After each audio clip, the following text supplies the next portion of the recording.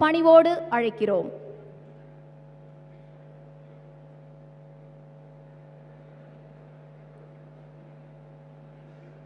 அனைவருக்கும் வணக்கம். 1 trillion economy என்ற உயர்ந்த லட்சியத்தோடு பயணித்து வரும் மாண்புமிகு தமிழ்நாடு முதலமைச்சர் அவர்களை Umagine 2024 விழாவிற்கு பணிவோடு அழைக்கிறோம். இலவச வைஃபை சேவை திட்டத்தை துவங்கி வைக்க மாண்புமிகு முதலமைச்சர் அவர்களை பணிவோடு கேட்டுக்கொள்கிறோம். We now request our esteemed Chief Minister of Tamil Nadu, Thiru M.K. Stalin அவர்கள் to launch the scheme.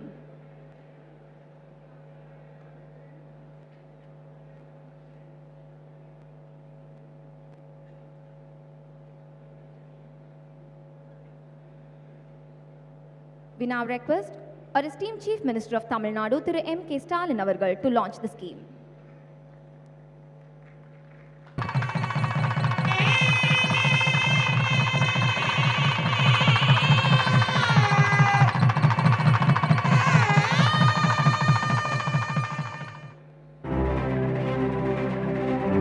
As per the Honorable Chief Minister Thiru M.K. Stalin's vision to promote Tamil Nadu's digital transformation, Honorable IT Minister Dr. Palanivel Thiagarajan announced the launch of 3,000 public free Wi-Fi hotspots in Tamil Nadu under the aegis of ELCOT. To kickstart the project, the Tamil Nadu government invited Act FiberNet as a strategic partner. Over the last few weeks, there has been rapid progress in setting up the network infrastructure in various public spaces. With this project, the government of Tamil Nadu hopes to connect millions to free Wi-Fi facilities in public areas with high-speed internet. Act FiberNet expresses its profound gratitude to the Tamil Nadu government, Honorable Chief Minister Thiru M.K. Stalin and ELCOT for enlisting us as partners in the statewide free public Wi-Fi initiative.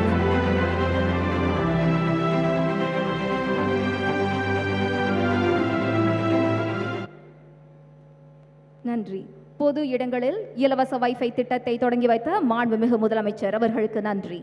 We thank our Honorable Chief Minister for inaugurating free Wi-Fi scheme in public places.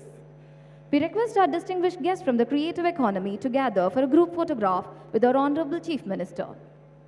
சிறப்பாக நடந்து வரும் இம்மாநாட்டின் நினைவுகள் நீங்காதிருக்க மாண்புமிகு முதலமைச்சர் அவர்களுடன் குழு புகைப்படம் எடுத்துக்கொள்ள படைப்புசார் வல்லுநர்களை அன்போடு அழைக்கிறோம்.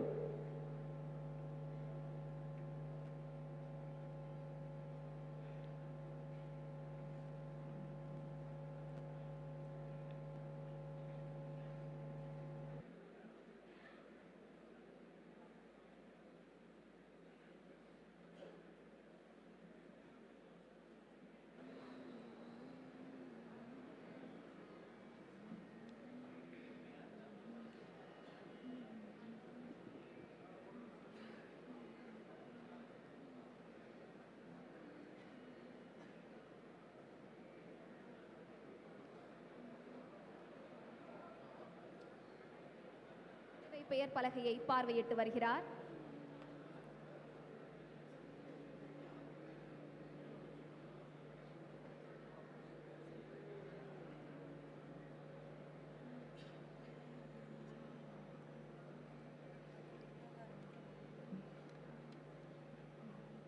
Honorable Chief Minister is now observing the Tamil Nadu E-Governance E-Sevai Board.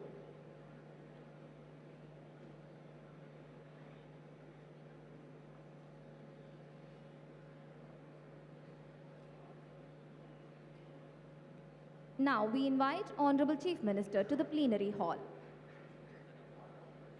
Ladies and gentlemen, it is my proud privilege to welcome the Honorable Chief Minister of Tamil Nadu. மாண்புமிகு தமிழ்நாடு முதலமைச்சர் அவர்களை Umagine TN விழாவிற்கு வருக வருக என்று வரவேற்கிறோம்.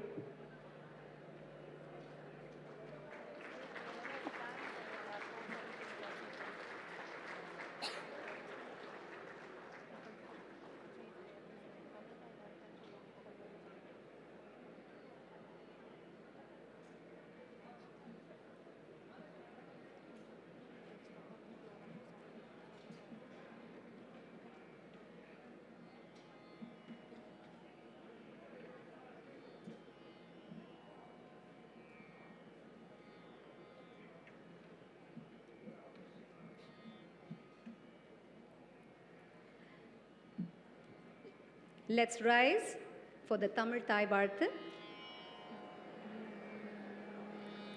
நீராறும் கடலுடுத்த நிலமடந்தை கெழிலொழுகும் சீராறும் வதனமென திகழ் பரத கண்டமிதில் தெக்கனமும் அது சிறந்த திராவிடர்கள் திருநாடும் தக்க சிறு பிறை முதலும் தரித்தனரும் திலகமுமே அத்திலக வாசனை போல் அனைத்துலகும் இன்பமுற எத்திசையும் புகழ் மணக்க இருத பெரும் தமிழனங்கே தமிழனங்கே உன் சீரிரமை திறவியந்து செயல் மறந்து வாழ்த்துதுமே வாழ்த்துதுமே வாழ்த்துதுமே.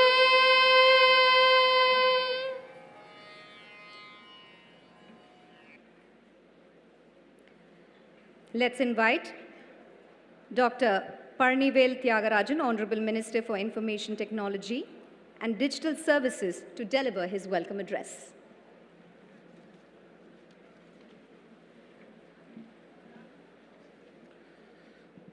மாண்புமிகு தமிழ்நாடு முதலமைச்சர் அவர்களே,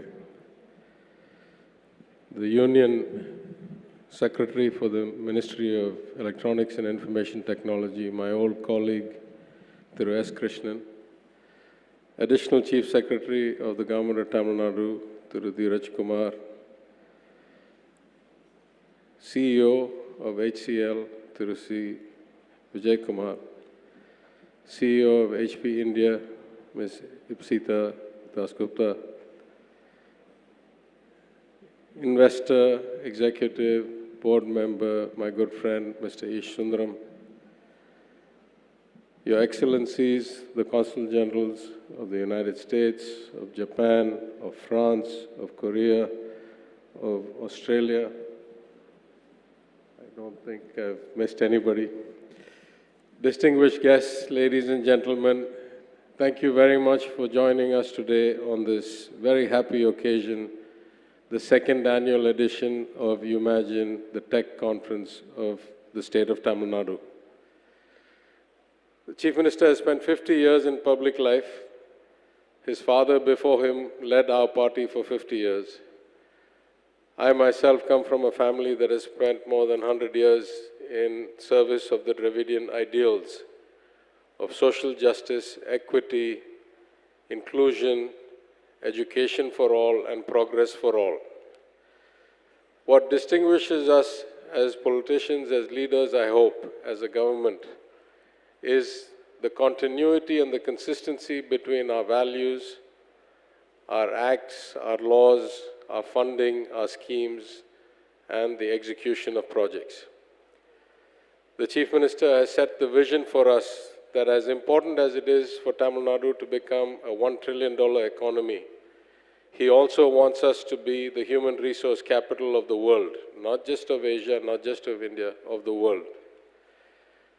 Given our ancient focus on education in the culture of the Tamil people, and given the great legacy of 100 years of the Dravidian movement, both of these are eminently achievable goals, and we follow them, we approach them in our own way.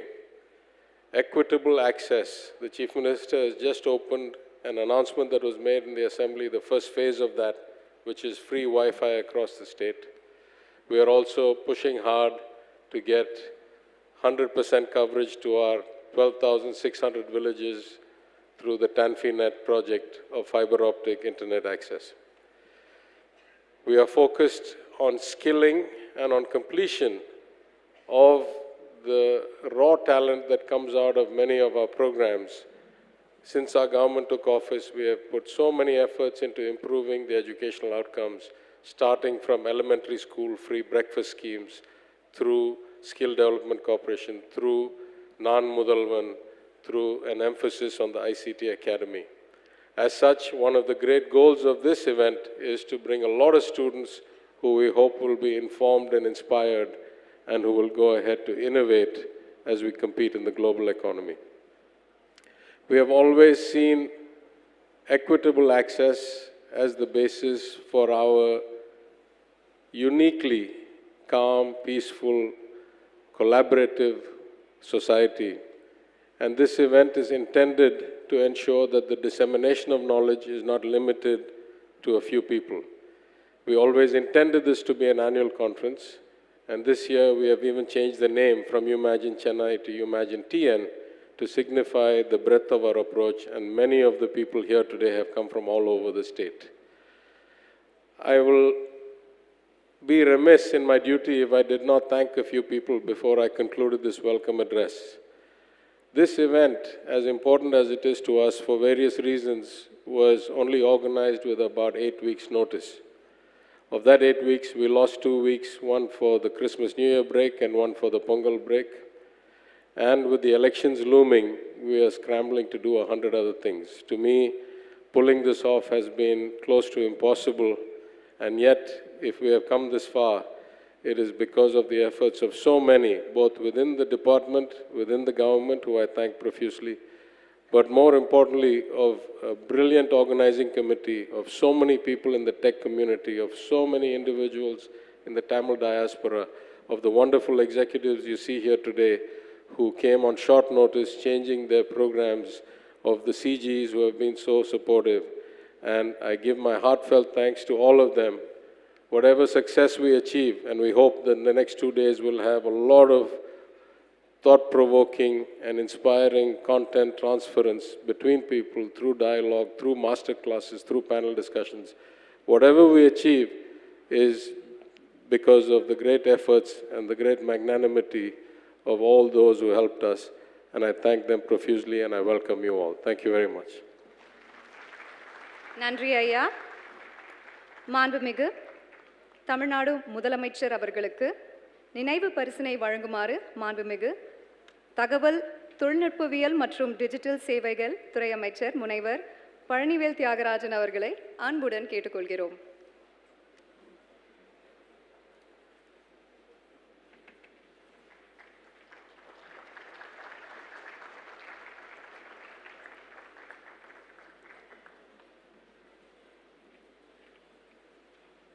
Now, let's welcome Ms. Ipsita Dasgupta, SVP and MD HP, for her address.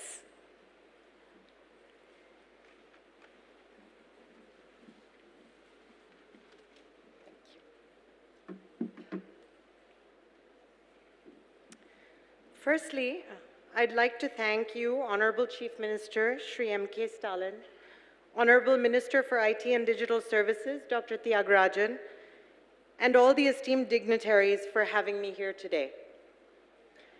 The themes of this visionary conference, inform, inspire, innovate, are extremely relevant at one of the most exciting times in the history of the world, this country, and the state.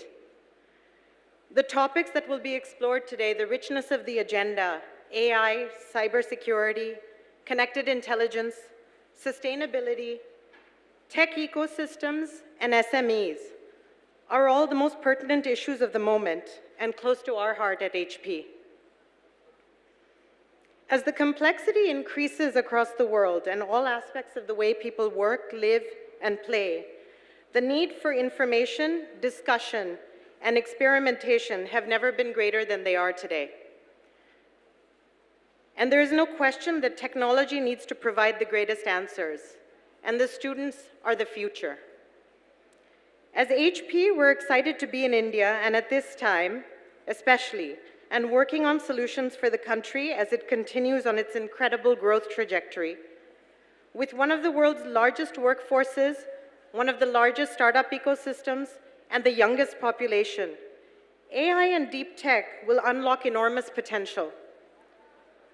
We at HP are thinking deeply about solving for this and using the best technology solutions for creators, SMEs, analysts, freelancers, and anyone else that you can think of that will be generating work. We're working on sustainability and localized innovation to meet the most prevalent needs of the hour. Therefore, Umagine excites us. It's a privilege for us to participate in this esteemed forum and we look forward with great anticipation to the next 2 days of discussion, debate, and information. Thank you.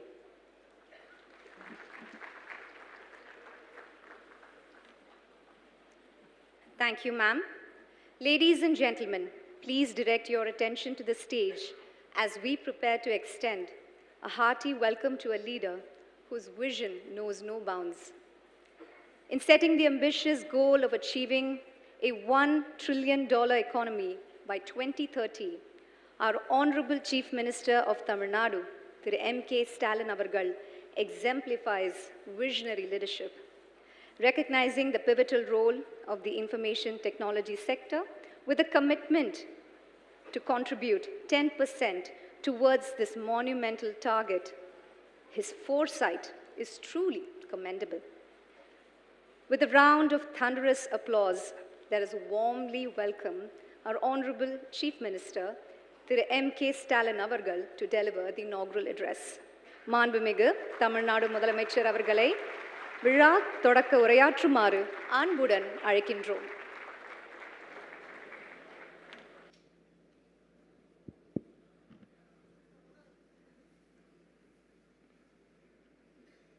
Umagine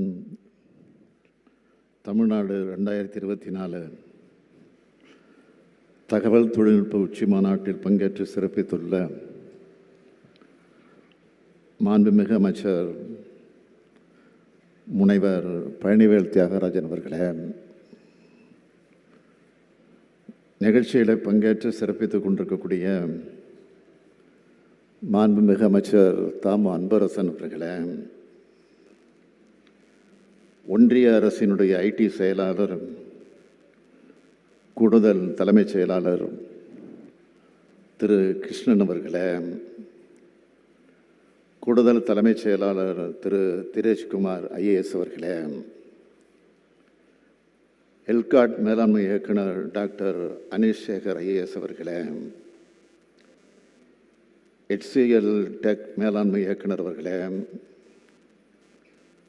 தொழில்நுட்ப முதலீட்டாளர் திரு யஷ் சுந்தரம் அவர்களே,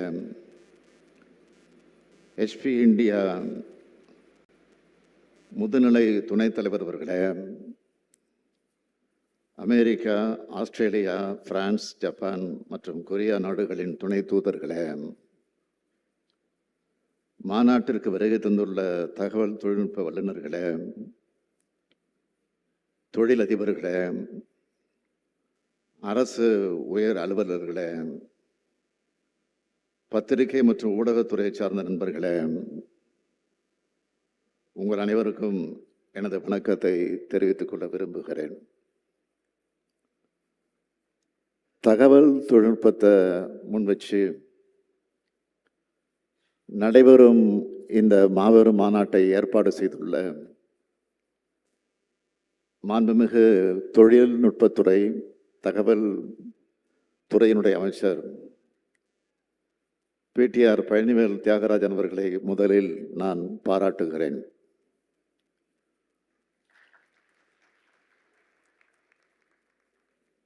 மூணு தலைமுறையா நாட்டுக்கு தொண்டாற்றி வரும் குடும்பத்துக்கு சொந்தக்காரர் அவர். இந்தியாவோட சிறந்த கல்வி நிறுவனங்களில் ஒன்றாக இருந்த திருச்சி NITயிலும் உலகத்தோட தலை சிறந்த கல்வி நிறுவனமான MITயிலையும் படித்தவர். பல ஆண்டுகள் வெளிநாட்டில் படித்து வேலை செஞ்சிருந்தாலும்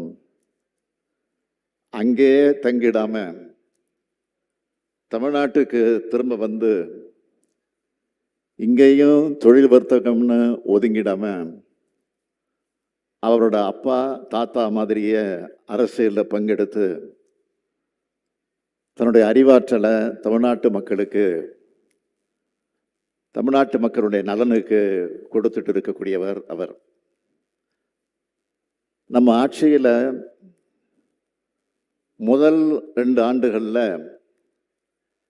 நிதியமைச்சராக மிக சிறப்பாக செயல்பட்டு பல மாற்றங்களுக்கு வித்திட்டவர். மாண்புமிகு அமைச்சர் பிடிஆர் பழனிவேல் தியாகராஜன் அவர்கள், அவரை நான் ஐடி துறைக்கு மாற்றினேன். அவரை நான் மாற்றியதற்கு காரணம், ஐடி துறையிலும் நிதித்துறை போல மாற்றங்கள் தேவைப்பட்டது. அவருடைய தலைமையில் தகவல் தொழில்நுட்பத்துறை மூலமாக தமிழ்நாட்டோட பொருளாதார வளர்ச்சியும் தமிழ்நாட்டு இளைஞர்களுக்கான வேலைவாய்ப்பும் அதிகமாகும். நான் கொடுத்த பொறுப்பை அவர் சிறப்பாக செயல்படுத்துகிறார் என்பதற்கு இந்த மாநாடு எடுத்துக்காட்டாய் அமைந்திருக்கிறது. அவருடைய பணி மேலும் சிறக்க வாழ்த்துகிறேன், பாராட்டுகிறேன். கால் நூற்றாண்டுக்கு முன்பே வருங்காலம் என்பது கணினியின் காலம், தொழில்நுட்ப காலம் என கணிச்சவர் முத்தமிழறிஞர் கலைஞர் அவர்கள். அதனால தான் 1996, 2001 காலகட்டத்திலேயே கணினி வாசலை தமிழ்நாட்டில் திறந்து வச்சார். அவரால் மேற்கொள்ளப்பட்ட தொலைநோக்கு பார்வை கொண்ட முயற்சிகளால் தான் இந்தியாவோட ஐடி தொழில் புரட்சியில் தமிழ்நாடு முதன்மை மாநிலமாக திகழுது. இந்தியாவிலேயே முதல்ல 1997 ஐடி பாலிசி, ஐடிக்குன்னு தனித்துறை, டாஸ்க் ஃபோர்ஸ், தமிழ் நெட் 99ன்னு ஐடி துறையில் தமிழோட மாபெரும் பாய்ச்சல் கலைஞர் ஆட்சி காலத்தில் தான் தொடங்குச்சு. நாட்டோட முதல் ஐடி பார்க்க டைடல் பூங்காவில் 2000 ஆண்டில் உருவாக்கினார். இது எல்லாத்தையும் கால் நூற்றாண்டுக்கு முன்னாடியே செஞ்ச பெருமை கலைஞரை தான் சேரும். அதனால தான் நாங்கள் அவரை நவீன தமிழ்நாட்டோட சிற்பின்னு சொல்கிறோம். ஐடிக்கு கலைஞர் காலம் எப்படி பொற்காலமோ அதே மாதிரி நமது திராவிட மாடல் அரசின் ஆட்சி காலமும் இருக்கும்னு செயல்படுறோம். அதனால தான் நீண்ட ஆலோசனைகளுக்கு பிறகு தமிழ்நாடு தரவு மைய கொள்கை 2021, தமிழ்நாட்டிற்கான தரவு கொள்கை 2022, தகவல் தொழில்நுட்பத்துறைக்கான தரவு கொள்கை 2022, தகவல் தொடர்பு உட்கட்டமைப்பிற்கான கொள்கை 2022 என முக்கியமான தகவல் தொழில்நுட்ப கொள்கை முடிவுகளை, அறிக்கைகளை அரசு வெளியிட்டிருக்கு. அதோடு பொது தனியார் கூட்டு முறையில் தகவல் தொழில்நுட்ப நகரங்களும் டைடல் பூங்காக்களும் உருவாக்க தகவல் தொழில்நுட்ப பூங்கா கட்டமைப்பாளர்கள் மற்றும் முதலீட்டாளர்களோட ஆலோசனைகளை மேற்கொண்டோம். அனைத்து தகவல் தொடர்பு நிறுவனங்களுடன் பேச்சுவார்த்தை நடத்தி 5G அலைக்கற்றை அமைப்பை துரிதப்படுத்தினோம். இயற்கை பேரிடர் காலங்களில் இணையம் மற்றும் தகவல் தொடர்பு இணைப்புகள் செயலிழக்காமல் இயங்க தேவையான முன்னேற்பாடுகளை குறித்து விவாதித்தோம். அனிமேஷன், விஷுவல் எஃபெக்ட்ஸ், கணினி விளையாட்டுகள் மற்றும் காமிக்ஸ் துறை சார்ந்த நிறுவனங்களோட 2 முறை கலந்துரையாடல்கள் நடத்தணும். நம்ம தமிழ்நாட்டில் இந்த துறைகளில் வர்த்தகம் துவக்கிறதுக்கான முயற்சிகளை செய்து கொண்டிருக்கோம். நான் அடிக்கடி சொல்வதுண்டு, எனக்கு 2 கனவுகள் இருக்கு. ஒன்று, தமிழ்நாட்டை $1 டிரில்லியன் பொருளாதாரமாக உயர்த்தணும். இன்னொன்று, உலகத்தோட மனிதவள தலைநகரமாக தமிழ்நாட்டை மாற்றணும். அதுக்காக முழு ஈடுபாட்டோட என்னை நானே அர்ப்பணிச்சுக்கிட்டு இருக்கேன். வளர்ச்சிங்கிறத வெறும் எண்களில் மட்டும் இல்லை, மக்களோட வாழ்க்கை தரத்தில் காட்டுறோம். எல்லா துறைகளும் அதுக்கான செயல் திட்டங்களோட சிறப்பாக செயல்படுது. அதில் முக்கியமான துறையாக தகவல் தொழில்நுட்பத்துறை இருக்கிறதுல எனக்கு மிகுந்த மகிழ்ச்சி. ஐடி துறையோட வளர்ச்சியும் முன்னேற்றமும் இப்போ நம் கண் முன்னாடி தெரியுது. தலைவர் கலைஞர் தமிழ்நாடு 99 மாநாட்டை நடத்தி 25 ஆண்டுகள் ஆகும் இந்த நேரத்தில் தமிழ் இணைய கல்விக் கழகம் சார்பாக கனித்தமிழ் 24 மாநாட்டை நடத்தியிருக்கோம். 10 நாடுகளிலிருந்து 60க்கும் மேற்பட்ட கல்வியாளர்கள், அறிஞர்கள், தொழில்துறை வல்லுநர்கள் இதில் கலந்துக்கிட்டாங்க. செயற்கை நுண்ணறிவு, இயந்திர கல்வி வழி கற்றல் போன்ற துறைகளில் மொழியோட முக்கியத்துவத்தை புரிஞ்சிக்க செயற்கை நுண்ணறிவு காலத்தில் இந்தியாவிலேயே முதல் மாநிலமாக ஆங்கிலம் அல்லாத மொழியில் ஒரு தொழில்நுட்ப மாநாட்டை வெற்றிகரமாக நடத்தி முடிச்சிருக்கோம். இதுதான் திராவிட மாடல் ஆட்சியோட தனித்தன்மை. எல்காட்டில் அனுமதி வழிமுறைகள் அதை மேம்படுத்துறதுனால 5G அலைக்கற்றை நடைமுறைப்படுத்தலை துரிதப்படுத்தி இருக்கும். தமிழ்நாடு டிஜிட்டல் மயமாக்கல் வியூகத்தை அறிமுகப்படுத்தினது சென்றாண்டு செஞ்ச சாதனைகளில் முக்கியமான ஒன்று. நீண்ட காலமாக தடைபட்டிருந்த தமிழ்நாடு ஃபைபர் நெட் அமைப்பை விரைவுபடுத்தியிருக்கோம். நான் முதல்வன் திட்டத்தின் கீழ் ஐசிடி வழியாக நடத்தப்படுற பயிற்சி திட்டங்களை அதிகரிச்சிருக்கோம்.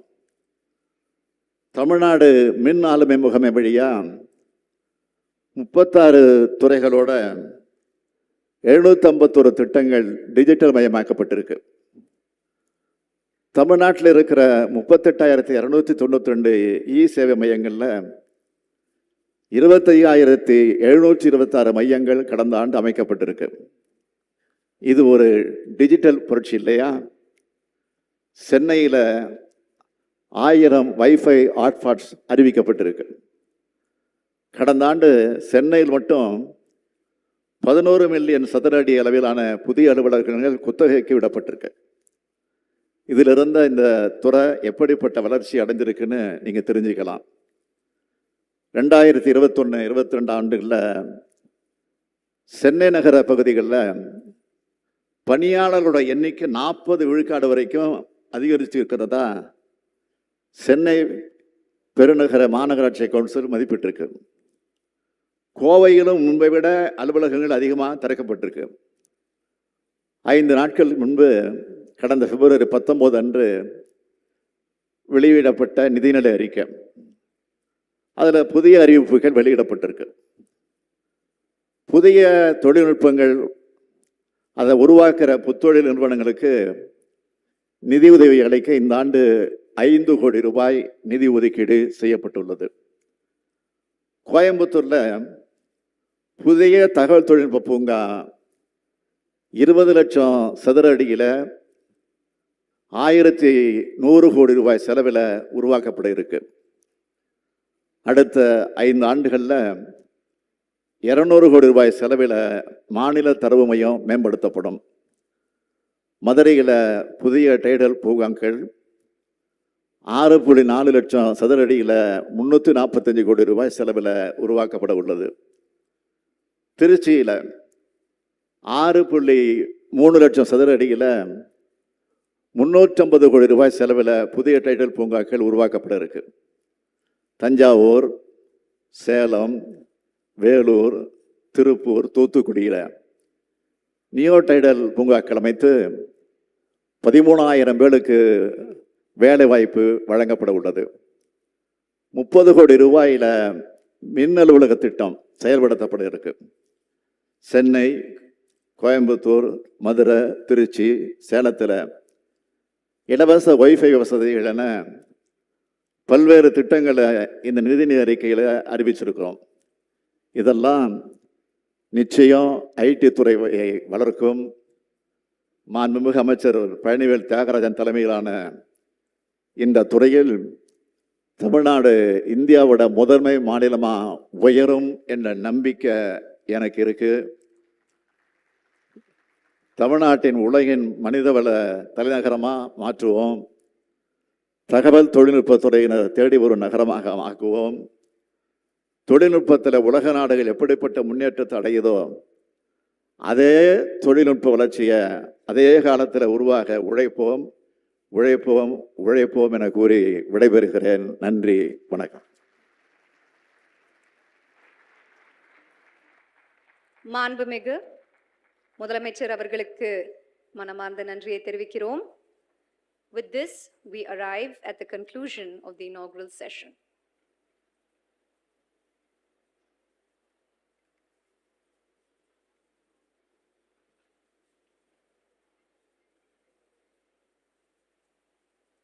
Ladies and gentlemen, I request you to remain in your respective seats.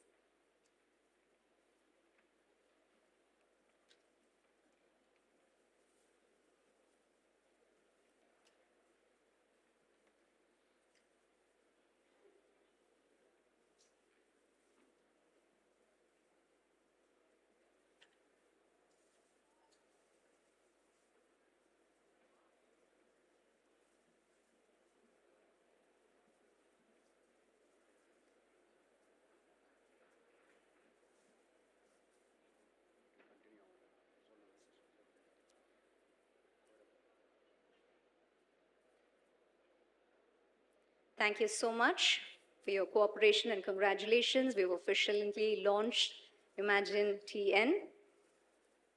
We have a lot of interesting fireside chats. We have lots of sessions awaiting you.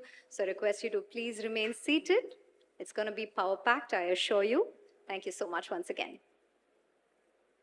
Our first keynote is going to be about artificial intelligence.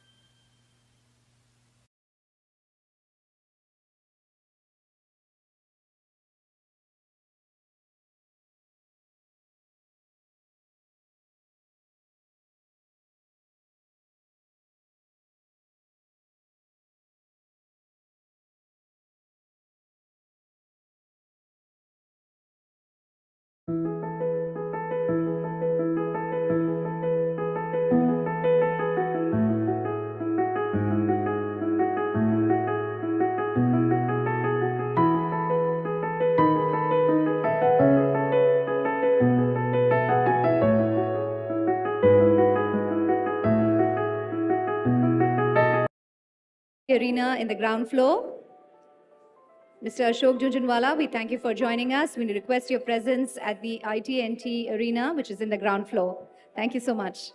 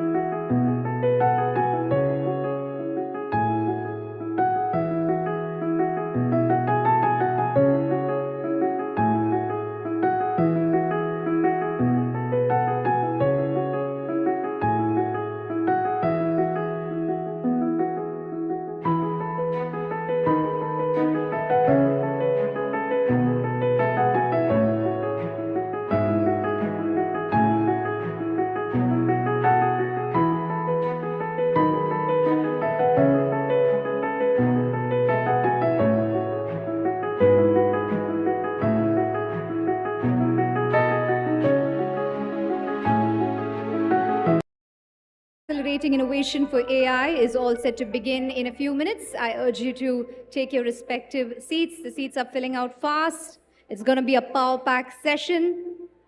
So I request you to please quickly take your seats. I see a lot of youngsters here. We're very happy to see here. Thank you for joining us at Umagine TN. Inform, inspire, innovate.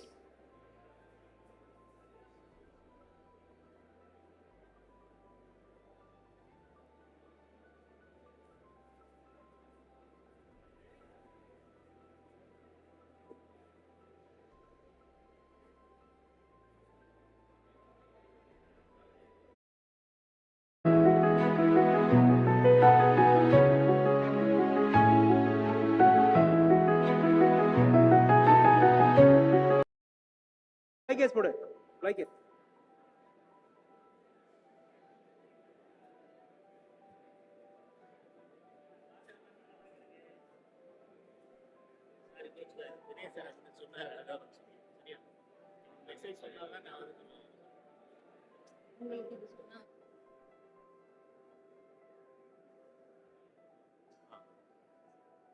Come on, there.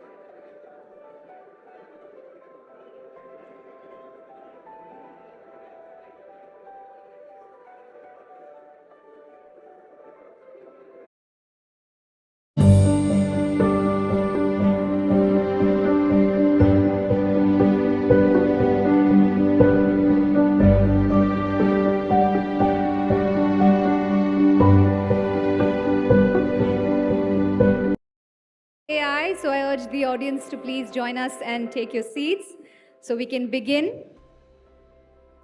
I don't know how many of you followed the budget. The state government will set up Tamil Nadu Artificial Intelligence Mission to develop guidelines for leveraging AI in education, employment, industry, research, and medicine, and to establish a clear protocol for its utilization. So our state always believes in not just being future-proof, but future-ready. So AI is the topic of discussion across the globe, and our first session in this hall is going to be about accelerating innovation for AI.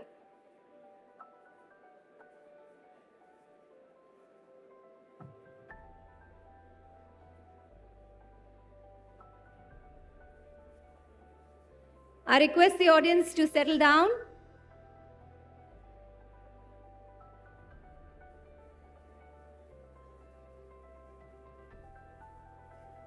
நீங்கள் அமரும்படி பணிவன்போடு கேட்டுக்கொள்கிறேன். Please settle down.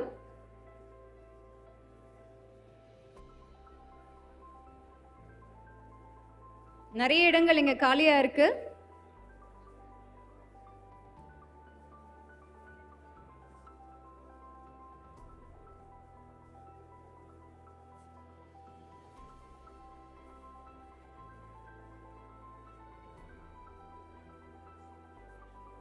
I urge you to please take your seats so we can start the program on time.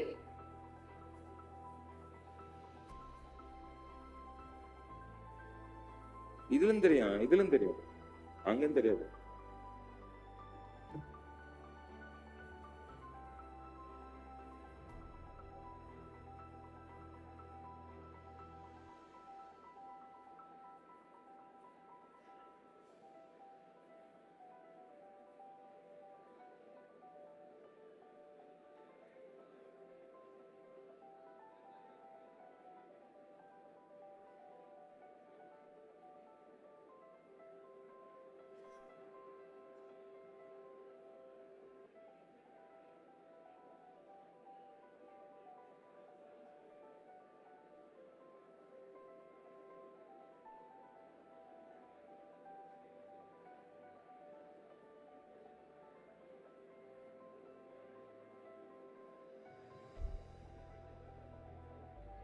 This is the last announcement, requesting the audience to settle down so we can begin the program.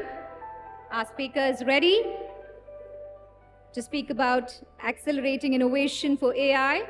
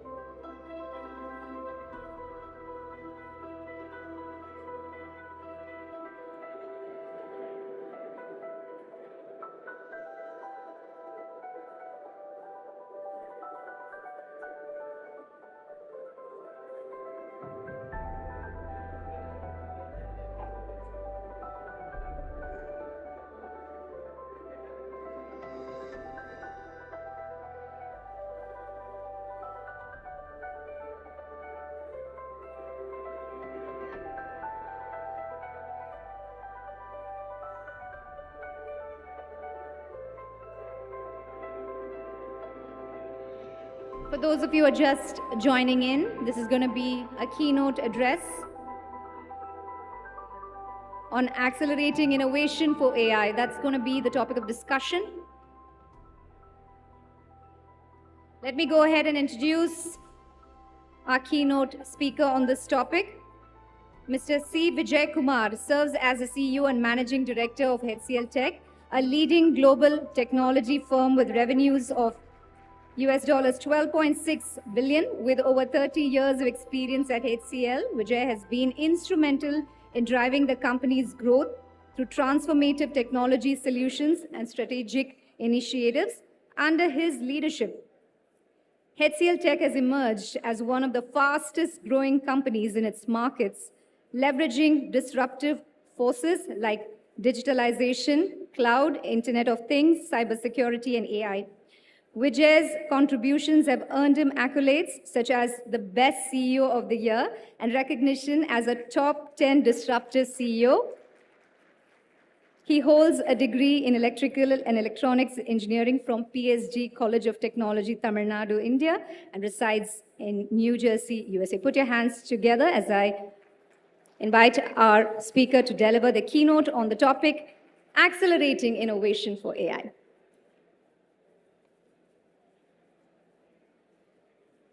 Ladies and gentlemen, we can do with a better round of applause. A bigger.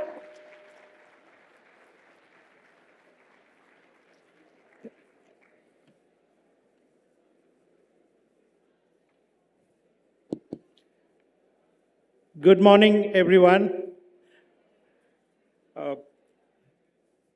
Thank you for joining this session. A lot of delegates, thank you for being here. A lot of students, academics, community, a lot of government institutions, all the leaders, a very warm welcome, and I'm really honored to be here and speak to you.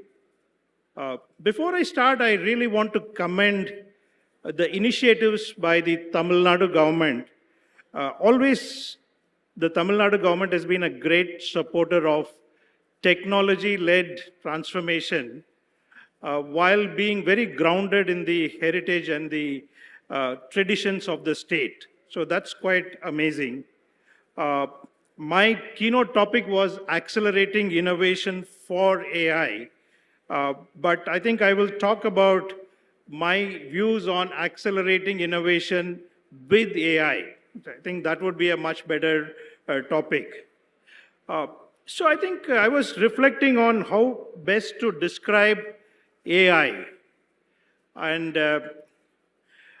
I'm sure many of you, especially people from Tamil Nadu, will know about Tirukkural and Thiruvalluvar. There is a very, very famous Tirukkural which goes like this. Katka kasadara katpavai, katrabin nitka adarku taga.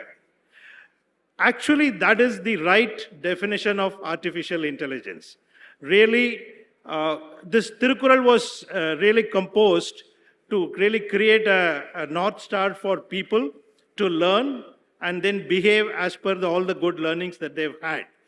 And what is artificial intelligence? It's a large language model which we teach or which learns all the humongous amount of data that is there, all structured, unstructured, all of that, and synthesizes all this data and behaves or responds based on all the learning. And that's so very well captured in the Tirukkural, which is Katka Kasadara Katpavai, Katrabin Nitka Adarku Taga. So AI is a force multiplier. In many ways, it's much bigger, much faster, much more impactful than any other technology that we have seen in the past 50 plus years. Whether it is large-scale computerization and automation, which was there in which began in the late 80s and all of 90s, and then this whole internet, which was proliferating like wildfire in the 2000s, and the digital technologies, mobile, social, all of that in the 2010s. So all these technologies did create significant impact to every one of our lives. A lot of them positive, maybe some things not so positive. And AI is very much like that, but it is much more powerful and a big force multiplier, and it can have a very profound impact for every one of us. Today, Gen AI or generative AI is in a stage where the highway is getting built and traffics will come. That is really the right way to describe where this technology is. Like the railroads, roadways, internet, all of them, the capacity got built and then it got used. And when the internet was first introduced, it was more of communications and email, but today it is being leveraged in so many profound ways. And today, I would say AI is in that stage where we are still seeing just the tip of the iceberg, and it can really have far, wide applications and value for humanity. Just a simple example, NVIDIA, one of the largest top 5 market capitalized companies in the world, $2 trillion of market capitalization. They came up with the results maybe a couple of days ago, and their quarterly revenue, which they declared in the last quarter, was almost the same as the full year revenue that they did in 2022, which means you can see how much this whole space is exploding. And it's all about creating infrastructure, using the right language models, and the number of applications is just unimaginable. So each one of us should be very, very excited that we are in this era of artificial intelligence, which has so much opportunities, which has so many good things it can do. And we should also keep in mind some of the pitfalls and how that can be avoided. Even though we're all super excited, but as human beings, we tend to be skeptical for good reasons. There are concerns about privacy, there's concerns about security breach, responsible AI, will machines become more powerful than humans? All of those concerns are there. But having seen all the technology changes, we've always been a net gainer. Humanity has really gained from technology in profound ways. And there are some pitfalls, but as long as you're aware of these pitfalls and then we navigate this whole technology evolution to really offset some of the pitfalls and really derive the goodness in this technology for the humankind, I think we will be very, very well off, or we'll be a big net gainer of this technology. I mean, how do you really define AI? Like somebody nicely defined it as everything that is yet to be accomplished from computers, right? There's so much computerization and technology evolution has happened, but there is still a lot more which is not yet accomplished. Like somebody who was living in the 60s and 70s would think today what we are experiencing is all very, very advanced AI, right? So it's just a matter of timeline. What we are seeing today, it could be 10x impact in the next few years. Another simple way to define it is it's a development of computer systems that can perform tasks which would normally require some human intelligence and some problem-solving abilities that we humans have. So what was a theoretical and academic topic a few years ago has really emerged as a very practical, pragmatic, ready-to-deploy now technology. So what was a science fiction is really becoming a reality today. And AI has really caught the fancy of everyone thanks to ChatGPT and generative AI. It's part of every discussion, every boardroom, every corporate office, in homes, in schools, in all the government forums, in every conceivable areas. This is a big topic of discussion. We've never seen a technology which was so profound that could impact humans in so many ways.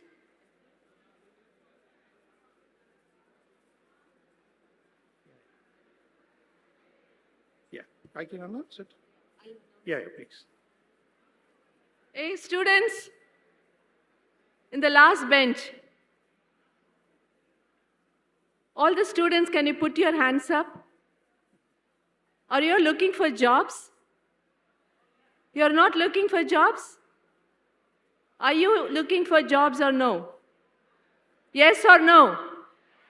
And here is the CEO of the largest company who has flew on நியூயார்க்லேருந்து வந்திருக்காரு. இங்கே உட்காந்துட்டு நீங்களாம் அழகன்னு நினச்சிங்கன்னா நாளைக்கு எங்கே வர போகிறீங்க? Can you all just shut up and just listen? Can you please do that? Excuse me, can you say an yes or no? Yes, whoever says no need not be in this room. Whoever says yes, can I see some manners in this room? Can I see some manners?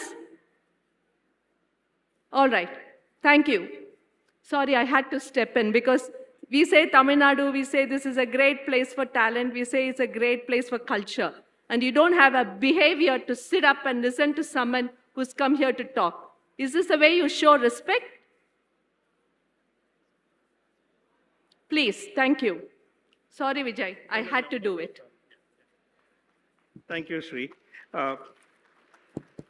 Yeah, so settle down and let me just continue. So what has happened? Why is AI becoming such a powerful innovation or acceleration engine? I think there are, like, for example, I mean, all of you would have read this. Internet took a decade to become so prolific. Social media took years.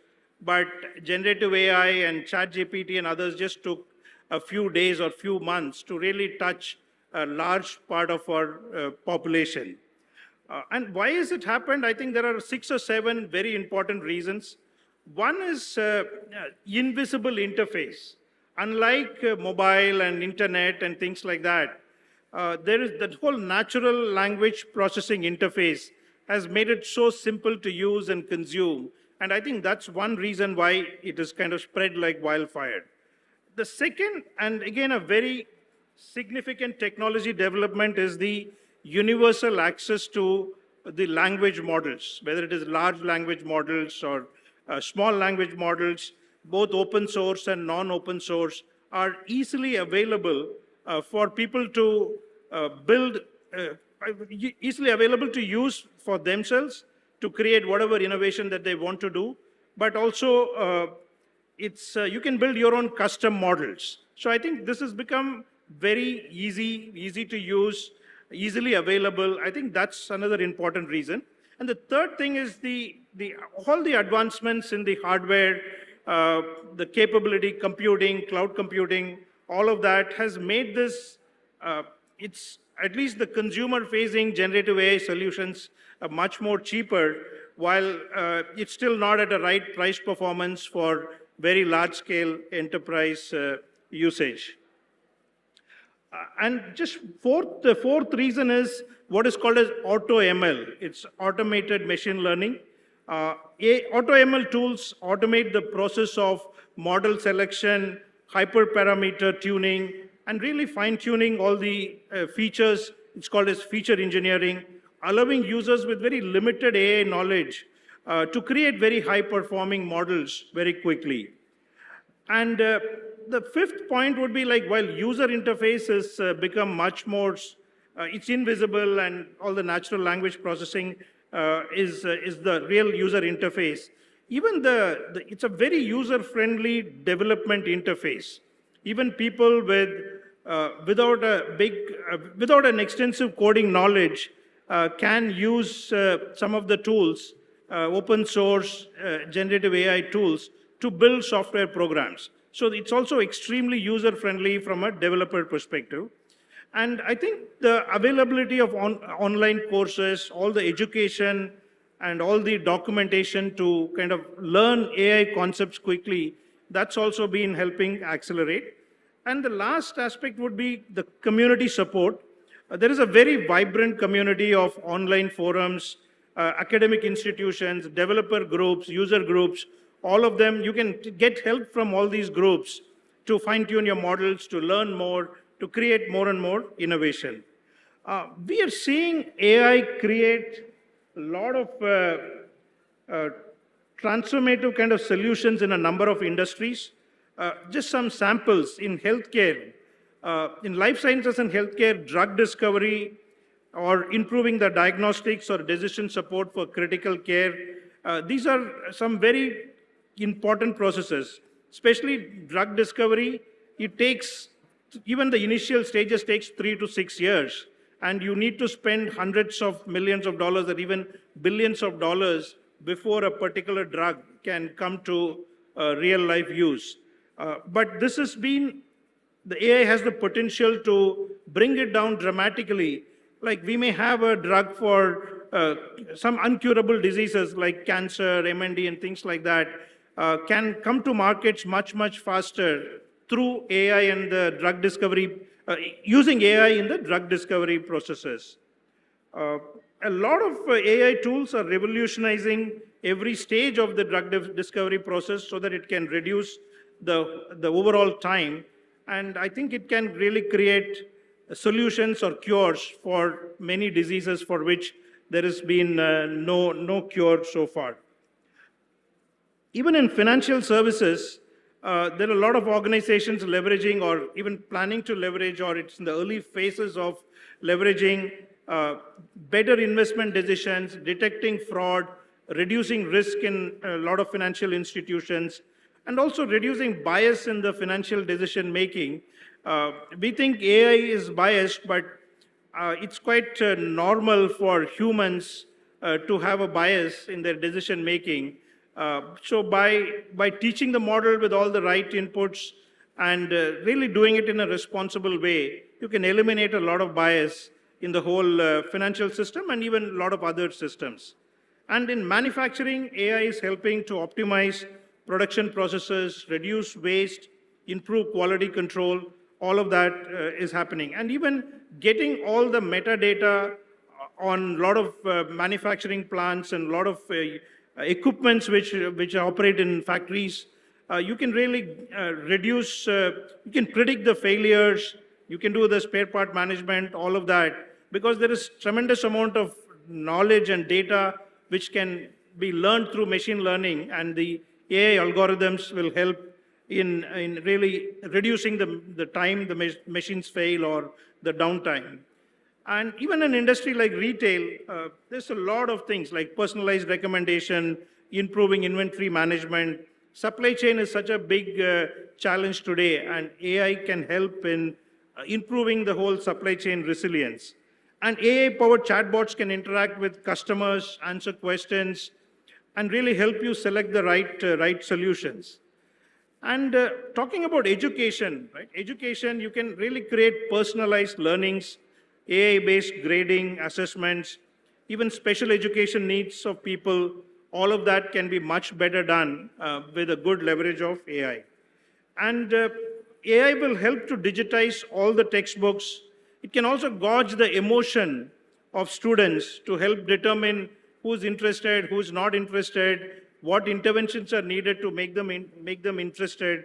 All of that personalization is possible, which will eventually really elevate the quality of education, which can reduce the dropouts. And it's a boon for a lot of developing countries where you do not have enough teachers and students are very dependent on certain infrastructure to learn. So I think AI can bridge the gap in a significant way. So in some ways, AI is getting embedded in every part of our lives, which will help us to lead healthy lives, offload a lot of mundane and monotonous tasks. That's really what we should be expecting. What should we do to accelerate innovation using AI? There are 3 or 4 key things. One is, of course, the skilled workforce is a very, very important thing. It's important to foster innovation, and we are all at this forefront of this transformative change. We need to ensure we have the right skilled workforce to support the market needs.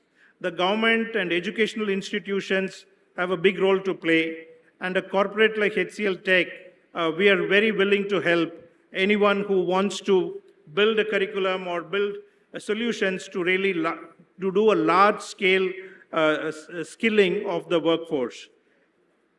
Beyond just the skill pool, there is also a need to create an ecosystem for accelerating innovation, which is to bring together educational institutions, product companies, services companies, government and community organizations, all of them.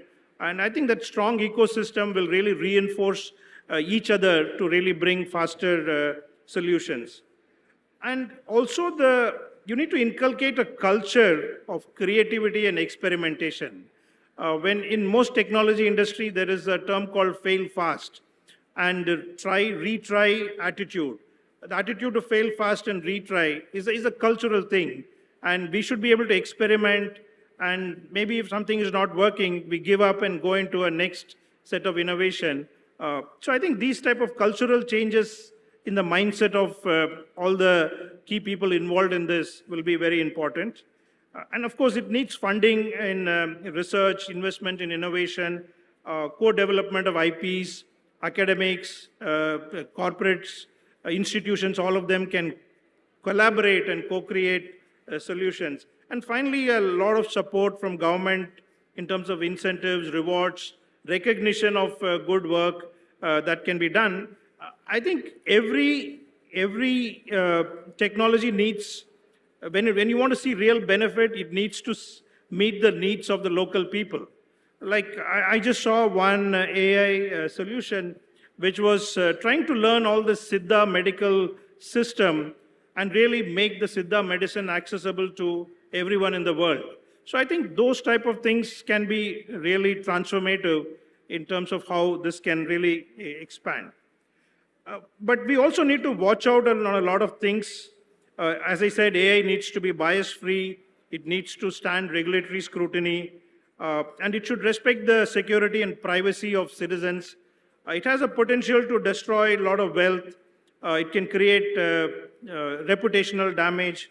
So all of that are the pitfalls, but I'm confident we can find solutions as we go along, either through regulations or through corporate bodies. And every company trying to use this in a very responsible way can really provide, can offset some of the negative things that are happening on this front. There are a lot of market opportunities as well.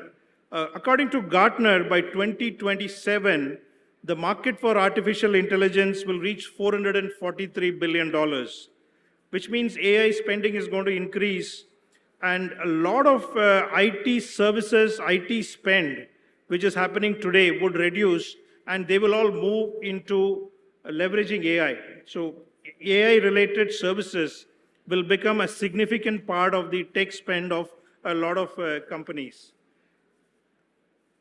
AI is to become $1.3 trillion market by 2032, growing at a CAGR of 32%.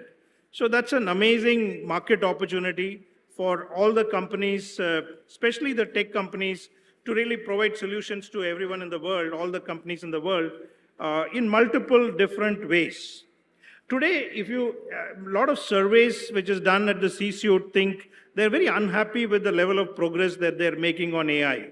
And the reason is they don't have a good roadmap, they don't have the skilled and talented leadership who understands various dimensions of how to leverage AI. So I think there are still a lot of gaps, and it's a great opportunity for India, for Tamil Nadu, Chennai, where there is such a strong technology workforce and technology ecosystem. All of this can be leveraged to make a very big difference globally. And service industry also should be looking at introducing a lot of new offerings. Instead of doing some of the traditional offerings in business process operations, which is where we think there is going to be a tremendous optimization possible, service companies should move towards governance of AI, work related to governance of AI, and a lot of activity which is revolving around ethics in AI, responsible AI, all of that is where new services should get created. And services companies should be able to prepare themselves to really provide a lot more outcome-oriented services than a time and material and things like that, because the whole benefit of automation and AI will have to be built into the solutions that we offer to our customers. And I think the whole software development lifecycle, with the help of GitHub, Copilot, we think there can be a 20 to 40% efficiency improvements, which means so much more software can get created through all the generative AI algorithms. And I also want to touch upon a couple of things that we are doing in HCL Tech. We've been working on AI technology stack for more than 2 decades, right from creating chips which drive application-specific chips which help drive AI algorithms, to building data center solutions, from silicon to infrastructure to applications to data and business process. We've covered the entire life cycle, and that's a full stack solution that we've been able to offer. And most of the work that we do has been in our engineering services side, where we help semiconductor companies build new AI solutions through newer chips, AI chips that we have helped them build. The second thing is, in all the operations, we have a solution called AI Ops, which helps bring significant automation in any operations, whether it is technology, infrastructure, software applications, business process, through machine learning, automated resolution, and automatic fulfillment, which is a very, very promising solution to leverage AI in operations. And then we also have built a platform called Aeon, AI Lifecycle Management Platform, which helps organizations reduce 30 to 40% time in the whole machine learning model development. And we've deployed that in some of the Western countries, especially in Australia and the US, for water quality prediction, crop yield prediction, even cardiovascular disease detection is something which we've been working on. So what does it take to be a winner in this whole AI innovation race, be it an individual or an enterprise or a government? I think there are four things, right? Winners should be able to implement AI with a responsible mindset, what is called as responsible AI. And winners should also build strategic relationships and really leverage the ecosystems, whether it is hyperscalers, technology companies, academic institutions, consumers, industry forums. It's really building the ecosystem will bring the best use cases, which will have a much more pervasive impact on everything that we can do. The third and most important thing is upskilling systematically and continuously. This is a technology where new things are happening every week, every day. So continuously upskilling is a very important thing. And then the whole cost and price performance, any winning company will have to focus on the cost of the offerings. Is it really making sense? Because there is a lot of compute intensity, storage intensity, network intensity. So how does it all come together in terms of the price and performance? All of that becomes very important. So what does the future have for us? We will continue to see newer AI-driven innovation across almost all industries. It is going to become integral to everybody's life, just like how we had smartphones and smartphones today. AI will become pretty much embedded in your life, and with a responsible approach, I think it will create a lot more benefits, a lot more innovation than some of the pitfalls that we are worried about. We'll have to find right solutions to avoid the pitfall, and we don't need to fear machines, but dream a brighter future and a future generation. It's not just us, it's also the future generation and the sustainability of the planet. All of that can get accelerated through a very innovative use of AI. So with that, I wish the very best for the event, all the success. This is an amazing event, and I wish the event a glorious success, and thank you for this audience, and welcome. Yeah. Okay. Huh? That's right. From Tirukural to AI, that was truly inspiring. Just a quick question to you, sir. இப்போ வந்து நிறைய students கிட்ட வந்து சொல்றாங்க நிறைய jobs are going to vanish because of AI.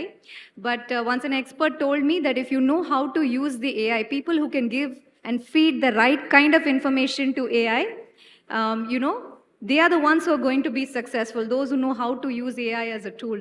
So do you have any suggestions as to how to become an expert and how to get AI to do all your work properly?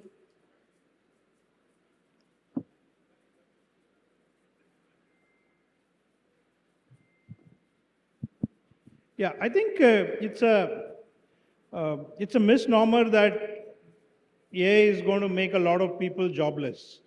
If you take in the true sense, and to some extent it's true as well. If you do not upgrade yourself, a lot of monotonous work that most people are doing can be done by AI. It needs to be implemented. There are lots of guardrails. All of that has to happen. But all of that is going to happen very fast. So you will have a lot of free time, and then there is also a lot of need to develop newer solutions. Because if you think, for example, if you want to accelerate drug discovery, it means there is a lot more technology which will go into it, which means there's a lot more demand for educated, skilled workforce who can leverage AI. So I think it's like any other technology. This is a technology where the learning has to be much more accelerated for you to remain relevant. So if you are just skipping a few things and being a little bit complacent, I think you will become quite, especially for a lot of young professionals, there is a very high possibility you will become irrelevant. So I think be a continuous learner, focus on understanding and adopting to the technology changes, which are happening very rapidly. So that would be my advice for you. Thank you. So thank you so much, sir, for showing us the way. Manava Selvangale, here's an opportunity for you to ask questions. You don't get an opportunity to meet a speaker like him on a day-to-day basis. So our volunteer teams will come right at you. Please ask the question. கேள்விகள் கேளுங்க, நிறைய தெரிஞ்சுக்கோங்க. So இந்த அரிய வாய்ப்பு உங்களுக்கு கண்டிப்பா இந்த மாதிரி ஒரு மேடை, இந்த மாதிரி ஒரு இடம் உங்களுக்கு கிடைக்காது. So go ahead, raise your hand, tell me where you're from, ask your question. I can see a girl right over there put her hand up, and I'd love to hear from you what your question is. Yes.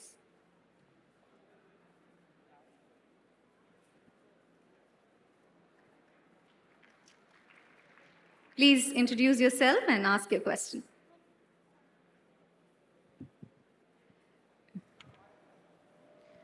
Good afternoon, sir. I'm Dashni. So, do you think that AI is making humans like lazy? Or AI will take over the world in future, maybe after a few decades? Actually, I could not understand. It was a little hazy. Can you just maybe... Will AI take over the world and will we all become lazy? No. I think it's like a science fiction movie. I don't think it's going to be like that.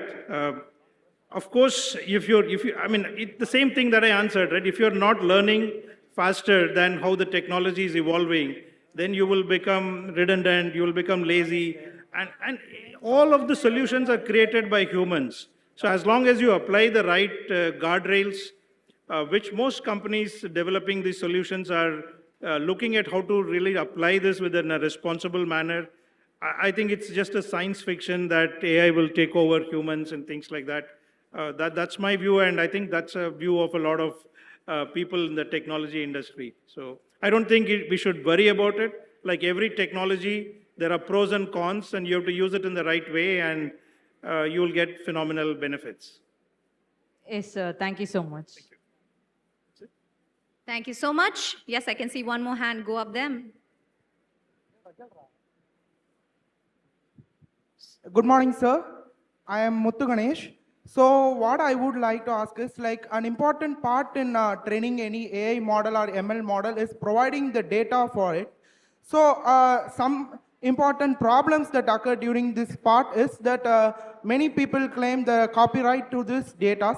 So how you think we could tackle these problems? Because you need to note the point that these data are also like very important for many people. There are many copyright issues. So how you think we could tackle these issues? Talking about data and misuse of data and how do we tackle the issues? I think yes, it's a very genuine problem. I mean, some of the personal data, some of the corporate data could get misused. So I think the way this is evolving, there is one is the consumer side of things. Whenever you're using an app, even if you're using an app in the cell phone and other things, we all kind of blindly sign up to all the whatever mandatory forms. I think as a user, you have to become a lot more responsible when you're trying to use many of these applications. If you're not, then I think there is going to be a challenge. So I think that's one thing. When you're using all the applications, there is a need to not allow your personal data to be used for other purposes. And I think almost every application provides those guardrails, and we have to be conscious of that.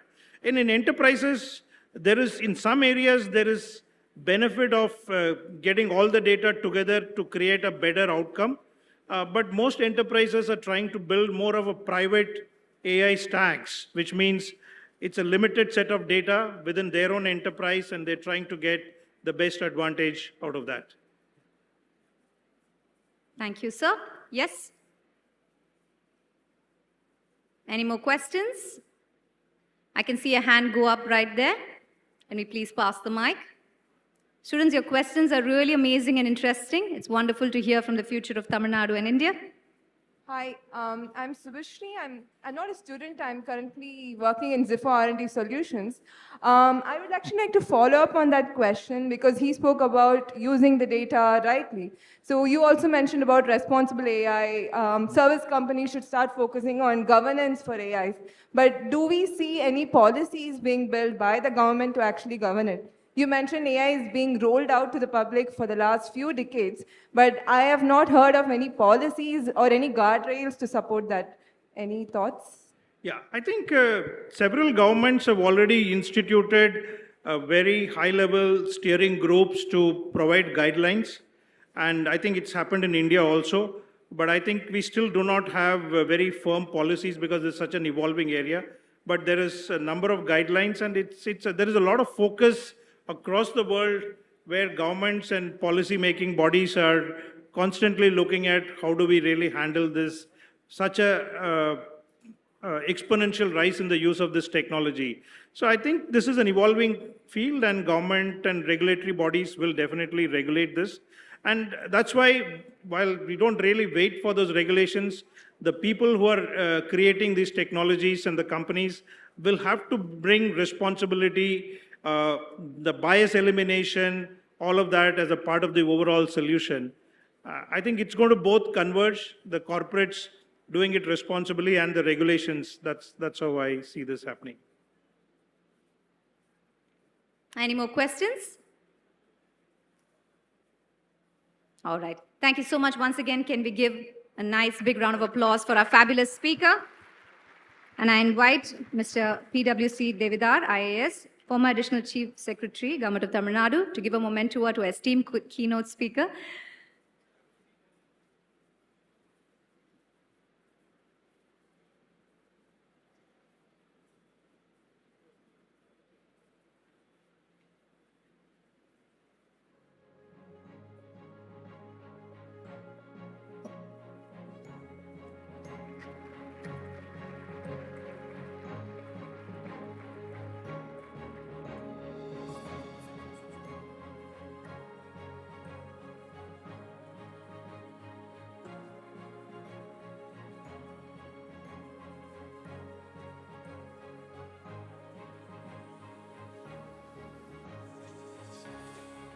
Our next session is going to be a fireside chat. Thank you very much.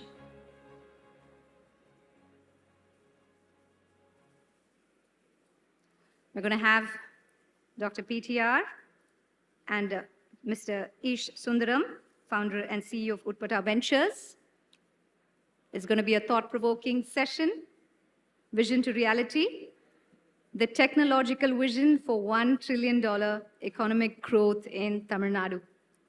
It's going to be a power-packed fireside chat. And those of you who are just joining us, I urge you to please take your seats, settle down.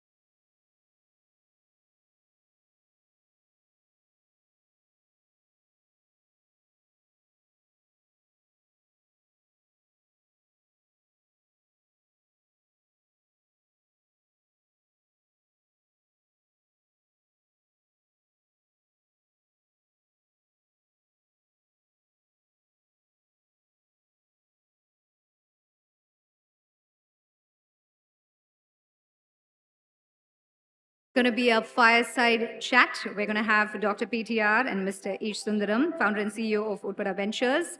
It's going to be about vision to reality, the technological vision for $1 trillion economic growth in Tamil Nadu. We all know that IT is going to play a huge role in realizing this dream, so we're going to find out how. So I request you all to quickly take your seats and get ready for a power pack session.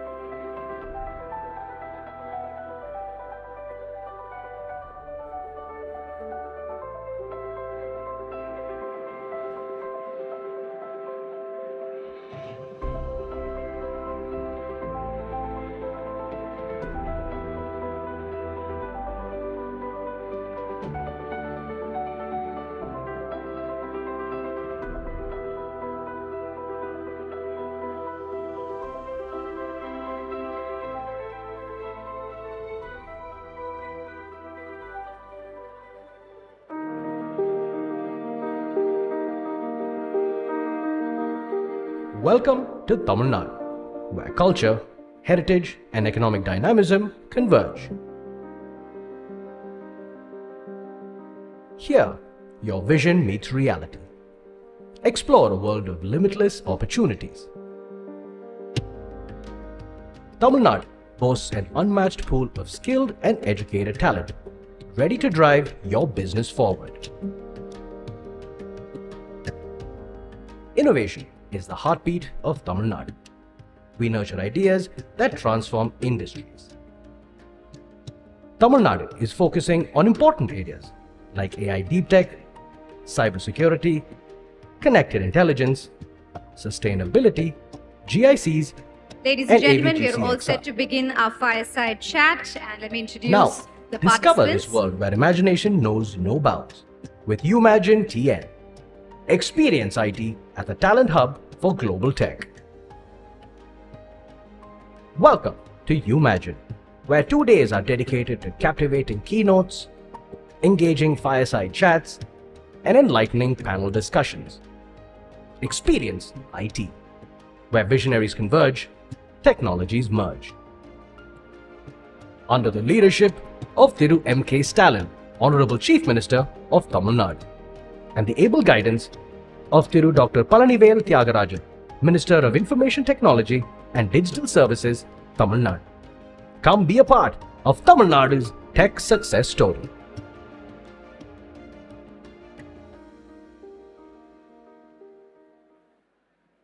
All right, the much awaited fireside chat is all set to begin, and let me go ahead and introduce the participants. Dr. Palanivel Thiagarajan, the MLA for Madurai Central Constituency in Tamil Nadu's 15th and 16th Legislative Assemblies, presently holds the role of Minister for Information Technology and Digital Services in the state government. He assumed the position of Secretary of the DMK's IT wing upon its establishment in June 2017, spearheading the development of the party's tech infrastructure and organizing a cadre exceeding 150,000 office bearers statewide. With a background in international investment banking, including stints at Lehman Brothers and Standard Chartered Bank, Dr. Rajan brings diverse expertise to his role previously spanning academia, agriculture, consulting, manufacturing, and research. One thing I would say, we were very, very lucky, the people of Tamil Nadu. More than leaders, we have visionaries. So it is my proud privilege to invite the Honorable Minister of Information and Technology and Digital Services Dr. Paranivel Tyagarajan onto the stage. With a big round of applause. We heard our Honorable Chief Minister speak this morning. He's counting on you to make this dream a reality, which is the $1 trillion dream. And joining the fireside chat, Mr. Ish Sundaram, the founder and CEO of Utpada Ventures, an early-stage venture fund and operating executive at Tailwind Capital, a mid-market private equity firm focused on industrial and technology portfolios. He served as the Executive Vice President and Chief Digital and Technology Officer at JetBlue Airways Corporation from 2012 until his retirement in February 2021, and was a founder of JetBlue Technology Ventures. Mr. Sundaram serves as a director on multiple public and private companies, including SolarWinds, Intelsat, and Wesco International. From vision to reality, the technological vision for $1 trillion economic growth in Tamil Nadu. Ladies and gentlemen, presenting to you the fireside chat.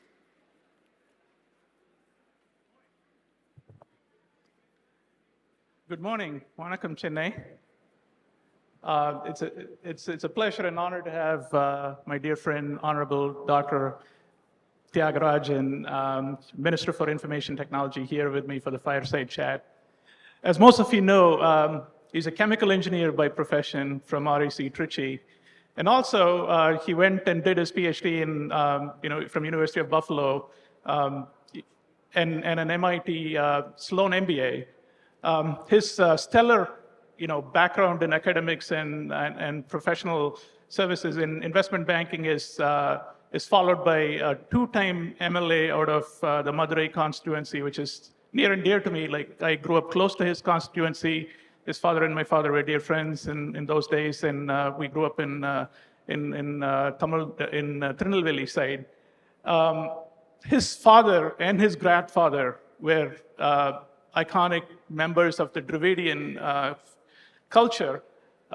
They were great philanthropists, and today what you see in the state of Tamil Nadu is largely contributed by his grandfather and father, and now Dr. Tyagarajan is following the legacy of his forefathers. With that said, you all heard the Chief Minister's vision for $1 trillion economy. It's not too far from where we are. If you think about where Tamil Nadu is, right around 300 billion in size, 8% growth year over year. A lot of things that needs to happen by 2030 is going to start from here, the amazing talent we have here. Minister, you did the first white paper on the financial health of this state 2 years ago when you were the finance minister. And fast forward 2 years, a lot of things have changed. $1 trillion economy is a big, bold bet this government is making. And what do you see as major infrastructure investments, whether it's technology or physical infrastructure that needs to drive? And how do you see the financial situation in the state of Tamil Nadu to kind of take it in the next 5 years to achieve a $1 trillion economy? Well, first of all, thank you very much for coming, for all your help on the organizing of the conference. I think you have to take a kind of broader global look to really contemplate which particular trajectory is a realistic trajectory for Tamil Nadu, or for India for that matter. And I always give the comparison that if you look back to 1990, China and India had roughly the same per capita GDP. And then in the course of the last 35 years, China has become between 3 and 5 times our size, if you look at the statistics, which both in India and in China are a bit less than, spectacularly clear. But China did it one way. China did it by becoming the manufacturing engine of the world and by having the big foreign exchange investments that offset its otherwise currency rise that would have slowed down this growth. That route is not a viable route for India. So really, whether it's India at the Prime Minister's ambition of 5 trillion or Tamil Nadu at our ambition of 1 trillion, it has to be about the human resources. It has to be about the per capita productivity. And it has to be by the fact that India, depending on the way you look at it, or which subsection of the population you take, India is somewhere around 20 to 25% of the global human resource pool, of the workable or working age human resource pool. So if we're going to make any investments at all, by far, the most important investment we're going to make is in education and skilling and increasing the productivity of people. Now, you can do that at multiple levels. You can do that at the current college graduate and recent college graduate, current college student, current high school graduate, etc., where you only need to do a bit of finishing work. Just downstairs, Professor Junjunwala of IIT was showing that only takes about 6 months to really bridge the gap between even a second-tier engineering student and what is required to be a productive person. But really what we should focus on is improving the quality at every level of the education system so that every successive generation is substantively better in their productivity. And so the number one infrastructure I would emphasize is educational infrastructure, is human resource infrastructure, and you can do that many ways, through better nutrition, through better teacher training, through better schools and classrooms, also through better connectivity, through internet. So to me, that would be number one. Of course, you also have to improve physical infrastructure, whether it's roads or water systems or quality of life measures like traffic management. But those things, I think, are secondary. And at some level, you cannot do that faster than some natural limit. Like how much ever money you have, you can't build that fast. But you can improve the quality relatively rapidly if you focus on human infrastructure. That would be my initial instinct on that. Talking about talent, Minister, one of the biggest differentiators for the state of Tamil Nadu is the abundance of technical talent, deep technical talent from engineering schools, and you can see thousands of people here. Historically, that success was derived from the service industry, right? The past 10 years. But when you think about a $1 trillion economy, is service industry good enough, especially with significant levels of automation and other things happening? There's a huge reskilling that needs to happen. But also, what is the focus of the startup TN efforts to drive more and more products out of India, generate more IPs and more unicorns out of India, especially for the state of Tamil Nadu? I'm looking, with this level of deep technical talent, we should do a lot better than service industry today, right? Yeah, I mean, that's a good question. Let's compare the service industry and the manufacturing sector, right? Because historically, we used to think that if you do a lot more manufacturing, you have some kind of a stable or potentially second order, third order benefit kind of economy. But I can tell you that in my adult lifetime, I used to be a consultant in the United States. I can tell you that the extent of automation in manufacturing has been exponential. Right? So if you look at car assembly factories, we're big in the auto sector in Tamil Nadu, or you look at OEM suppliers to cars, or almost any manufacturing facility, what used to take about 100 human beings now takes about 10. So as much as technology has been feared as the job destroyer, as the productivity enhancer that will lead to net destruction of white-collar jobs, in fact, technology in the manufacturing sector has been a huge job eliminator in manufacturing, in the blue-collar jobs. So whether you like it or not, I think services is going to be a big part of the future. It's going to be a lot of services, but there can be three kinds of services.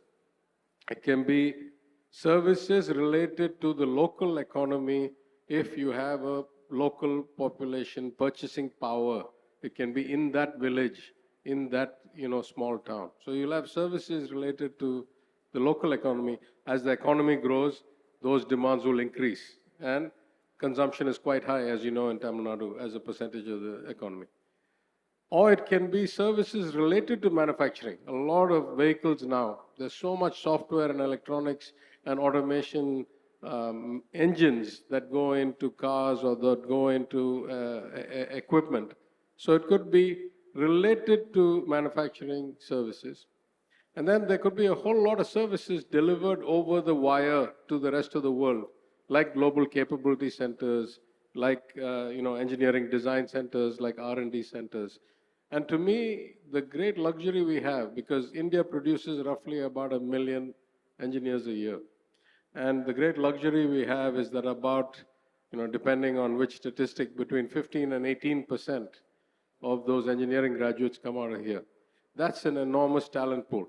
In fact, one of the things that has hurt us as Tamil Nadu is that we have not been able to create jobs fast enough. We have not created nearly enough jobs to absorb this level of engineering graduates.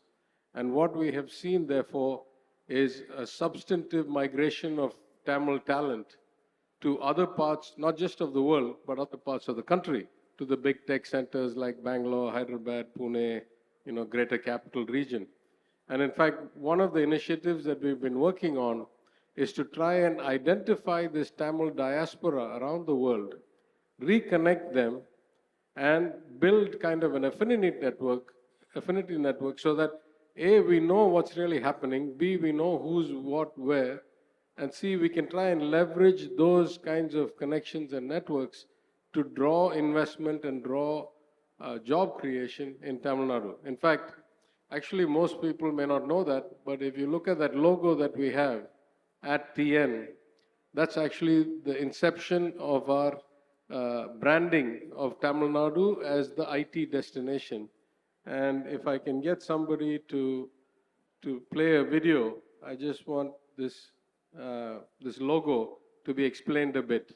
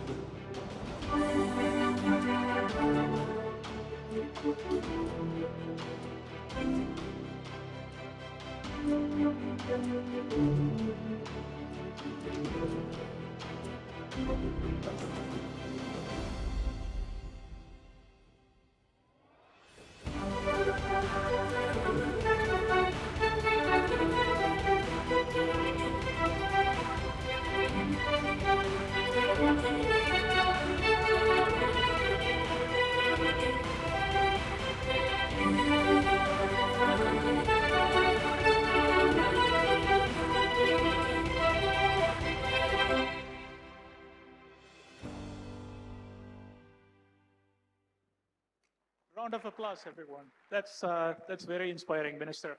I have to say, you've done a fantastic job inspiring many of us, people like us, to come back and, at some point maybe even settle down here. It's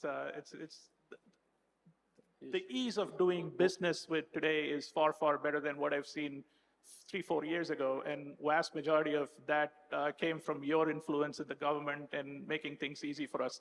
A little segue into what I call core. When you think about economic growth, the two things that really make a difference in infrastructure is, talent and compute. The world is moving more and more into hyperscalers, and that is driving rapid growth in AI. I know you're deeply involved working with many of these hyperscalers to bring them into Tamil Nadu, set up shop here, but also drive a lot of R&D investments here with the chip manufacturers and others. Can you speak a little bit about your view on what the next 5 to 10 years look like, and how the backbone infrastructure with power and other things that is needed to support will kind of influence that investments coming into Tamil Nadu? Yeah, I mean, I don't mean to veer off a little bit, but I want to go back to something core that, because this video reminded me something. What separates Tamil Nadu and our model, and I say this apolitically, I say this of all political parties in Tamil Nadu that have ever held office in the last 50, 60 years.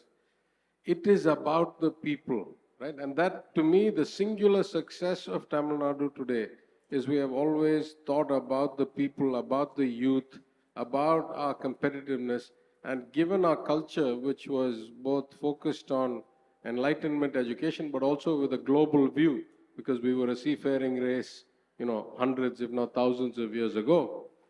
This, to me, if we don't get that right, and we get it right a couple of ways, it's not just whether we can create an IIT. Of course, we'd love to have 10 more IITs. But our efforts have to be that in every village, in every district, in every part of Tamil Nadu, the youth are given the chance to get to the same height that somebody in a Chennai or a Coimbatore or a Madurai will get. So this notion of distributed or inclusive or across all places, and that's pervasive in the Chief Minister's thinking. Every time he gets a chance to speak, he keeps mentioning these points. And why I say that is in some sense core to our identity also, that it was the social justice movement going back 100 years that led us to have compulsory elementary education, that has now brought us to the point where we have a 50% enrollment in tertiary education, unlike any other state, right? So all the infrastructure that we need to build in terms of physical infrastructure or power infrastructure or the water resources for data centers or hyperscalers or for any of these has to be in a way that is not concentrated in one place. It has to be across the state. Right. And luckily for us, we're also the leader in clean energy, right? We have the most renewable, I think 35% of our supply or something is renewable. We're fairly big in wind, we're fairly big in solar, we're decent in hydro. We're starting to see a lot more potential through offshore wind. And our ambition is that in the pursuit of this employment-driven, people-driven growth, we should not create such bad environmental outcomes that we are long-term failing for short-term growth. So we have a chance to do it in a sustainable way. And I think particularly with microgrids and the fact that we have a more urbanized state than any other state in India, we are going to be able to balance, on the one hand, distributed growth and access and development, on the other hand, localization of renewable energy sources, and either through things like broadband on the wire, as I said in my speech around TANFINET, or around the kinds of things that you specialize in. You're on the board of Intelsat, which is through the space satellites.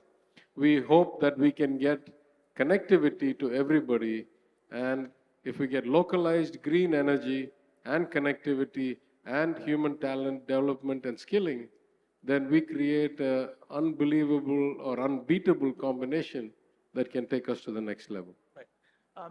Minister, back to your point on social justice, DEI effort that goes into deep, villages into Tamil Nadu. One of the things that I learned in the last couple of months, talking to you, is the investments that's happening in secondary cities, moving down south. Historically, people always talk about Chennai and, Hosur and the big vicinities of the large city metropolitan, but now your focus is in places like Tirunelveli, Tuticorin, Madurai, and where there is significant talent concentration and the investments you've made in the last, several years of developing that talent is going to be such a critical part of this tier 2 cities. Can you talk a little bit about how that tier 2 cities are evolving, or even tier 3 cities are evolving, and how that kind of supports your grander vision of $1 trillion economy? Well, I'll give you a couple of examples, and I think those will flesh out the notions of the sectors of growth that I talked about. If you take a place like Coimbatore, Coimbatore is effectively almost as attractive right now to large global companies as Chennai, right? Because it has some limitations in terms of connectivity, it has some advantages in terms of resilience and not as much risk for flooding and things like that. In Coimbatore, the supply is about a third of the demand for office space. That's how much ambition there is in Coimbatore.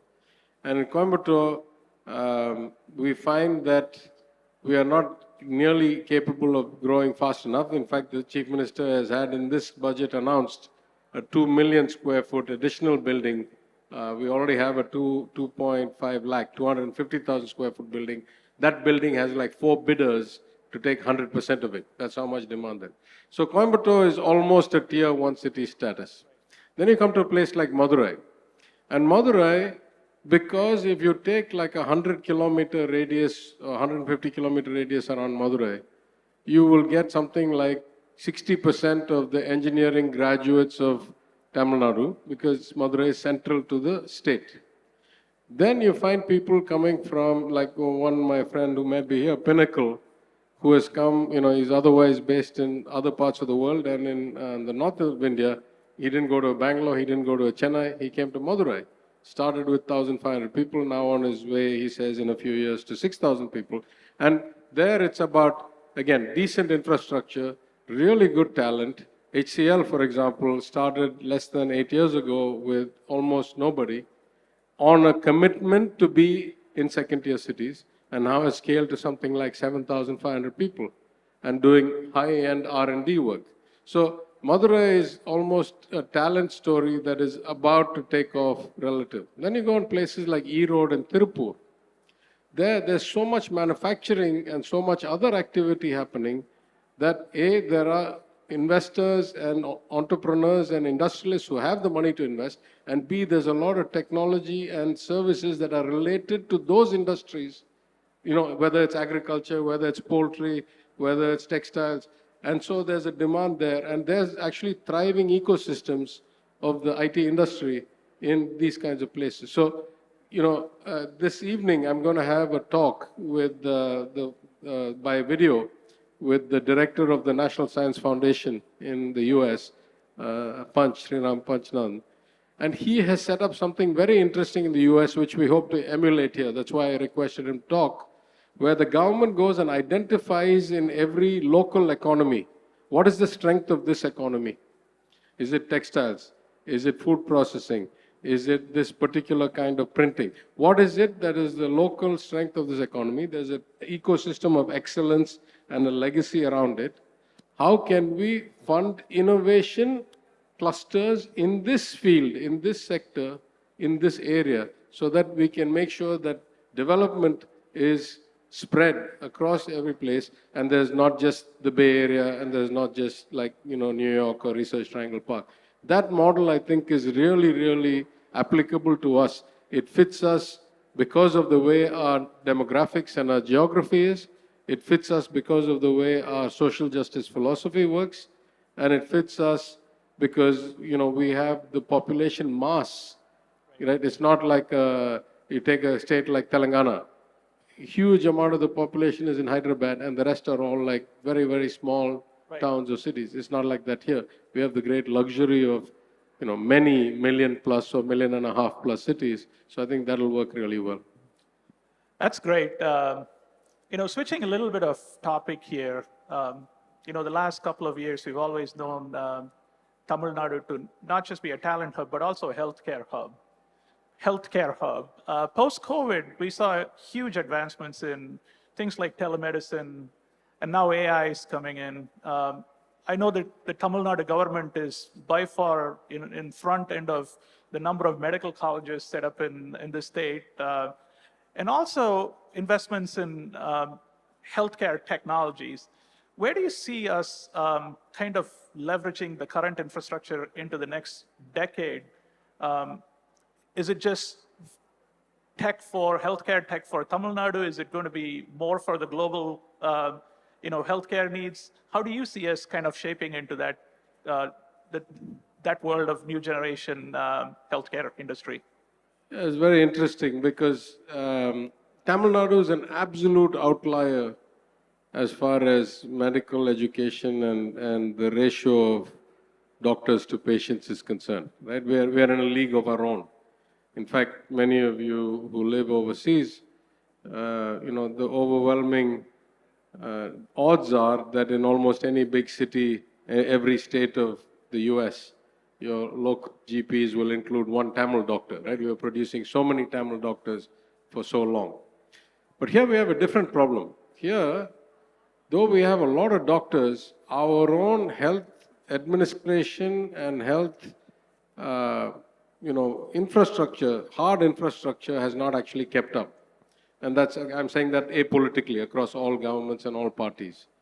So even when I was finance minister, I was making this point again and again, that we need to find much more efficient, much more technology-driven, data-based ways to administer the vast resources. We have just finished the interim, the vote on account on the budget. Right. This year's allocation for healthcare in the government of Tamil Nadu is something like 22,000 crores. That's not a small amount of money. We have lots and lots of doctors. But do we really get the outcome relevant to 22,000 crores? The answer is no. And what is the single biggest thing we can do to change that? Is more data, more technology, more connectivity. I mean, the topics we're talking about today, connected intelligence, right? What is happening where, how, who, when. These things, of course, there's a huge global demand for it. And of course, Tamil Nadu is also a center of offshoring or outsourcing for medical processing, for claims processing, for patient record processing. We do a lot of that, but we don't do enough of it ourselves. So to me, it's a win-win. If we do this right, in the next 5 years, we should be creating so many enterprises that are innovating in 3 ways. One, solving the problems of the people of Tamil Nadu and the government of Tamil Nadu. 2, using the scale and scope of these experiences to be worldwide, world-class solutions and really compete and create value. And 3, because a lot of AI technology requires this kind of data, right? The kind of data we would have were we to digitize the health records of 80 million people state. We could really get a leg up on medical AI, right? And AI in things like radiology and other places, the disease recognition, automated clinical diagnoses. So there's a huge potential if we start applying these kinds of basic administrative principles, and they've been done around the world. It's not like we would be the pioneers. If you look at the NHS, if you look at the German public health system, if you look at the Australian public health system, these kinds of innovations in technology, in data-based management and optimization and allocation of resources have yielded tremendous results, and we should learn from them and do that. That reminds me, Minister, about 10 years ago, I had an opportunity to be with Eric Smith at Google. And one of the things he mentioned was by 2025, this is 10 years ago, he said engineers will be doctors. And he says the role of doctors will start diminishing by 2030. I'm sure it's not going to disappear, but today if you see the amount of AI that goes into health sciences, whether it's vaccine manufacturing or treatments, there is a big question on ethical use of AI. Everyone's as excited as they are with how productivity increases and other things have happened, but this concern about ethics is also popping up. How do you see that world changing in India, especially in Tamil Nadu, where we have the opportunity to kind of dramatically transform the world, but also use it carefully? Yeah, I mean, before we go to AI, it's interesting you should say that doctors will be engineers, because I think the amount of engineering and the application of robotics, lasers, and other kinds of technologies in medical treatment has gone up so much that some of the most advanced doctors in the world actually are operating remotely, through robots or through computer aided actions. So that itself is a big advancement, and whoever had the vision has seen it come true. But when it comes to AI and data and privacy, you see, it's a very fine line. We are far from the fine line, right? Once you get enough information, you start worrying, can you do insurance premium processing based on what you know about their risks? Then is it really like a risk neutral pool? Can you be discriminated against because you come from this kind of group? This kind of, South Asians have this higher likelihood of something X, Y, Z. So I agree, and I accept all those as genuine issues. But if you take a place like Tamil Nadu, we don't even have the basic records. If a villager walks into a primary health center in some remote district, let's say in a hill district in Namakkal, and starts with their problem there and eventually ends up at the GH at the district center hospital, there's very, very low likelihood of transference of any information from there till here, and you'll have to start the diagnosis all over again. So to me, first we must capture. Then of course we can have all of these debates about ensuring privacy, making it depersonalized so that it can never be traced back. But those, I hope that by the time we have that much data, the global standards in the advanced countries will help us kind of draw the ethical line on where it should be used and where it shouldn't. Right. Okay, I think we're running out of time. We'll have two sections to close this out. Many of you know as, you as the minister, great background, but we want to hear some fun facts, what you like. I know you're a global traveler, you go around the globe. Favorite place outside India, Perth or New York? Favorite place, if safety is not a concern, is probably Cape Town, South Africa. Oh, that's awesome. But if safety has to be included, then probably Perth. No. I thought you would have picked New York, being your second home. Okay, within Tamil Nadu, favorite place, Chennai or Madurai? Madurai. Okay. How much time do you spend in Madurai? I used to spend a lot more, but as a minister, probably now not so much. 2-3 days a week, I try to go to Madurai. That's great. This could be a tricky question. Have you used ChatGPT for your work?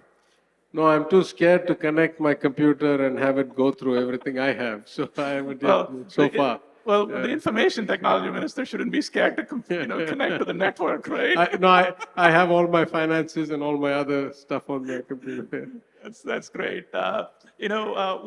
We have thousands and thousands of students here. What do you have as advice for them as they enter the workforce?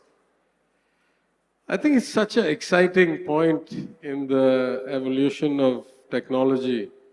And I was speaking yesterday at a conference, and I said, every time you see this kind of disruptive transformation, what it does is it removes all the value of seniority. It removes all the fact that somebody had 10 years experience, somebody had 20 years experience.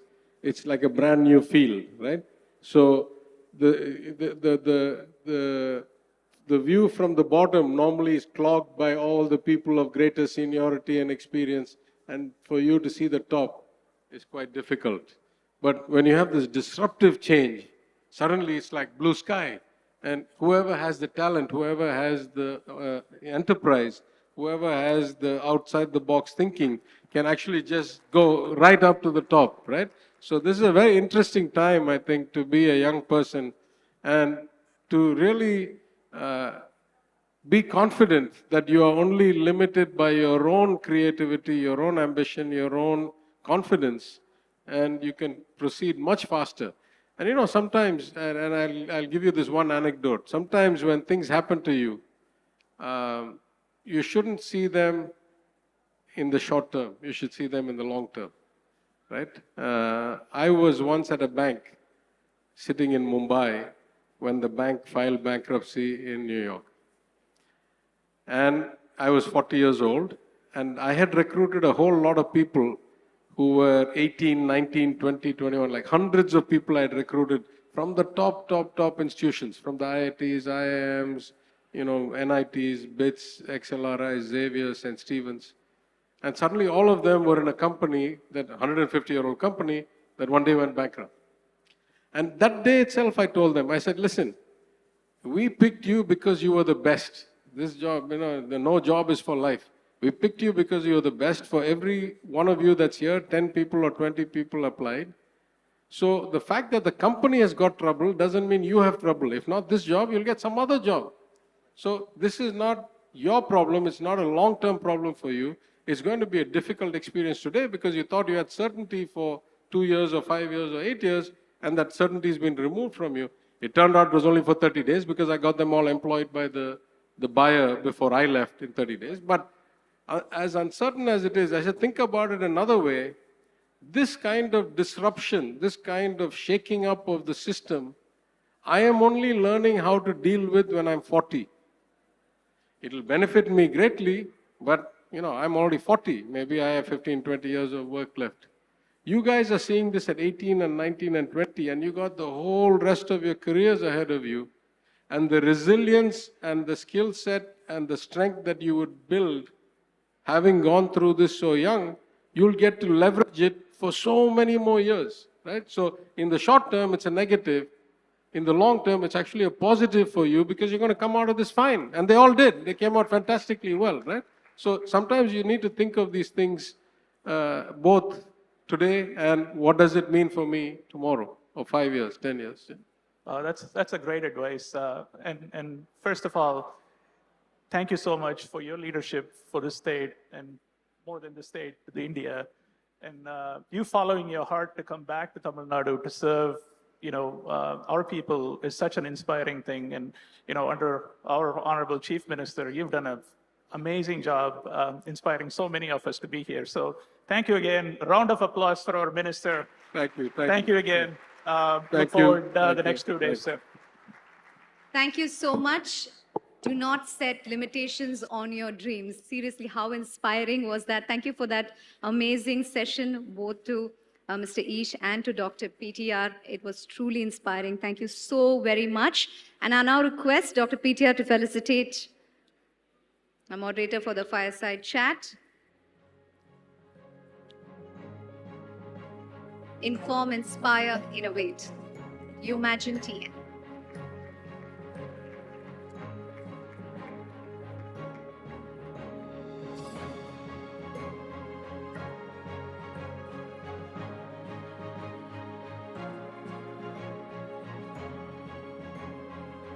Surely under your able guidance, sir, the trillion-dollar economy will not be just a dream, it will be a reality. With that, let me remind the wonderful audience here that we're going to break for lunch. We will see you at 2, where we have another interesting session, Reimagining the World with AI. Thank you so very much. See you at 2. This is Umagine TN.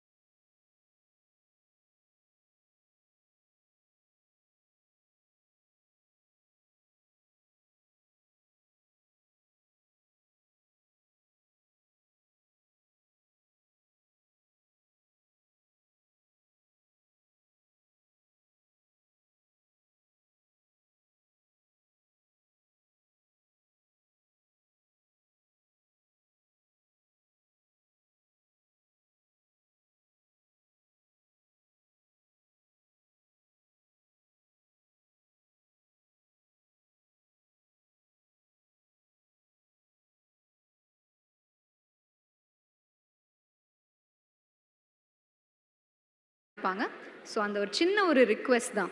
Thank you so much.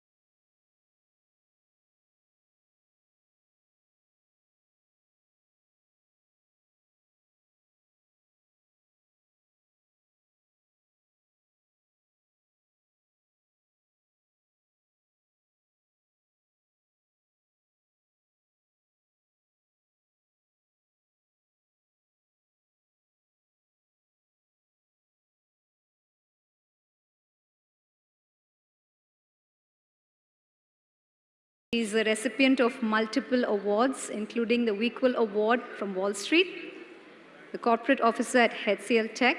Put your hands together for Srimati Shivashankar. பலமா கை தட்டலாம், ஏன்னா அவங்க சாதிச்சது அவ்வளோ. Let me also invite our fellow panelists, Mr. Sisil Sundar, Mr. Shankar Vanavarayar, Dr. Karthik Srinivasan, Mr. Srinath Sridevan, and of course, Madan Gauri. Can I have you all on stage? Our moderator will introduce our panelists to you.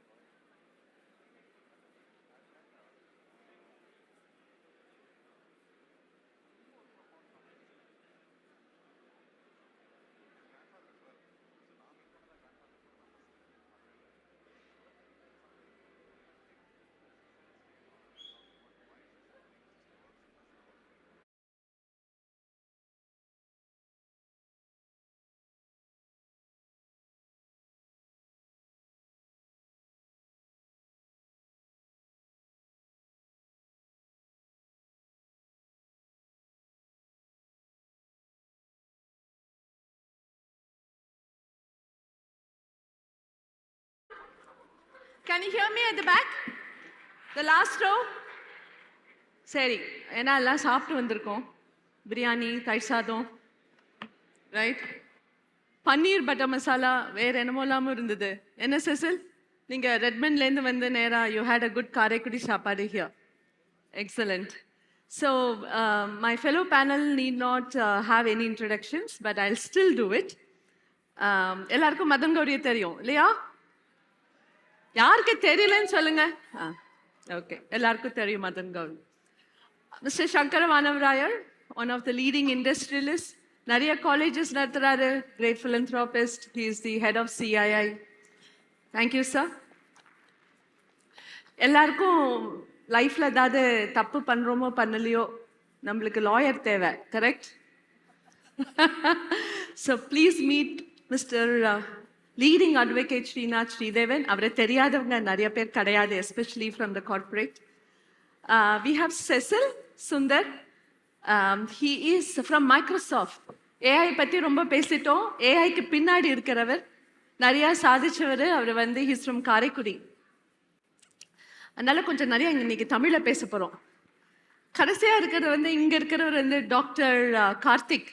என்னடா அது doctor இந்த மேடையில் என்ன பண்றாருன்னு பார்க்கணும். But doctor Karthik is a leading ophthalmologist, and he is from Dr. Arvind Eye Hospital. நம்மளுக்கு எல்லாரும் தெரியும் டாக்டர் அரவிந்த் ஐ ஹாஸ்பிட்டல் எவ்வளவு மக்களுக்கெல்லாம் சேவை பண்றாங்கன்னு தெரியும். இவர் நிறைய வந்து ஏஐ நிறைய படிச்சுட்டு லண்டன்ல ரொம்ப வருஷமா இருந்துட்டு இங்க வந்திருக்காரு. So we have a lawyer, we have a YouTuber, we have an industrialist, we have an advocate, and of course we have an AI specialist. அதனால தான் நான் நடுவில் உட்காந்துருக்கேன். ஒன்றும் தெரியலைன்னா நடுவில் உட்காந்துடணும். சுற்று வட்டாரத்தில் எல்லா கொஸ்டினும் கேட்கலாம். So thank you so much for. So we have exactly 47 minutes. So let's use it very wisely. சரியா? ஆடியன்ஸ் கொஸ்டின் கேட்க ரெடியாக இருப்பீங்க இல்லையா? எஸ்? ஓகே, நிறைய இப்போவே 4 பேர் கை தூக்கிட்டாங்க. So we will have some question answer session. So the way we will moderate, we'll keep it as probably the first 30 minutes of some chat and leave the last 20 minutes for some conversation. Yeah? Thank you. So, எனக்கு வந்து ரொம்ப சிம்பிளான தான் லஞ்சுக்கு அப்புறம் ரொம்பலாம் டெக்னாலஜிலாம் பேச வேணாம். So, we'll just have some very simple question. இது வந்து it's all about visualization, reimagining. So, I'm just going to start with the lawyer. என்ன சார் நீங்கள் தான் இப்போது எங்களெல்லாம் கொஸ்டின் கேட்பீங்க, அதனால் நாங்கள் இப்போ திருப்பி ஒரு கொஸ்டின் கேட்க போகிறோம். So Srinath, you are a lawyer என்ன? ஸோ இந்த if you have to reimagine your work in future with AI support, how is it going to look like? ஜட்ஜுக்கு முன்னாடி நீங்கள் எப்படி நிற்க போகிறீங்க? ஜட்ஜு என்ன பண்ண போகிறாரு ஏஐ வச்சு? So we like to understand. Thanks Srimathi. When we talk about law, we always think of, at least people who are from South India, we think of a court, someone crying there, a song being sung and stuff like that. That is litigation. You also have one other, so law is litigation, which is what happens in court, and you have also lawyers who never see the inside of a court. They're called transactional lawyers, who do share purchase agreements, real estate, stuff like that. So I'm going to talk about how I see both of these evolving. In looking forward, let's say first 10 years and then about 20 years into the future, or 5 years and 20 years, transactional law is going to be completely transformed. In my view, AI can do better what almost any transactional lawyer can do. We have something called due diligence. I think AI will completely take over those things. All standard form documentation, review of licenses, all these things, you will no longer need a lawyer. You should be able to get these like commodities. You know, you click a button, you'll get it. And it's not just, it'll be a boilerplate, it'll be fairly well customized to you. And I also expect that the AI will be able to recommend maybe the 1 or 2 points alone for which you might need a specialist lawyer.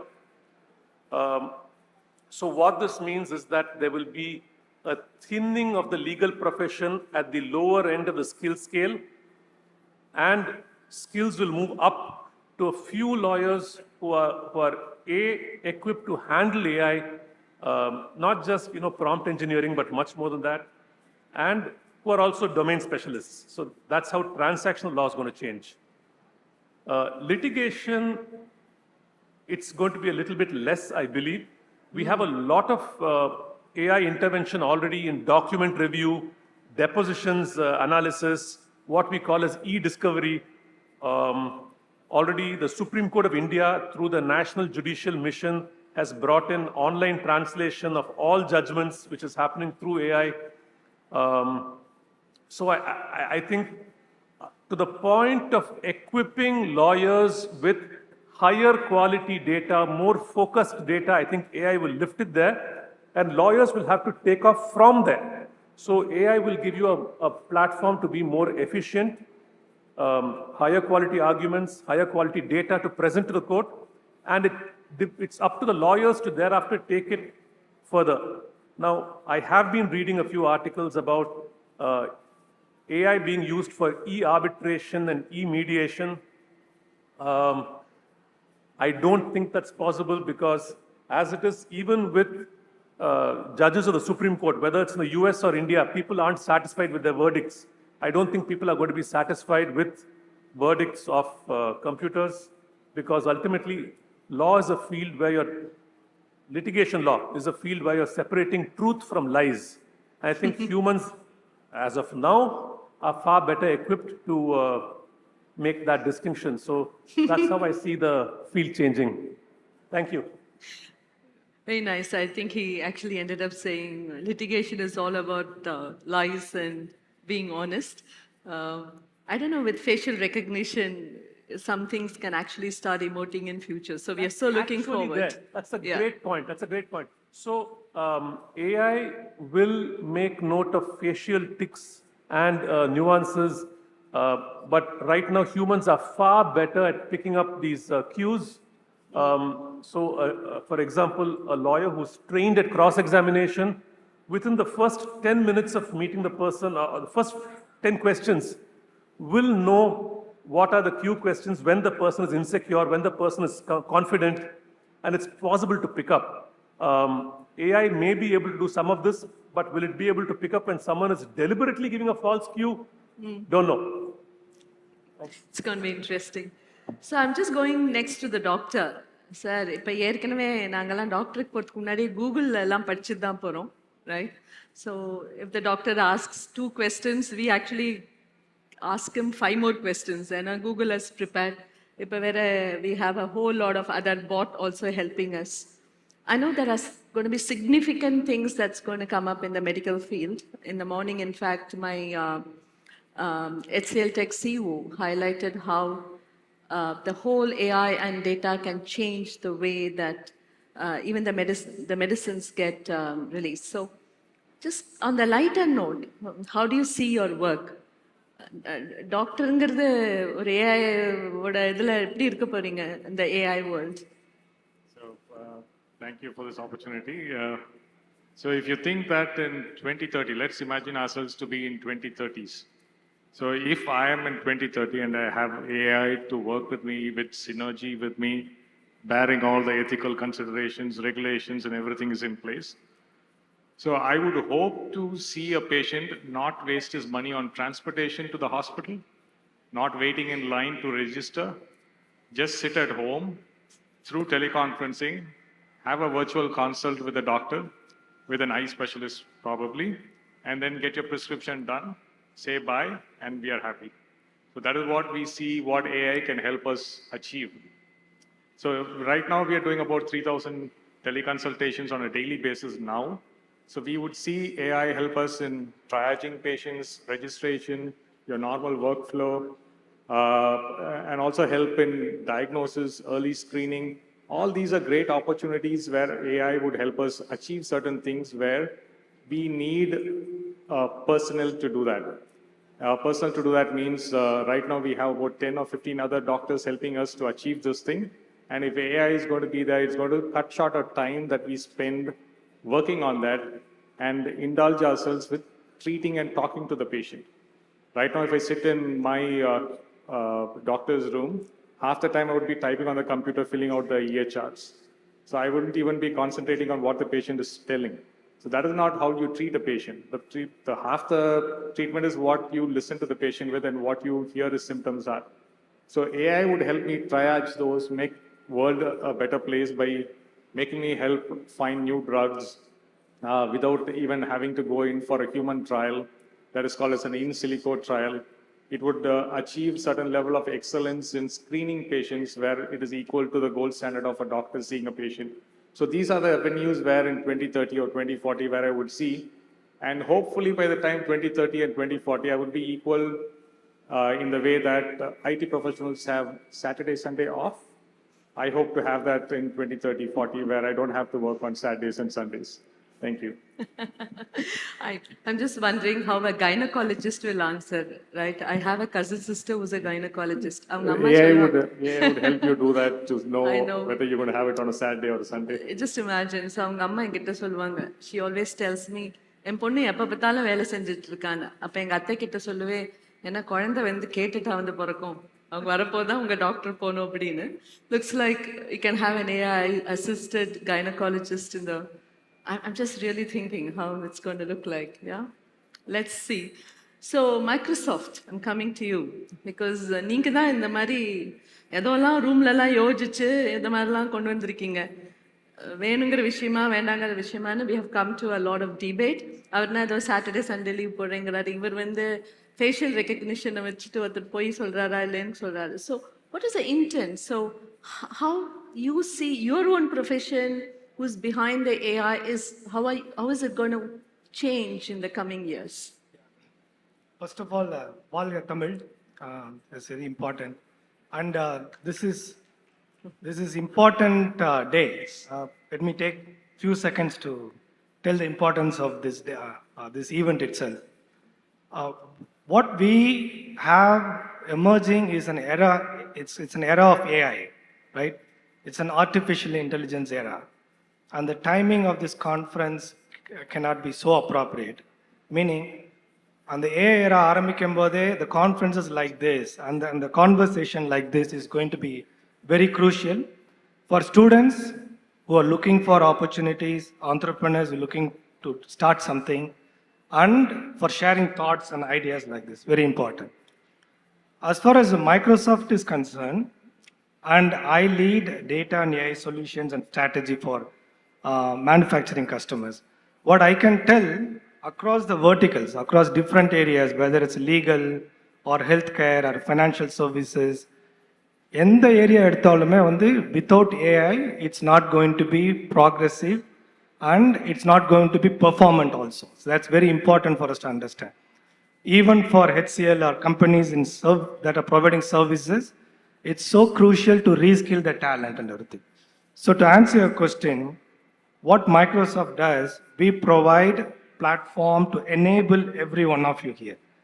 So we are the people who create, we do the R&D. We also work with OpenAI to create the best of AI technologies that has ethical development, governance and control. So people are without fear, without concerns, you can use platform like OpenAI as well as Microsoft Azure OpenAI. The way our own company's transformation, that's what you're asking, how we will develop our own efficiencies. Number one, if you start thinking about co-pilots and GitHub and everything, as a platform provider, you can accelerate the product to market, time to market. When you build a platform, when you build a product, using this AI-driven development, that's called co-pilot and so on. You probably would have seen Teams use பண்ணீங்கன்னா தெரியும், Outlook use பண்ணாலும் தெரியும். You will have a co-pilot embedded in it. So every product that we roll out, every product, and you will soon find across the planet, everything is infused with AI. There's no other way you can live without AI, whether you are marketing, digital content, anything. Our job in Microsoft, or what we are doing is, we can empower everybody to do more. That is the number one mission we have. That includes our own employees to increase the productivity, so we can accelerate the product development and bring it to the market much faster. That is one. Number two, can we also collaborate with, we call this as a co-optation rather than competition. The idea here is, irrespective of differences in competitive landscape, we would collaborate with those companies, with startups, with large enterprises, hyperscalers, service providers, to make sure that the benefits are going to the consumers and also the companies are benefited to grow their top line. So that's our mission. We are steadfast in developing ethical AI. We also want to make sure there is a data protection, data governance, data security, privacy concerns are addressed. And then we want to partner, we will be partnering with the governments and organizations to develop this governance and control system. So that's it. Yeah, thank you. I'm glad you talked about Copilot. So Copilot is very helpful for me, especially when I'm under tremendous stress and I have to respond to mails and I want to keep my emotions aside. Copilot actually makes very good mails. So many team members of mine suddenly think Srimati has really become very soft and gentle. She can cope. She can cope with stress and respond to mails and not react to mails. I think it's thanks to Copilot. So somewhere AI is supporting me as well. So Shankar, I'm coming to you. You are first a leader, an industrialist, you're a philanthropist, you run universities, and you're also working a whole lot at the ground level, right? I know AI could be helping you across all facets of life. How do you see yourself amidst all this? Is it helping you? I see a lot of students here. I'm sure you're going to start using AI in your education institutions. So where are you today on this? Thank you.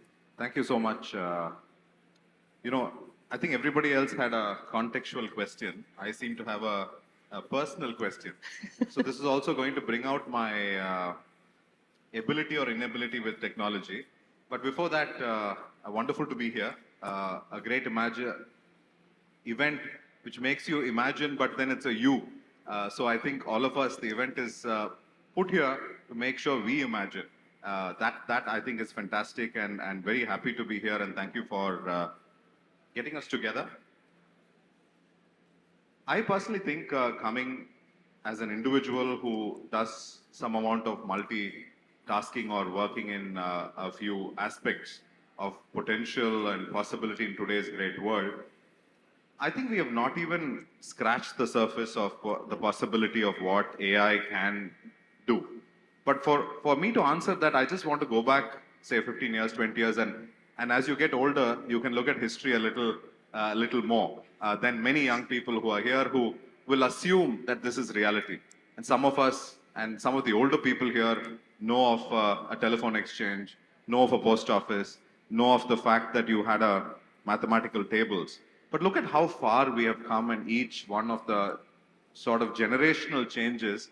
And today, before coming here, as I'm sitting here, I'm still asking ChatGPT, and I'm asking Google and multiple other options. I think I want to look at my life in the last sort of 20 years and see how much data, technology, connectivity has made me more precise, has made me focused. In some ways, one tends to think one becomes lazy. One also sometimes maybe சில விஷயங்களை superficial ஐட்டமோ டீப்பா படிக்கிறோமோ or எல்லாமே ஒரு tweet size or a short version தெரிஞ்சிட்டு are we becoming masters of manyங்கிற question is there. But I also think that's a possibility of today's world. We can learn any time.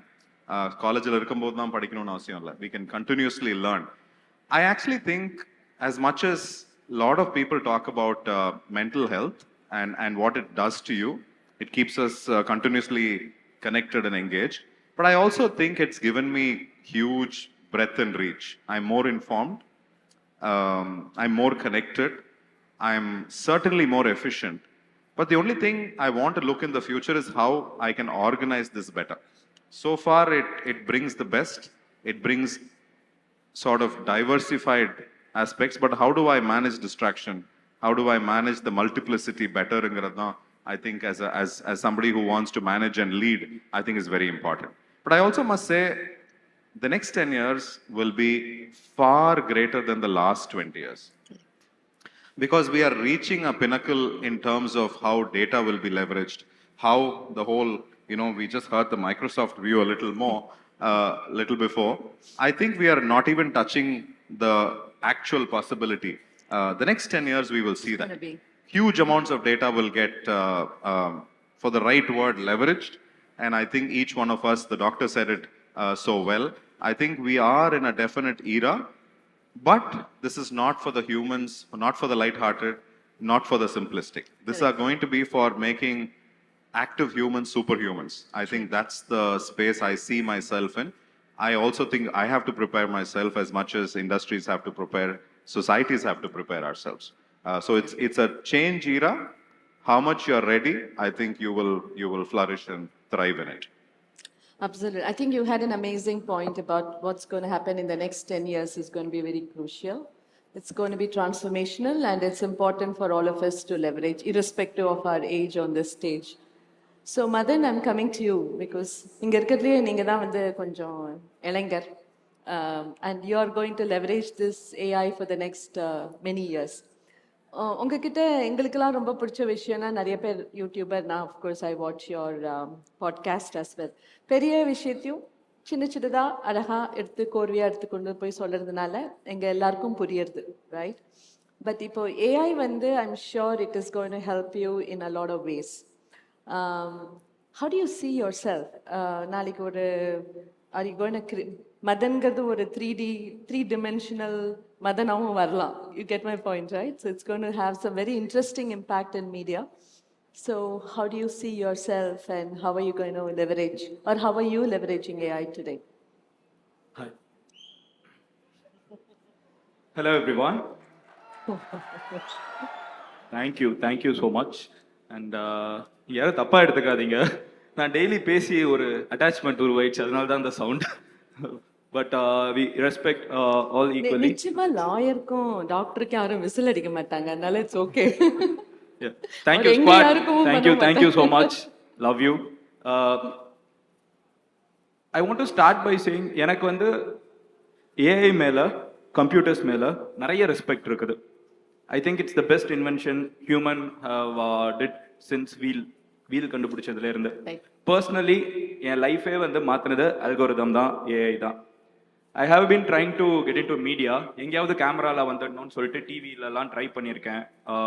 ஆக்டிங்ல ஏதாவது chance கிடைக்குமான்லாம் யோசிச்சிருக்கேன், கிடைச்சதே இல்லை. என்னை வந்து இத்தனை பேர் பார்ப்பாங்க, இது வரைக்கும் கிடைக்கல. இப்போ வருது, ஸ்டார்டிங்ல சொல்றேன், அப்போ கிடைக்கல. ஸோ அப்போ வந்து நான் பேசுறது வந்து are people will be interested in வாட்சிங் மீங்கிறத டிசைட் பண்ணது வந்து ஒரு algorithm. It's AI, it's not human. So ஏஐக்கு வந்து இமோஷன்ஸ் கிடையாது, பார்ஷியாலிட்டி கிடையாது, இவங்க தெரிஞ்சவங்கன்னு யாரையும் எக்ஸ்ட்ராவாக புஷ் பண்ண போகிறது கிடையாது. If it's good, it's going to do it, it's formula end of the day. So I have been someone who's directly benefited out of it இத்தனை வருஷமா. So I have huge respect towards artificial intelligence. And ரெண்டாவது வந்து I already co-exist with AI. Most might not realize it. என்னோட thumbnail வந்து 80% is done by AI. So the thumbnail. So அதுதான் லிட்டரலா video உள்ள வந்து பார்க்கிறது. So 80% of my thumbnail is done by AI, and 70% of my work research is done by ChatGPT, and algorithm is pushing it, and Gemini லாம் வந்ததுக்கு அப்புறம் இப்போ சோரா வேற வந்திருக்குது. So it's going to increase my production value. So 5 வருஷத்துலன்னு யோசிக்கிறப்போ 5 years from now ஒரு சங்கர் படத்துக்கும் Madan Gowri video பார்க்கறதுக்கு வித்தியாசம் இருக்க போகிறது. I can generate the same scenes with AI for probably $10 per month. So in short I think AI வந்து இங்கே இருக்கிற எல்லாரையுமே ரெவல்யூஷனைஸ் பண்ண போகுது. அண்ட் டேலண்ட் இருந்தால் மேலே வர்றதுக்கு பார்ஷியாலிட்டி இல்லாமல் தெரிஞ்சவங்க சொந்தக்காரங்க அந்த இது எதுவுமே இல்லாமல் கட் பண்ணி விட்டு மேலே ஏற்றி விடுறதுக்கு ஏஐ வந்து ஒரு பயங்கரமான பூன்னு நான் என்னோட பர்சனல் எக்ஸ்பீரியன்ஸில் நினைக்கிறேன். இங்கே இருக்கிற எல்லாருக்குமே அது ஒரு பெரிய அட்வான்டேஜாக இருக்கும்னு நினைக்கிறேன். So, நீங்க சொன்னதுல ரொம்ப important point for a lot of youngsters and people who want to take up job in AI. AI-னால வேலை போறது கிடையாது. AI-னால you're going to become supercharged and you're going to feel a lot more secure about using technology, right? So, I think that's an important message, Madan. ஏன்னா இப்போ எல்லா இடத்துக்கும் போனீங்கன்னா முதல்ல ஆட்டோமேஷனை பற்றி எல்லாரும் கவலைப்பட்டு இருந்தாங்க. ஆட்டோமேஷனால வேலை போயிடப்படுது. Then they said with AI coming, we are going to lose more jobs. But what Madan actually is saying is that his work is getting better. நீங்க 70% சொன்னீங்க, 30% வேற யாரு வேலை பண்றாங்க? Thankfully. Okay. Until you're going to get an AI assistant, right, to do the remaining 30%. Yeah, because அவர் சொல்றது பாத்தீங்கன்னா he says that there are going to be new tools which is going to learn your ways of doing things. So நாளைக்கு மதன் வந்து ஒரு Saturday Sunday leave போட்டு கோவா போயிட்டு வரதுக்குள்ள there will be another mother who's going to do your job அப்படிங்கறாரு அவரு. Actually இன்னைக்கு வந்து apple Vision Pro வாங்கியிருக்கேன். அது அன்பாக்சிங் நான் Correct. வீடியோல பண்ணேன். Correct. ஒரு கிட்னியை வித்து ஒரு ஆப்பிள் விஷன் ப்ரோ வாங்கியாச்சு. எனிவே இன்னைக்கு காலையில I was taking pictures with it and it is immersive. Immersive. Yeah. So I can see நான் வந்து I'm going to make a video using that. And அந்த video வந்து யூடியூப்ல இன்னும் அந்த ஃபீச்சர் வரல, பட் வர்ற அன்னைக்கு I will upload that and people can watch me in 3D. And that will not be 5 years, 5 monthsல அது நடந்துரும். ஆமா, மெட்டால வந்துரும். நாங்கலாம் கொஞ்சம் VR போட்டுட்டு உங்களோட 3D ல கதைச்சிட்டு இருக்கோம். Excellent, fantastic. Yes. Just a quick comment on that. I'm very happy to hear you're using AI to not only further your ideas, உங்களோட creativity improve பண்றீங்க. ரொம்ப ஃபாஸ்டா you are able to produce the content. Very fantastic thing. And I hope you are using Microsoft tools also. So that's a small segue. Cycle gapla and advertisement நீங்க கொண்டு வந்தோம். That's my job. So but what I was trying to come to the point is creator side, creativity has improved. You think about the platform side, Instagram or YouTube, they are, like you mentioned, it's already immersed in AI. You are actually with the AI right now, just that we don't understand. Correct. உங்களுடைய content as well as recommendation in Instagram, right? Everything is algorithm and AI driven. The more likes you get, somebody's friend's feed it will go into. Correct. The recommendation engine it is called. Right. YouTube is like that. So we are living with that, we are working with that, but we don't know how to monetize. And that's what I was trying to tell students and entrepreneurs. This is the time. The time is now. Like you are mentioning, we are on the tip of the iceberg. If you can come up with ideas and get support from the government and from the companies, you can create wonders. You can be next Steve Jobs. You can be next Elon Musk. You can be anything. So it's fantastic to hear your story. Congratulations. Yeah. So, Shankar sir, you have a question. No, I actually wanted to just add to that. When I said tip of the iceberg, I think the definitive change has been, so far when technology comes, corporations use and large businesses were able to do it. But this time, it's going to be an individual who can leverage it to the maximum. This is the big change. Anybody, like Madan said, anybody can reinvent their scope and build themselves or build a product or be as good as anybody else. So the vintage experience still will have value, but have lesser value because this will be able to arm you with that. I think that's the big change. Individually, we'll be able to leverage. Absolutely.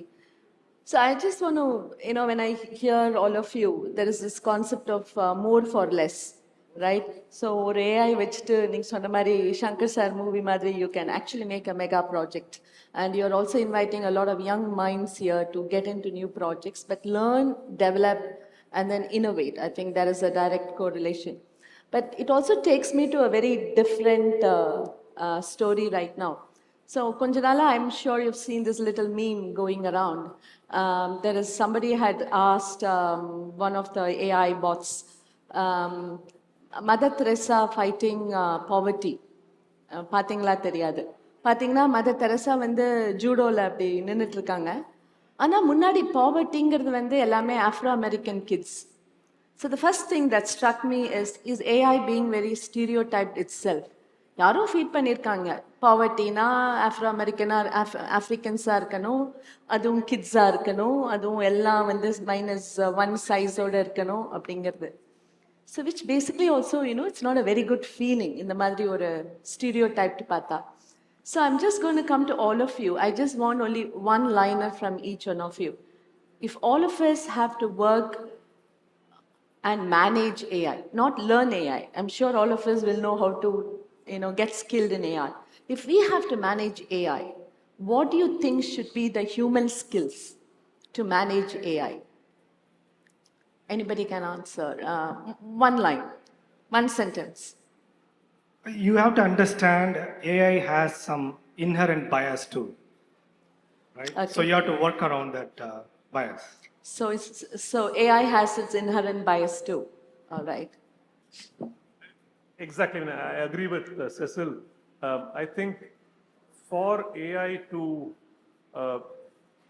I'm going to take 2 sentences, sorry. Okay. So Lawyers, for example, I can't say no. In law, we are seeing it, I'll tell you exactly where. In loan applications or in decisions by banks, which are mass-based, where AI is used, we are seeing biases happen. Now, what would be ideal is if AI could be infused with some sense of self-skepticism, where it is checking if it has a bias and unspinning that bias. That's what I would like to see. It has its own check and balances before it would respond to something. A bias and then, all right. Since we're embarking it and we're all discussing that how it will change, it will need a, for a lack of a better term, I'm going to use policy, a traffic management system or whatever. But I also think it should hopefully give humans an awakening of the immense potential to do good, to do transformative experiences. I think multiple revolutions in the world have had good and bad, like anything else will. So it's collectively also, as much as governments, companies, technologies will do, but I also think there has to be a collective wisdom. That's where the human strength to AI will come, not necessarily the opposite, to balance it.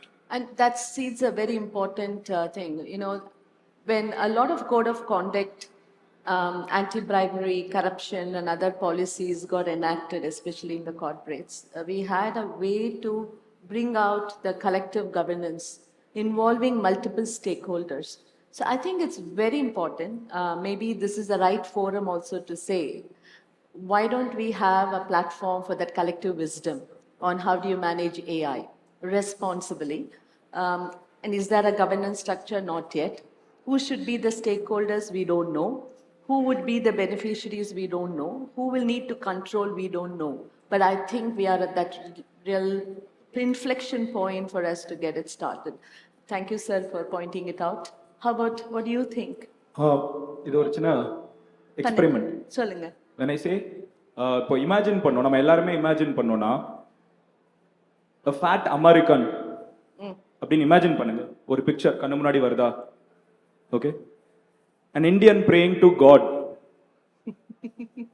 ஒரு image வருதா? இப்போ fat American சொல்றப்போ ஒரு white அமெரிக்கனா இருப்பான். But why should American be just white? There are also blacks. An Indian praying to Godனு சொன்னா நம்ம மோஸ்டா வந்து ஏதாவது ஒரு ஹிந்து காட் இல்ல ஒரு ஹிந்துவை யோசிச்சு. But 30% of India's rest of the religions, right? Christians and Muslims and Sikhs. So அந்த AI எடுக்கிற ஸ்டீரியோடைப் வந்து ஹியூமன்ஸ் கிட்ட தான் போகுது. கரெக்ட். அது நம்ம மேல இருக்கிற தப்பு. பட் ஐ அம் கிளாட் நீங்க கொண்டு வந்தீங்கல்ல, ஏன் ஒரு ஆப்பிரிக்கன் சில்ட்ரனை காமிக்கணும்னா I think that's the answer. So we also have the conscious to tell AI, see this is not right. ஹியூமன்ஸை ப்ரோக்ராம் பண்ண முடியாது, ஏஐ ப்ரோக்ராம் பண்ண முடியும். So I think that's the answer. We can program it in the right way. Yeah. Absolutely. So there is something called the conscious and unconscious bias that we all know. நீங்கெல்லாம் Lego blocks பார்த்திருப்பீங்க. எல்லா கலரும் இருக்கும், pink colour மட்டும் இருக்காது. It's just always, you know, you give a girl child a Barbie, but you give a Lego to a male child, right? அப்படிதான் முன்னாடிலாம் வளர்த்தோம். இப்போ சேஞ்ச் ஆயிருக்கு, but still you don't have the color. Good point. Yeah. Same way as what I said, you'll have to have the emotional intelligence to believe that what AI is good for you is good, and also at the same time to know what AI is wrong. So it is just like when you see a newspaper and you see countless number of news is coming, you know what you're going to see and what you're not going to see, because your brain processes what you like and what you don't like. The same way your moral compass has to tell you this is right, this is wrong.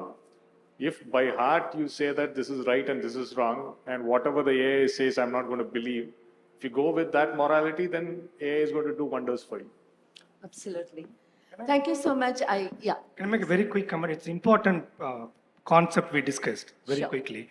So when we deploy a product out to the consumers, we have a responsibility to develop that product as a responsible AI, ethical AI, and unbiased AI, which has to go through all these testings. So it doesn't give an image of a white American when you are tell that you ask about an American picture, right? It should not. That is how responsible companies should be. The other thing you have to understand is it is a machine. The way you train the data is what it's going to be, right? So if you are feeding in your language models, in your AI models, If it's an American, meaning if you're feeding all the pictures that are white, Caucasian pictures, the output is going to be predominantly white. So that is why when you develop an AI model and country-specific models we'll talk about, you have to have responsible, ethical, and unbiased AI to be developed. So it's very important, right? Wonderful. That's like AI 102 class that you have done. Thank you so much. Srinath? Yeah. Cecil, this is very interesting. This is something which I've been talking about a lot with others. What I fear is that if what you're talking about, building in sensibilities into AI, I fear that because the sensibilities are driven by companies in the West, there will be a kind of social colonization in the sense that the sensibilities being built in the Western countries will infiltrate down to us. So, for example, I was having a similar conversation with another company, and they said that ChatGPT will not use the N word. Now, of course, it shouldn't. But frankly, sitting in Tamil Nadu, the N word is not a meaningful problem for me. So I'm just saying that by building in the social sensibilities of the global North, there is, in a sense, driving it downwards on us, and that's something which I fear. Yes. I mean, I think having a lot of intellectuals on the stage also is like, gives you a more power to ask more questions. But I think I want to just turn this attention to all the delegates and students here. If you have any questions to the panelists here, you're welcome to ask. One question, Ulia. Yes, please. Can somebody take the mic there? Here, right in front. Right here, please.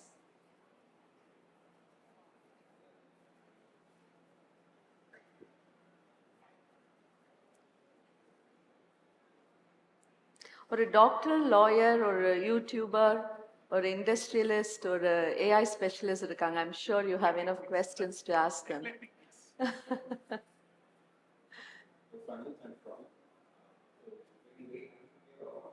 I keep hearing all of you say that you don't have to fear AI, you're going to supercharge, like you're going to get supercharged by AI.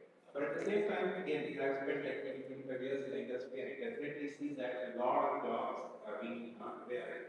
So how would today's youth, the people that are in the past, how would they have to prepare? Because not everybody is a Madhu Kauri or not everybody is Mr. Valentine or the talent. I had some talent and then I used technology to get better and better. Today there are millions and millions of students that are still calling to school. So how do they prepare themselves? Because now we live in a world where they don't have to do a lot of reading through or writing their assignments or preparing for PE like they get in So how should they prepare themselves for future jobs? I'll have Shankar sir, if you could, because you're running the education. I'm not sure if the world had a similar conversation when industrialization happened, when mass mechanization happened. Imagine the millions of skilled artisans and labor who are making multiple things would have felt when the factoryization of the world happened too. I think a lot of conversation like this first will awaken the fact that I just can't be a passenger. I have to know what to do. But on the other side, we've also seen every time technology disrupts, there are also other jobs getting created. The fact that the world is getting more resourceful, which also will need services, and today we see the services sector booming. So I think AI will be a boon. On the short run, certainly will disrupt changes. There will be economic challenges, but other opportunities will come because humans are survivors, are not only happy with survival, but like to thrive. So I think we have to ensure that we get inner strength, conversations about this, keep building skills. And I think maybe the era of mass skills standardization is slowly diminishing. India will maybe for another 15 years, 20 years, will still have to do it because we will remain a factory for the world, which is very important to bring millions out of their economic reality. But at the other side, we also will have huge sections of people. I mean, I don't think 5 years ago we said there will be a YouTuber, correct, who will be that successful, or for that matter, a meme creator or an animator, for that matter. We would have understood an author, but today it's changed, right? So I think other things will come, but I also spoke about some amount of responsibility, policy making, traffic management, which also has to understand. So we don't have to outsource things that can be done very well and equally by humans in mass manufacturing to a machine. That's the model that we have to reinvent. And maybe the Western model that was spoken about has to change. The automation model itself is a Western model, a low population model. Maybe all this will help into that. And I feel AI will give us neutral policy making, but who asks for the prompt and what neutrality matters? So I think this prompt will make people like me think, but I think it's very important for us to look at the good of it, because the change is happening and we have to reinvent it and reskill and redevelop. Yeah, you have. So I just want to add to it. I do believe there are 3 skills needed, which we need to teach starting from school. The one will be the emotional intelligence. I think we need the EI for AI, because AI will start asking a lot of questions. வீட்ல அம்மா 4 கேள்வி கேட்டாலே நம்மளுக்கு கோவம் வருது, right? So second, I think we also need to know how to ask questions. I think by nature, Indians don't ask questions, unfortunately. We are not taught how to ask questions. Class la question ketale ukati vachiduvanga, right? So I think these are 2 things in my view could be part of the human skills, not necessarily a part of otherwise, right? Yes. So very quickly, for the question, I just want to add comments they made. So AI era, this era is not going to respect tradition or legacy. There's no way. The pace of disruption is going to be very, very fast. Very, very fast. It's unlike any other industrial revolution or technology revolution. The pace of innovation and disruption will be pretty fast, that we have to adapt faster too. But keep in mind, the global GDP in terms of trillions of dollars, like we expect 15 to 20% more GDP growth. An AI-driven job will be alone $30 to $40 million.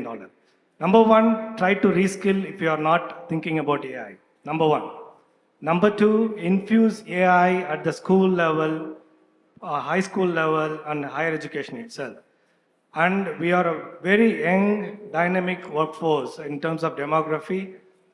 You have nothing to lose except to gain. Your next product should come from here. Innovation should start from here. But we have to be sincere what we don't know. Continue the learning process.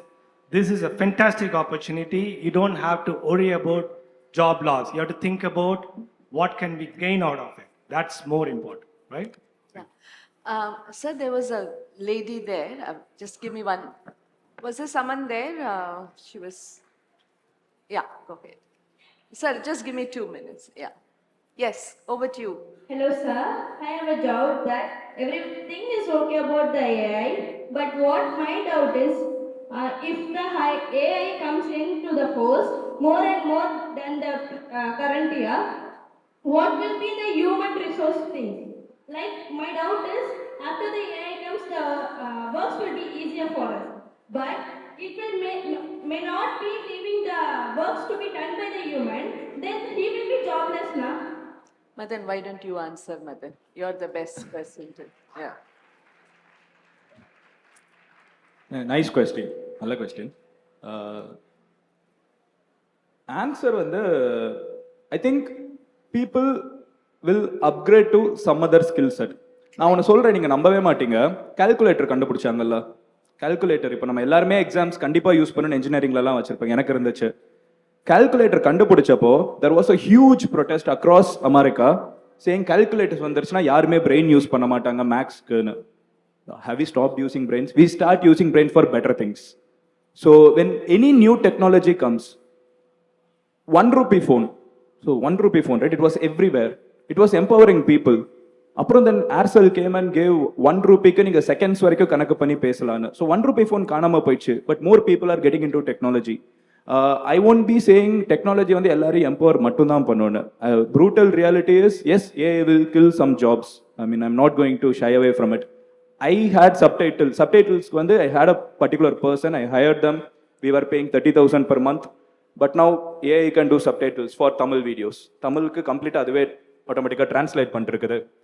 Modeling. So I also run a digital marketing company. So adula வந்து we also manage a dermatology clinic.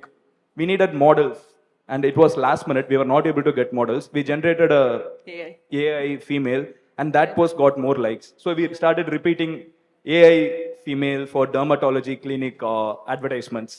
So yes, it will kill jobs, but what AI can never do is what humans will always do is have emotions. Indiran படம் தான், வேற ஒண்ணுமே கிடையாது. Whatever AI can do, AI can never understand and react to a particular emotion. எனக்கு அது தோணி இருக்கு. மதன் கௌரி பண்றது எல்லாத்தையுமே இப்ப நானே 70% 80% சொல்லியிருக்கேன். நாளைக்கு என் 3D மாடலிஸ்ட் யாருனாலும் பேசிட்டு போலாம்ல. பட் என்னைக்குமே அந்த இமோஷனல் கனெக்ட் வந்து ஹியூமன்ஸ்க்கு மட்டும் தான் இருக்கும். No matter how much you train an AI, it can never get emotion. That's very human thing. So அதனால எஸ், நம்ம ஸ்கில்ஸ் அப்கிரேட் ஆகணும். சொன்ன மாதிரி ரொம்ப ரேப்பிடா டிரான்சிஷன் நடந்துட்டு இருக்குது. அப்கிரேட் ஆகலைன்னா காலி தான். பட் அதான் ரியாலிட்டி. அதை நான் I don't want to polish it. இல்ல, ஸோ உங்களை சம்மரைஸ் பண்ணுனா ஜாப் டிஸ்கிரிப்ஷன்ஸ் மாறும், நிறைய ஜாப்ஸ் ரீபர்பஸ் ஆகும், நியூ ஜாப்ஸ் வரும், நிறைய நியூ ஜாப்ஸ் வரும். நீங்க கால்குலேட்டர் சொன்ன மாதிரி தான் கம்ப்யூட்டருக்கும் ஆச்சு, right? Yes sir, to you. Yeah,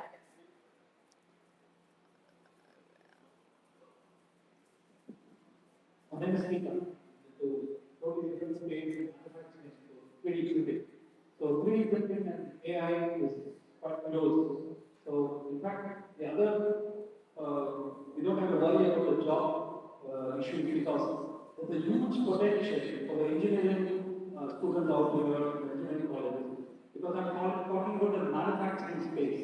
So we are talking about the factory of the future. Right. When you look at the manufacturing space, huge amount of data is still in the traditional form, including drawing space or the engineering space, which all has to get to the 3D model. There's a huge gap today for us to design for output manufacturing. So students out here, in fact, we are in the process of skilling or going to skill at the faculty level and then at the student level in additive manufacturing. And there is a big gap because additive manufacturing does not understand traditional design. So the gap is, can AI do it? That's my question. So design in its traditional form is huge data available. You can take it to 3D, ready for 3D printing, manufacturing in low volumes, much different space. The machines are available, technology is available, and there's a gap. Who is going to fill this gap for manufacturing? There's huge opportunity. good. Absolutely. I think that's a question that all of us will collectively answer because we are also discovering how big the gap is and what skill sets are needed to manage that gap. Thank you, sir. I don't think we can answer that question. We'll have a separate forum with more engineering minds to answer the question, maybe the next 2 days, yeah? Thank you. Yeah, thank you so much. I think, I know there are more questions. Illa Thambi, I don't think we have time, right? It's 3 o'clock. Thank you so much. But before we move, I think, all the panel members were very nice. They all wanted to have their own meta. How will they look in a meta world? So, so they all carried a mask. Enna mask paakkanum ungalukku theriyum illaya, Avengers mask. So why don't you just show your mask? Madan, unga mask enna Madan? Madan has carried a Hulk mask. He's going to look like Hulk. Vechu parunga epdi da irukente. Vandanting. Oh, it's a Spider-Man. He's picked up a Spider-Man. So if you see Spider-Man in the meta world, you know it's a doctor. Oh my God, you've picked up. All right, he's the Iron Man. Amma sir, engalukku a leader venum. Oh, Thanos. True like a lawyer. The Microsoft man is Captain America. You got the shield, right? Fantastic. So now I know they hype பண்ணிட்டு இருக்கேன். நான் காமிக்க போறது கிடையாது. All right. So thank you so much. This was really pleasure having all of you. You've just got the conversation started. I think the minister this morning released the @TN platform. I'm very confident we are going to gather there again. Madan, you may start kicking some new videos there on this and we'll see how this subject goes from here. Really appreciate. Thanks to all of you. Thank you.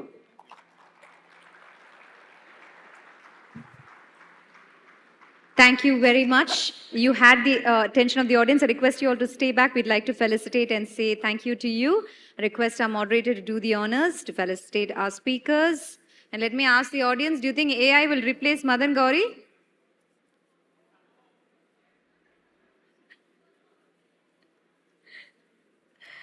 All right.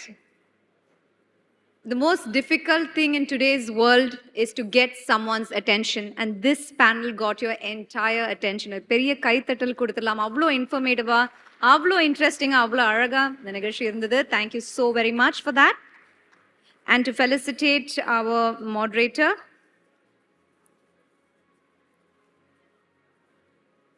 we request Mr. Anish Shekhar, IAS, MD Alcott, to do the honors.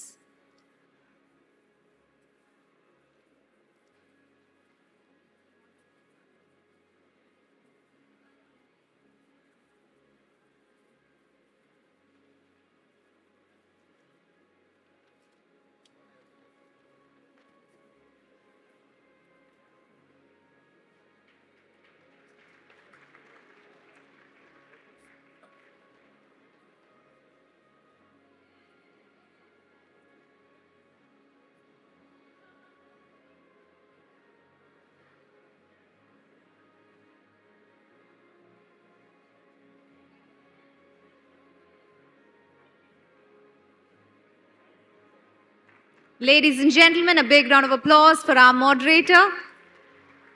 Thank you so much. That was a riveting session. And thank you to our speakers for making this truly an interesting experience.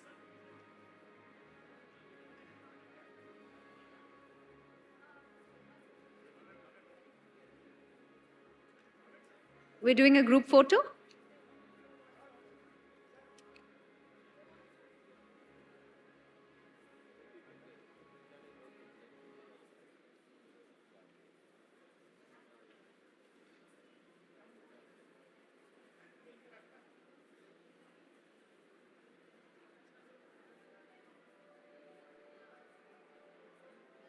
Another beautiful moment at Umagine TN. Inform, Inspire, Innovate. And audience, or Anbana Vedukol, please remain seated. Do not move around. We have our next session that is waiting to happen. AI Revolution, transforming military operations for tomorrow's armies.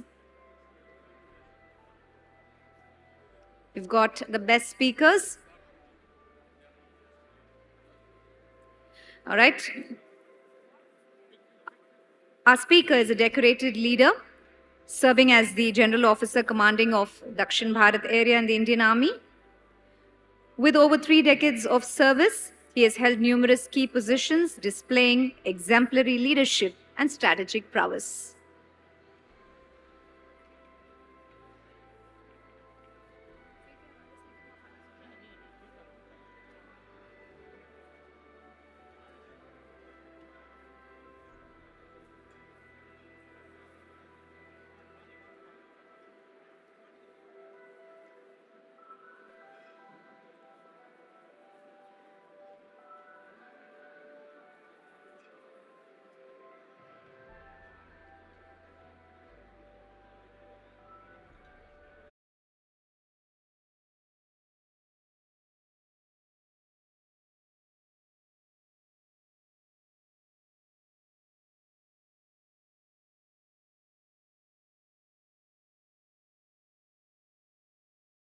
Armies.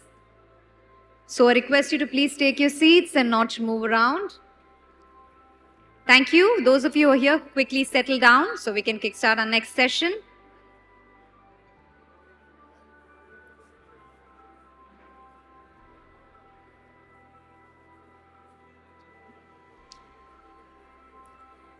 Ladies and gentlemen, put your hands together for Lieutenant General Karanbir Singh Brar, AVSM, General Officer Commanding Dakshin Bharat area. With a big round of applause. Thank you, sir, for all that you do for our country. Thank you so much. We're truly honored to have you here with us.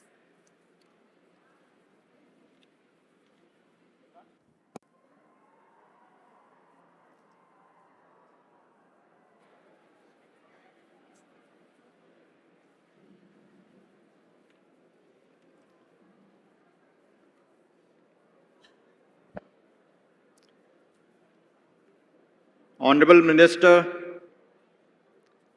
Dr. Pranlivel Tyagarajan, all other distinguished guests, industrialists, IT professionals, ladies and gentlemen. There was a question in the last session that will AI replace the man or the woman? But I can assure you, in army, the AI cannot replace the man or the woman. So, all are welcome to please join the army. What I have is a topic, transformation military operations for tomorrow's army using AI. Now I have got just about 15 minutes to convey something which is possibly, you need a thesis for it, which the countries are battling to discuss. But my aim would be to justify the importance and technology and IT for the armed forces. So I'll dive it straight into the topic. Why do you think there is a power struggle amongst all major countries to retain power, become a superpower? Because the country, the stronger as a country you are, more peaceful you are. That should be understood. You need strong armies to be at peace. Because if the country is not strong, what happens is it's likely to be attacked. So the countries around the world which you see, Syria, Iraq, Afghanistan, now Ukraine, possibly have lost out on that count. So therefore, building capabilities is an online and ongoing process. You see, the technological advancements which are taking place all over the world, they are impacting the corporate, but they are impacting the army also. Therefore, as corporates who have to evolve, the army also needs to evolve. Initially, the wars, if we go back few centuries back, or 4 years back, it was always fought in a physical engagement. That was the kinetic domain. It started with swords, then you had guns, you had then tanks and other things coming up. But as technology improved, you got missiles, you got PGMs, and then, you know, computers and communication technology came up. Now, both these things allowed sharing of information, sharing of ISR, sharing of a common operational picture. They allowed command and control over a large area. Now, commanding such things, these technological changes brought in two things. One, that the war, there were now two types. One was the kinetic domain, and then there was a non-kinetic domain. The non-kinetic domain, which I will just highlight, is like a cyber war, which, you know, a cyber war doesn't impact only army. It can bring down financial institutions, it can bring down electronic grid, it can bring down so many other things. Then there is the information war. The information war which is happening through social media engineering, it can break the cohesiveness of a society. Then there is control of the electromagnetic spectrum, where you can jam all signals. So this non-kinetic domain has become powerful. Therefore, this part of the non-kinetic domain is something which, as armies, we have to focus, because most countries may not want to start a kinetic war because there's a lot of collateral damage. And a non-kinetic domain can achieve possibly the same results. So therefore, as far as AI is concerned, it is a disruptive technology and it is a war-fighting strategy.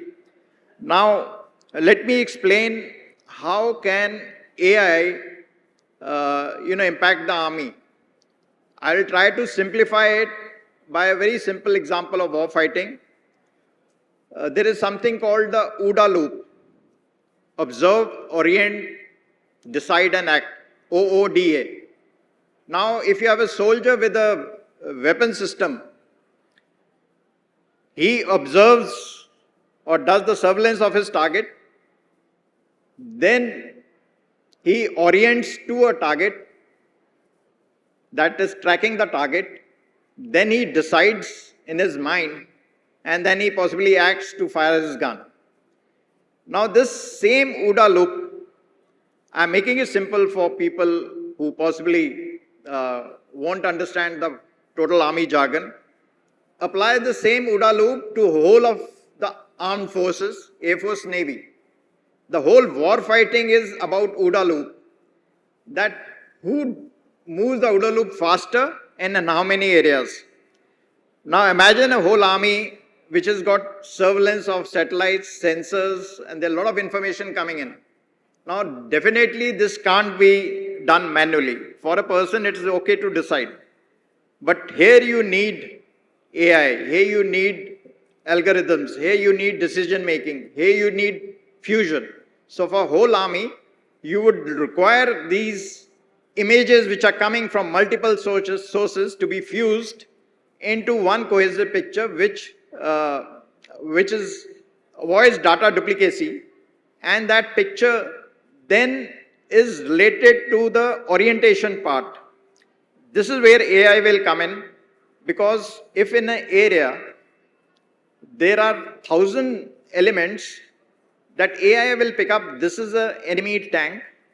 So you need a data library by which the artificial intelligence, having fed in the data from the library, will say this is your enemy's tank, or this is the enemy's guns, or this is the enemy's whatever. After the decision has been done, the decision support system will tell you that what are the best courses of action to be done. So again, there is an AI which is involved in that decision support system. And then the action to be taken is not one gun. You have a whole range of weapon systems, or you have a whole range of, I said, non-kinetic domains. You may not want to fire anything. You may want to just jam things, or you may want to do certain other things. So again, you need a decision support system to decide on that. So in just a short brief is how, how a functioning will use AI. Now let me get on to, how AI because in our case, AI is linked with always machine learning. Because, it's no good if machines think and humans do not.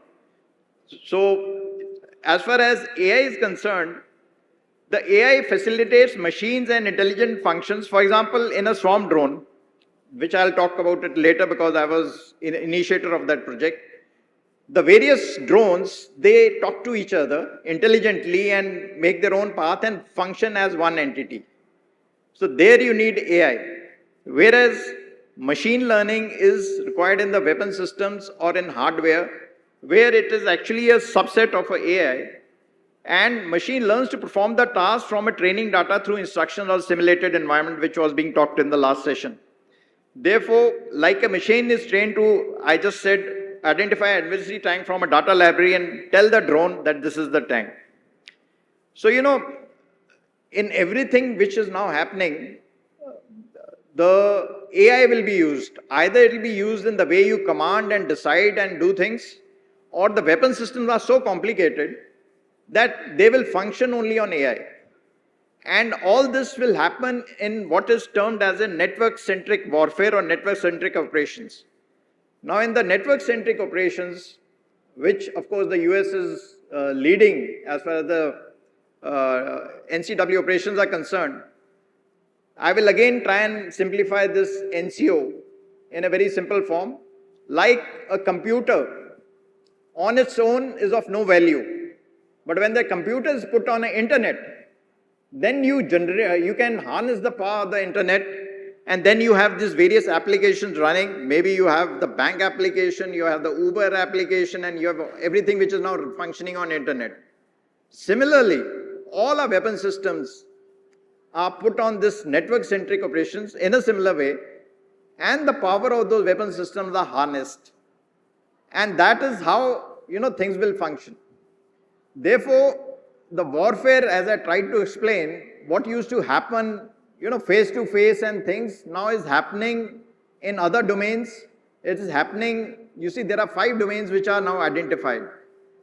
One is, of course, land, sea, air are the traditional domain. Then is your cyber or the EM domain, and 5th is the space now, which is included. So these 5 domains have to do cross-domain functions. It is no good that your satellites are monitoring all the data, but that data cannot be streamed to somebody on the ground who requires it. Or the person on the ground has an enemy, he can't bring down an aircraft to target on that. You have heard of the so many piracy things taking place in the Arabian Sea and all that. So therefore, that also is an example that, everybody is monitoring those things, and that's how, our ships are reaching there in time. So there is a monitoring from the space, there's monitoring from other agencies, and since it is a combined country action, other countries also sharing information because of how things are done. So I can, in the short while, give you some examples, because, like there is something called predictive analysis. Now you have in a cars which can tell you when they are going to fail. Similarly in a weapon systems, and especially something like an aircraft, you have to predict when the engine is going to fail, otherwise, you'll have a crash landing. Or to manage the supply chain. So condition-based monitoring, all these things take data from the, vibrations of the engine, or take data from other resources, and can tell you that how fit your army is, what is the mission readiness of your army. So that is one example. If you have, I can give you another example, like simulators. Now most of the things which we do, like we do firing, each round costs thousands of rupees. Now everything of firing, movement, everything can be simulated. So again, that simulation models require AI or algorithms in which you can manage things. Then training our soldiers, like any augmented reality, virtual reality things, where the soldier can be taken to the Sichuan glacier, or he can be shown something and he can imagine how things are because your GIS is imposed on that. So like that, I can continue giving you many examples, but all of these things need a direction and a focus. In the cyber domain, we are all on cyber domain. Fortunately, in the Indian Armed Forces, our net or internet as it's called, it is separate from the civil net. So we are slightly safer. But nonetheless, all our soldiers are on mobile and this thing. So, this social media engineering actions and some things which are being done to target the mind, because, now each soldier's mind can be targeted by what he sees on the phone. Therefore, the AI or how you manage and what is being generated in the internet, if that comes to the knowledge of the senior officers, that is again something which can be monitored. And in any case, there's something called OSINT, open source int. The internet is full of information. From analysis of how things are going to happen, you can predict a lot of things. So that is another use. Electromagnetic spectrum I have talked. Autonomous vehicle is something which is, I just talked about swarm drones. That, everything now is going to be autonomous, not because man will be replaced, but these are cheaper. If there's a man in the aircraft, it comes with a lot of additional things. But if you have to just fly a drone, it will become cheaper. So the planes and all will remain.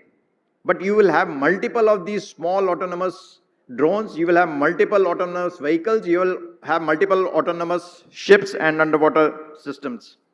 Space, I just mentioned that to you, that it is another frontier. And of course, I have seen in the list, there are people who will be speaking on that. Not related to AI, but something which is again required is the quantum technology.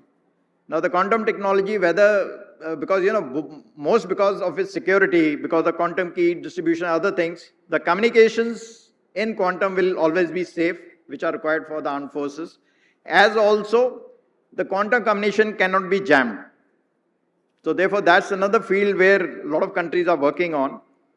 And there's something which has come up new, and in fact is new for even the armed forces, which is called as the mosaic warfare. You see, I told you this net-centric warfare which everybody is connected, but this connection is in a kind of a chain. So, the adversaries have made out plans to kill your chain. So what Mosaic warfare says, you should have alternates so that it is a web. So, to surveillance, you have surveillance from the space, you have surveillance from the land, you have surveillance from the sea. So it is called a surveillance web.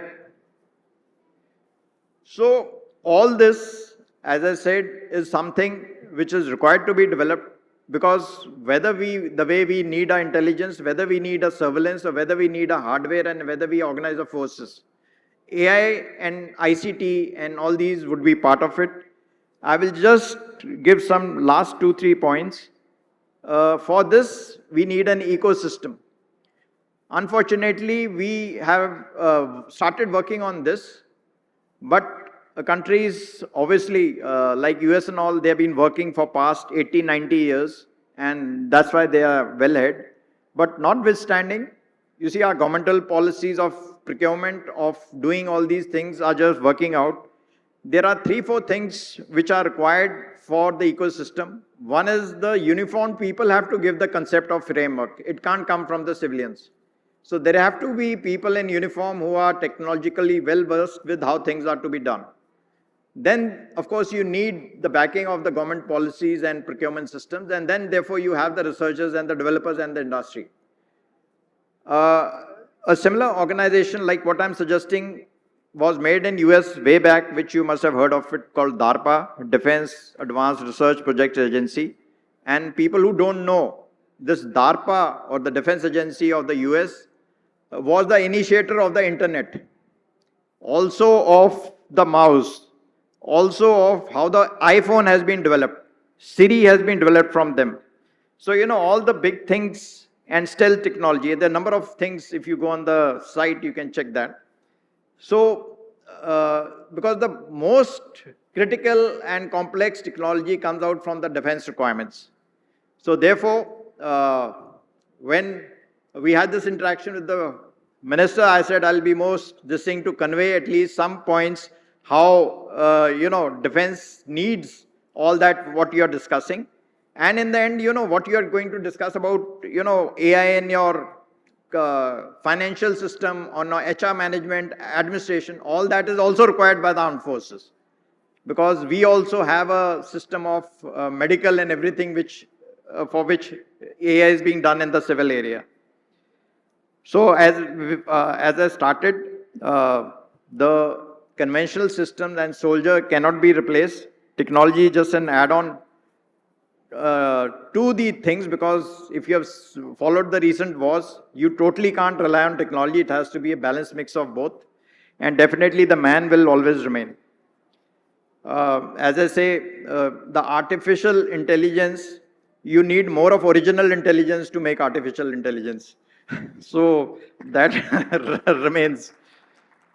So I thank the organizers and the minister for giving me this stage and this small opportunity. Thank you once again. I wish the best for the seminar. I don't know if there's some time for questions or it is fine. Okay.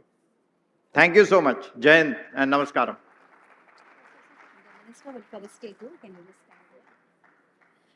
It's beautiful.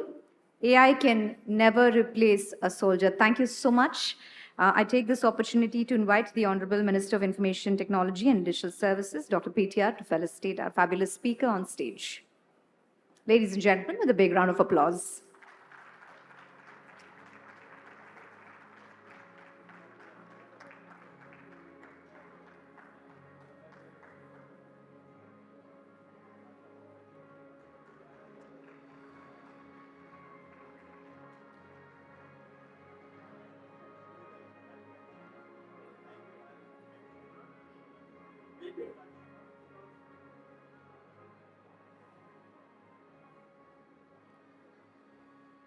Thank you.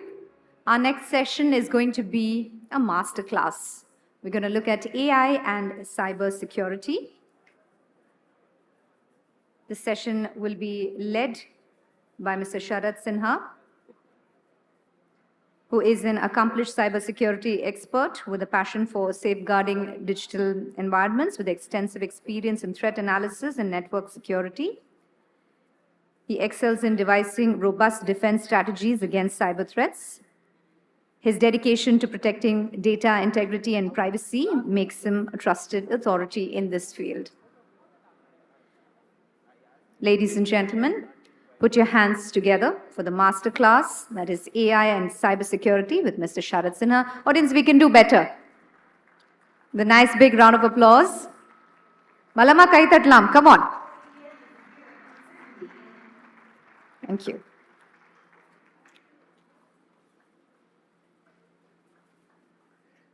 Thank you. Welcome. Good afternoon. I'm really excited to be here. Chennai is very close to my heart. I started my career here about 30 years ago in a satellite earth station. I used to work for VSNL. That was my first job. And we started internet services here in 94, 95 time frame. So it's always nice to be here, especially talking about artificial intelligence and its intersection with cybersecurity. So my name is Sharat Sinha. I manage Asia Pac business for Checkpoint Software Technologies, which is a global leader in cybersecurity. And if we look at this whole period, if I say 30 years that I have worked, as you can imagine, when I started, internet services were kind of starting in India. After that, I worked for Ericsson, where we were launching 2G services. It looks like a very legacy technology now, but that was the advent of mobile services here in India. And if you look at the impact of internet and mobile on human civilization, it has been profound. But just like all these big technologies, sometimes we overestimate its impact in short term and underestimate the effect of a technology in longer term. The point I'm trying to make is, if you look at artificial intelligence, it has just started, and sometimes its impact might be overstated or overemphasized. But in longer term, you will see its impact unfold, and it will have profound impact on human civilization. That's how it appears to be the case. And by the way, many of these technologies have had slow false starts as well. Artificial intelligence itself is not a new concept. But in 2023, it became mainstream. As ChatGPT was launched, it caught people's imagination.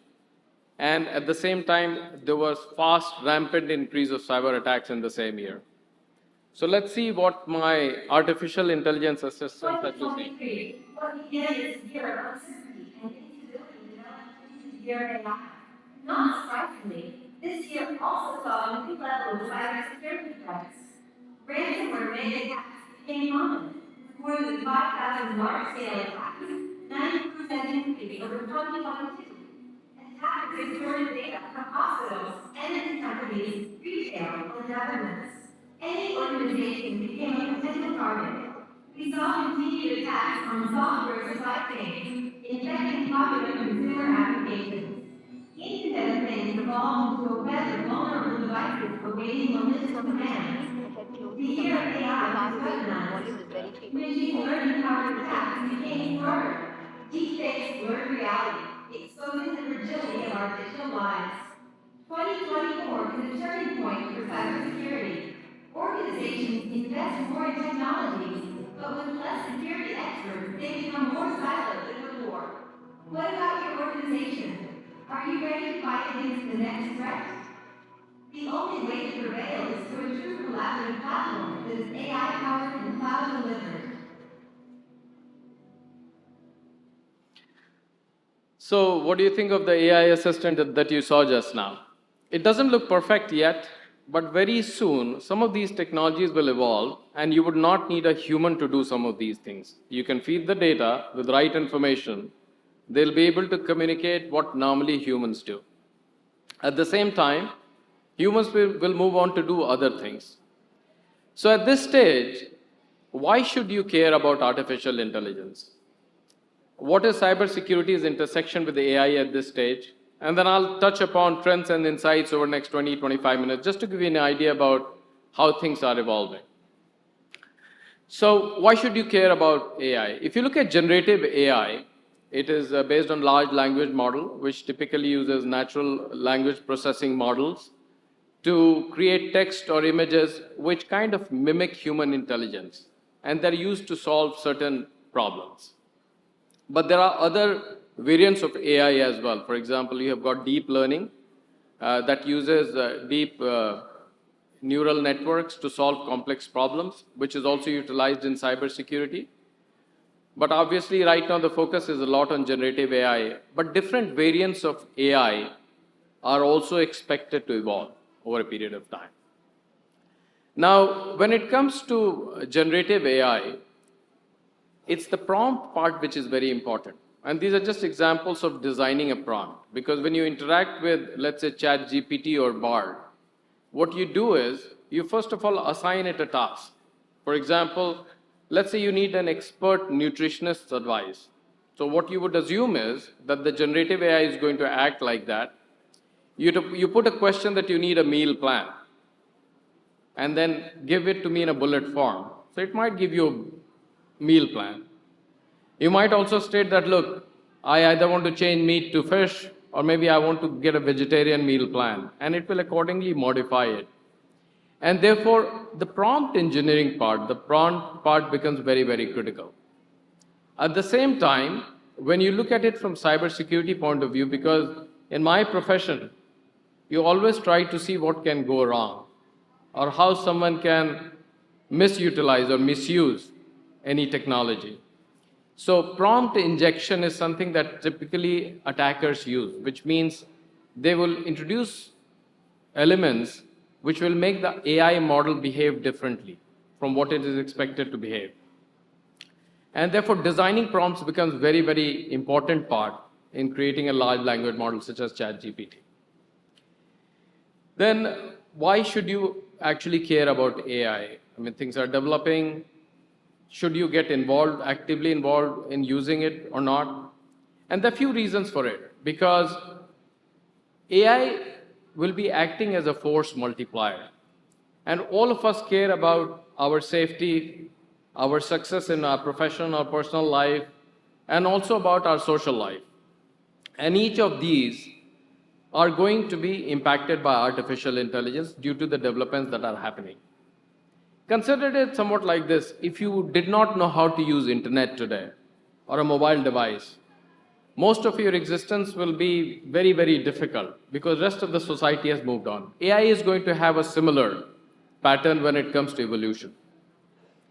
Now, similarly, leaders and organizations also have to worry about efficiency, business growth, development, the operations, operational excellence and operational continuity. Similarly, governments have to worry about citizens' welfare, and each of these areas are likely to get impacted by artificial intelligence. As I was listening to the panel, I noticed that, even people who are in, let's say, social media platforms or YouTubers, they are also actively using artificial intelligence. And therefore, it's important for every citizen who wants to keep pace with technological development to stay abreast with latest technology and use it to their advantage. Now, if you do not leverage on AI, you will lag behind. And in that context, I would like to talk about cyber attackers as well. What many people do not realize that AI is not just being used for good purpose.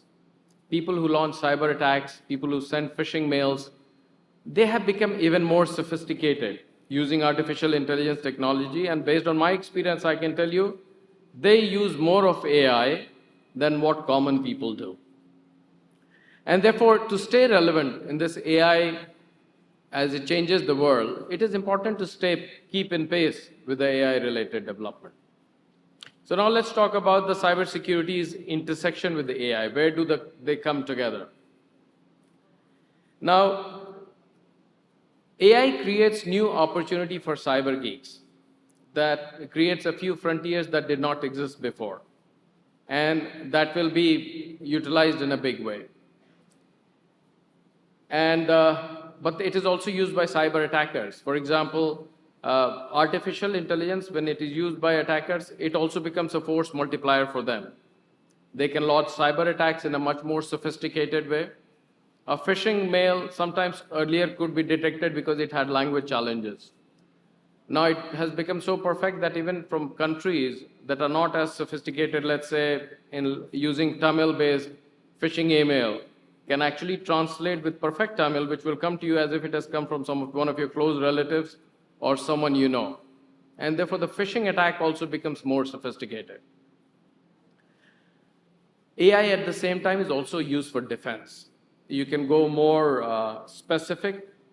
We can do things with precision to identify attacks, look at pattern recognition, and make sure that it is defended well. So AI is going to be used both by the cyber attackers as well as cyber defenders, both the bad people as well as the good people. When it comes to organizations, organizations also need to look at how they use, how do they protect data of their organization. In fact, in one of the early cases of ChatGPT, a very big technology firm, one of their programmers chose to use ChatGPT for some basic code generation, and in the process disclose some of the internal data of the organization. It was very much public. Now those kind of things is what organizations need to defend themselves from while making use of artificial intelligence. At the same time, pretty much everyone in today's modern organization can utilize artificial intelligence to make their job more effective.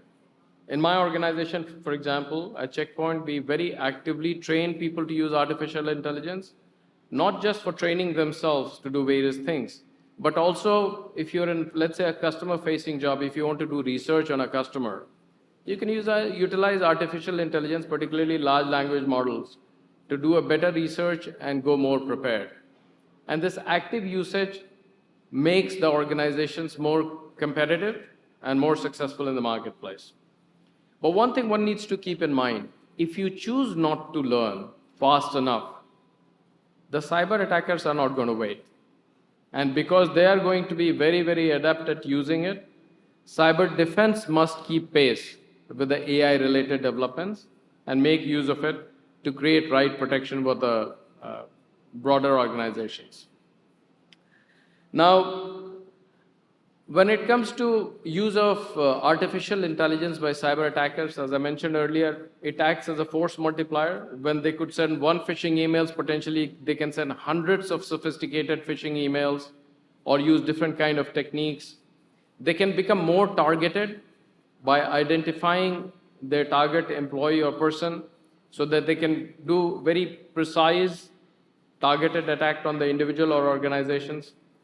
There will also be new attack forms that have not been seen before, because artificial intelligence also allows them to be creative and target organizations and even countries for that matter.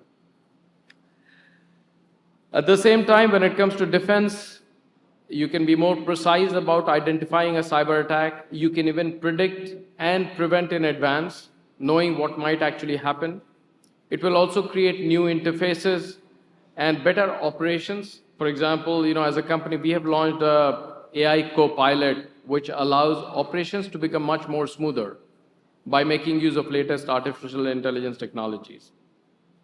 And it will also address the new needs. So both the attackers and defenders will be using AI technology when it comes to the intersection of AI and cybersecurity. And then obviously protecting your data becomes important in that context of things. You also want to make sure that data security related aspects are taken care of. Data loss prevention is an area which will become even more important, and it is going to use artificial intelligence in a big way, which will be very critical for organizations. And even on different kind of attacks that have seen growth in last few years, like if you look at ransomware, which used to be run into few hundreds of dollars at individual level, in 2022-23 saw countries getting ransomware attacks. There were countries like Costa Rica and Peru where at government level ransomware attacks happened, and they become more sophisticated as artificial intelligence is used. And then finally, coming to different kind of top 10 AI related risks that get created. I will highlight upon some of them given the time we have. Prompt injection is going to be one way where a AI model can be infiltrated by cyber attackers so that AI models behave differently and they give results which they're not supposed to. It can also be utilized to capture some confidential data that you feed to the AI models, which once again is something that is not desirable. But I've listed down 10 that is highlighted by the Open Web Application Security Project. This is the organization which keeps tracks of different kind of cyber threats that emerge and keeps world aware of them. Insecure output handling is another. Training, data poisoning, and there are multiple kind of threats that are likely to get created purely because of large language model related AI. Now let's look at the trends that it will lead to. The fact is quite clear, AI is here to stay. It is going to impact everyone. Both cyber attackers and cyber defenders are going to make use of artificial intelligence. But some of the key trends that one needs to look at is how we will use AI, because there are different models of AI. One model which is open source based. There is another model which can be closed source based. Right now, most of the people are getting exposed to hyperscaler based AI. For example, what you see from ChatGPT or Bard. But there are going to be artificial intelligence models which will use closed data from a very specific sample. For example, Tamil Nadu government might decide to use data which is very specific to Tamil Nadu as a state. Or the Indian government might choose a data set which is relevant just for the Indian environment. So what kind of model of AI you are going to use, what data sets will be used is very, very important because it will give you very different results. I was listening to some of the context provided by one of the panelists who said that there are certain concepts that are relevant for the United States. And if you're going to use a hyperscaler model which is based out of the United States, you might get results which are relevant more for them. He was talking about the N word and it's relevant in our society. And it's a very important point. So how we are going to use AI, what models we will use is very, very important. There is a power associated with hyperscalers, which gives them ability to impact global thought process. And that is something both governments, organizations, and individuals need to be mindful of. And how do you select your AI? So some of these areas, these are trends which will keep emerging. Now, how do we use and leverage data in that context? This is once again a very huge topic. And anybody serious about this subject should look into this. We also need to look at predictions on AI itself. Will we have artificial general intelligence? This is a stage where AI reaches a point where it becomes smarter than humans. We have not reached that stage, but that's also a potential situation. And then the rise of embodied AI and robotics. Those are some of the areas which will also evolve. And these are some of the trends that you should expect over a period of time. So where is it going to take us, right? What we can learn from past is like this. If you look at your mobile phone, things get embedded into it. In past, if you really were a good photographer, you will probably buy a nice camera. But today, if you want to share that photograph, you are likely to use your mobile phone because the ability to communicate lies in that device. Similarly, we expect that AI will be embedded in most of the existing systems that you're already using. AI will become part of your mobile phone. AI will become part of your social networking platforms that you've been using and multiple other things. So those are expected to be the trends, and AI itself will define over a period of time. And as I mentioned earlier, we as humans have tendency to overestimate impact of a technology in short term and underestimate its impact in longer term. I would therefore recommend that we start learning about it because this will unfold over the next few years and will be part of that revolution. Now, AI assistance is the holy grail. It is expected that everybody will have some kind of an AI assistant or an AI avatar, which will know about your contacts, which will know about your personality and can do mundane job for you on an ongoing basis so that you can focus on other aspects of your life. And this is something which has already started evolving. I think Siri was an experiment, not so perfect, so not many people have used it, but some kind of an AI assistant is expected to be a trend which will develop and evolve over a period of time. And it obviously has exponential power to grow, self-improve, self-play, which should unfold over the next few years. And there are some obvious concerns about AI on its harmful effect, whether it should be regulated. There are some ethical aspects that need to be managed by the governments and society in general. Then finally it comes to jobs. A lot of people have concern that whether it will eliminate the jobs. Most likely some of the jobs that exist today may not exist. Just like before electronic banking existed, there was a lot of work done at a branch in a bank. I don't think people go to branches anymore as much as they did in past. So some roles will definitely get eliminated. At the same time, some new roles will evolve. But I'm assuming if you're in this room, you have something to do with technology or technology-related business. Your jobs are likely to stay, although they might change. So given that I pretty much exhausted the time that was allocated for it, I'll quickly come to the summary part of things. You should smile because AI is coming. It is very much here. And it is as good as the data. And therefore, managing the data properly for AI is going to be critical. I would also mention that the skill shortage is immense, not just in AI, but also in cybersecurity. I think one of the persons in the audience asked a question about jobs getting eliminated. If you can't think of anything, I would strongly recommend you get into cybersecurity. For the next 40 years, you'll have a job. And if you go for the confluence of AI and cybersecurity, you'll have the job for the next 50 years. Hopefully, you don't have to work longer than that. But AI is very much here to stay. I think it's something that we should embrace. And it's a force multiplier. It can help us do things better than what we have ever done before. Your space, independent of what you do, is going to evolve with the AI. So take control of it. When it comes to cybersecurity, both attackers and defenders are going to use it. And being in the industry, I can tell you, defenders at this stage are using it quite well to make sure that the digital space stays secure. The nature of jobs may change, but you'll still have the jobs. Thank you.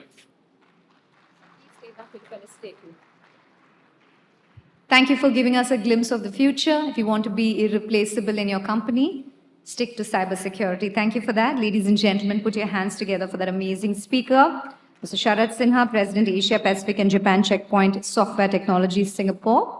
We promised you the best speakers in the world, and here they are. And to say thank you to you, I invite Mrs. Srimati Shivashankar, Corporate Vice President and Global Head, HCL EdTech Business, to please join us on stage. Thank you for coming and joining and making this session so special. Thank you very much.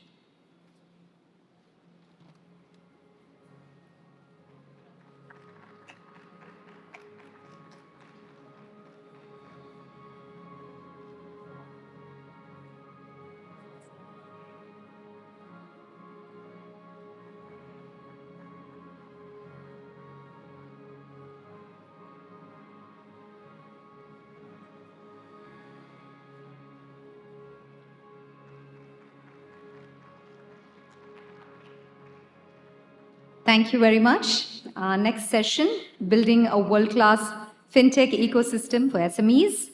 That is going to be our session. And leading this session will be a visionary fintech leader known for his transformative contributions to the financial industry. As the Chief Fintech Officer of the Monetary Authority of Singapore, he spearheads initiatives driving Singapore's position as a global fintech hub. His expertise lies in harnessing technology to enhance financial inclusion, cybersecurity, and regulatory efficiency. A sought-after speaker and thought leader, he continues to shape the future of finance fostering innovation and sustainable growth on a global scale. Put your hands together as I invite Swapnendu Mohanty, Chief FinTech Officer, Monetary Authority of Singapore, to join us. We love Singapore. We love to see our Tamil language everywhere. We are very happy to have you here with us today. Ladies and gentlemen, a big round of applause. Our next speaker is here. Thank you. Thank you. Good afternoon. Vanakkam. My admin told me that if I'm in Tamil Nadu, I must say Vanakkam to all of you. So thanks for having me here. When we are deciding on the topic, I was a little upset to talk about SME because it's such a boring topic. But I'm happy our esteemed Minister, Dr. Tyagarajan, chose this topic because despite being boring, this is very, very important for all of us. If the country has to succeed, the small, medium businesses have to succeed in this space. So I'm going to start putting this topic on how do we help small, medium enterprise to succeed. Because they are 80% of your economy. If you don't look after them, there's no point talking about technology. Technology is meaningless if that doesn't go to these small businesses. So when this topic is boring, but I'll try to make it exciting because all of you, if you are technologists, must think about where does a country grows. It goes from the small, medium enterprise, micro SMEs, which you see in small town, villages, even large cities. So where we thought about SMEs is to think together as a holistic approach, what should we do as a policymaker to make SMEs adopt technology? So there are 6 pillars which we should think about when it comes to SMEs. So I'll go and one by one, I'll explain what can we do together. Most important for an SME is to understand how technology can help them. Imagine you are sitting in a shop, you have no time for going and taking a course or a curriculum. You got to figure out how to teach them technology. In Singapore, and also with a lot of partners around the world, we have started putting together a curriculum which allows SMEs to learn about how to adopt technology and digital opportunities as they think about their businesses. And how do we deliver this technology in the most efficient way? And when we started thinking about the technology, on how to deliver this piece of education to these small businesses, personally, I faced one of the most unexpected challenges. Most SMEs are not interested in curriculum. They are not interested in getting a certificate. So you got to figure out what should we do to make them learn something. Very basic, they need an incentive. They need to have some incentive to learn something because they really don't have time. They're running their businesses, running on thin margins. They don't have much of time and money to spend on education. So we thought about how about mixing this education for small SMEs with an incentive called giving them finance if they take up these courses. So we started mixing education with an opportunity for these businesses to access credit. And that combination of finance, technology, and education together, fintech together, helped us to create a program where what we call as a trusted credential educational program, and we launched it in Ghana. And you can see on the slide, there are some 6,000 SMEs today as we speak are taking training on this program. And this is how we think about helping small businesses to think about technology as a way to get their businesses reimagined. Now, I talked about this whole idea of how to combine education and incentive, but there's a bigger problem. The bigger problem is how can bank lend to SMEs? Because traditional way of lending, you need 2 kind of things. You have to establish intent to pay and ability to pay. Let me repeat. You have to establish 2 things before you can lend to an SME. Intent to pay and ability to pay. Most of the SMEs have very limited ability to pay, which means they will never get access to credit, a traditional credit. They go to a bank will ask for their bank balances, income statement. They don't have any of this thing because they don't have money. So how you're going to create a credit where they don't have ability to pay. So you got to start looking at the intent to pay. And the irony of life is that while banks lend based on ability to pay, most of the lending with fraud and on non-performing assets happen due to intent to pay. So you end up in a dual problem. You don't give money to people who have good intent to pay, but you give people who have ability to pay. And at the end of the credit cycle, the biggest fraud and the non-performing asset happens because people don't want to pay.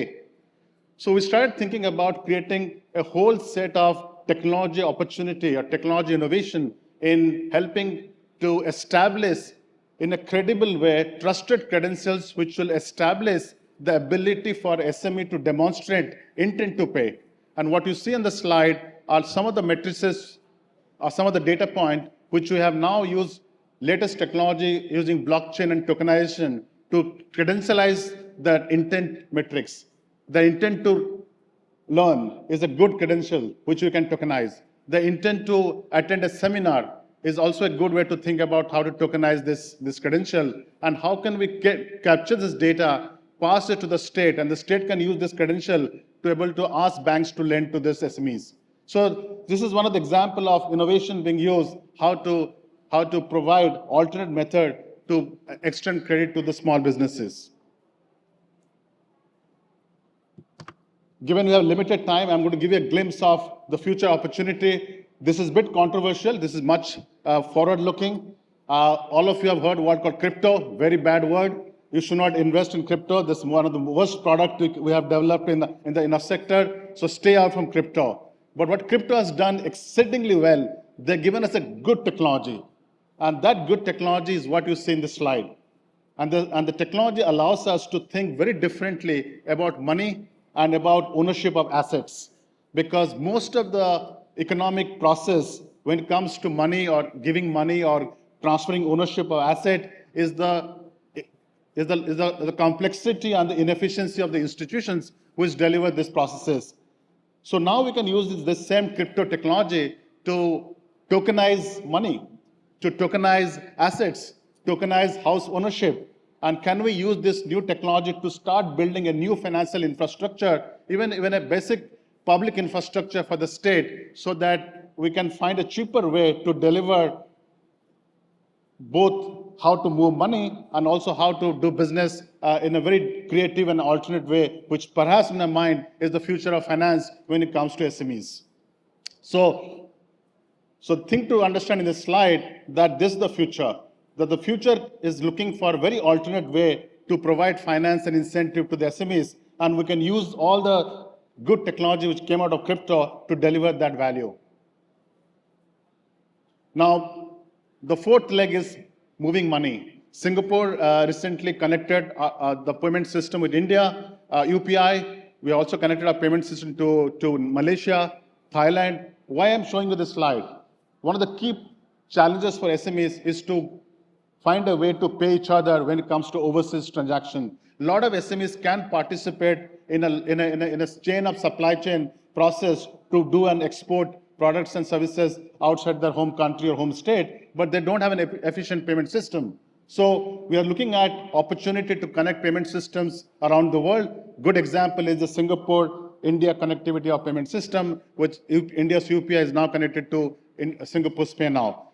But the good news is that there's a program which Bank for International Settlement is looking at how to connect ASEAN countries, which is 500 million people, to India, which has got 1.2 billion people. If you can connect these two countries or two regions, we can have 2 billion, which is one-third of world's population. And can they be connected through a payment trail? Then the SMEs can start trading with each other across the ASEAN and the Singapore corridor. So a great example of how to use payment infrastructure to reimagine how SMEs should think about the future of their own existence.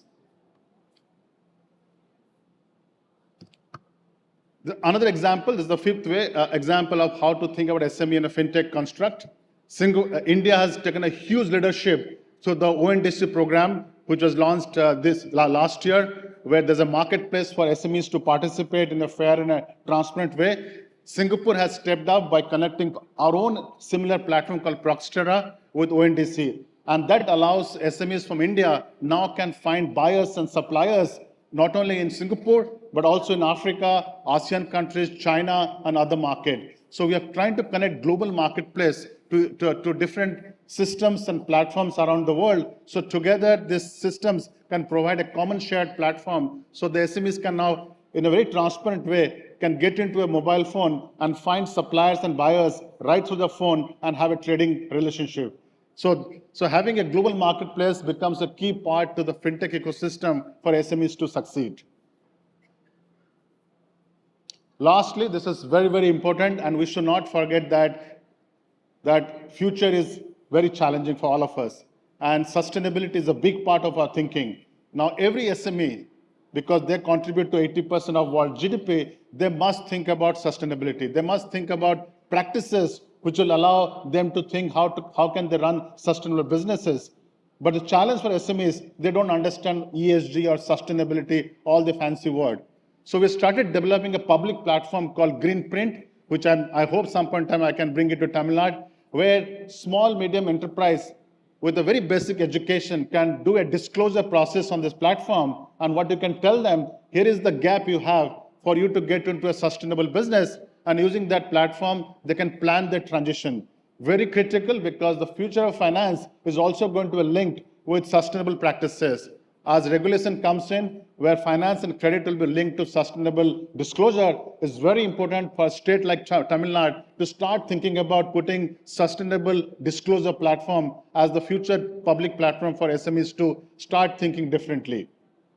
So with that 5 element, I hope I have shared with you some of the glimpse of how future of SME can be created better in a better way using fintech.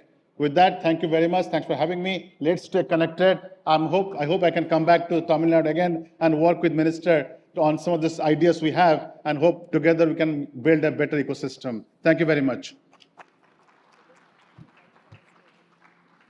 Thank you, sir, for sharing those creative ideas. They were truly amazing how you transferred credit. Inclusivity is a secret to success, something that we do in Tamil Nadu all the time. We all know when the last man succeeds, we all succeed. So thank you for sharing all of that. I take this opportunity to invite Mr. Sharad Sinha to felicitate our fabulous speaker. Ladies and gentlemen, with a big round of applause.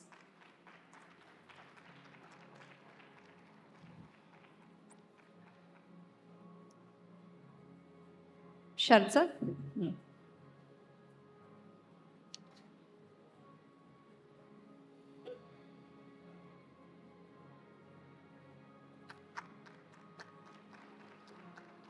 Thank you for joining us. Thank you for sharing those amazing ideas. Climate change is also something that we are very particular here in Tamil Nadu. So sustainability is also our focus. So thank you for sharing all those creative ideas with us. Thank you very much. It's truly a pleasure to have you with us.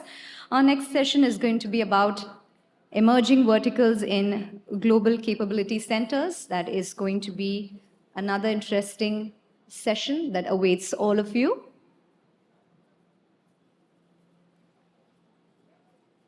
To the wonderful audience who's joined us here at Umagine TN, I hope you're enjoying and having a great time. Do talk about us, tweet about us on social media. Tell us the things that you loved.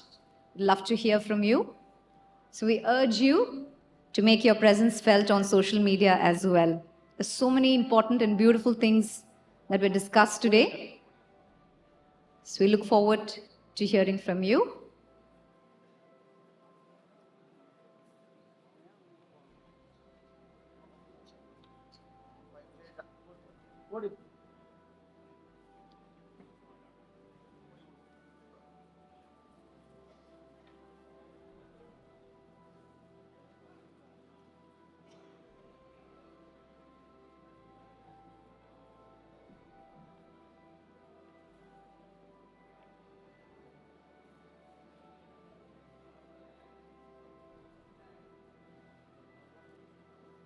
Our next session, just a reminder, emerging verticals in global capability centers. We have an amazing lineup of speakers and a moderator to take the session forward.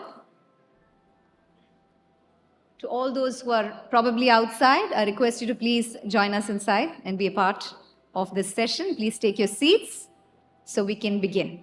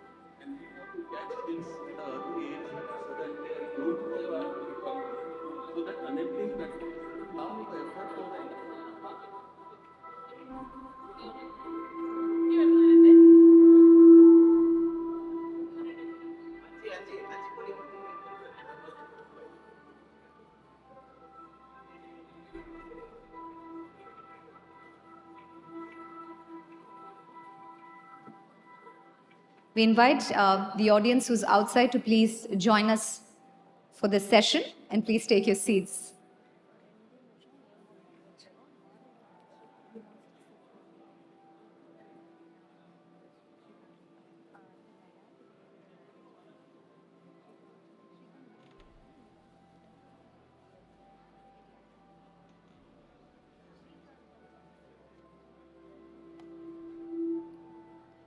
It is my proud privilege to invite all of you to Umagine TN, our next session, Emerging Verticals in Global Capability Centers.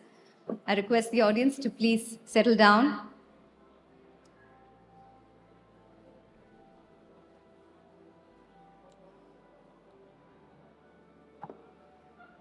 To all those who are joining us, we request you to quickly settle down so we can kickstart the proceedings. Please take your seats.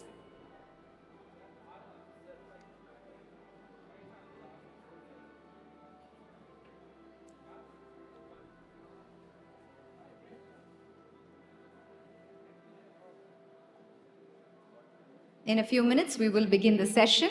And once again, let me remind the audience here, do talk about us on social media, do tweet about us, do share your thoughts.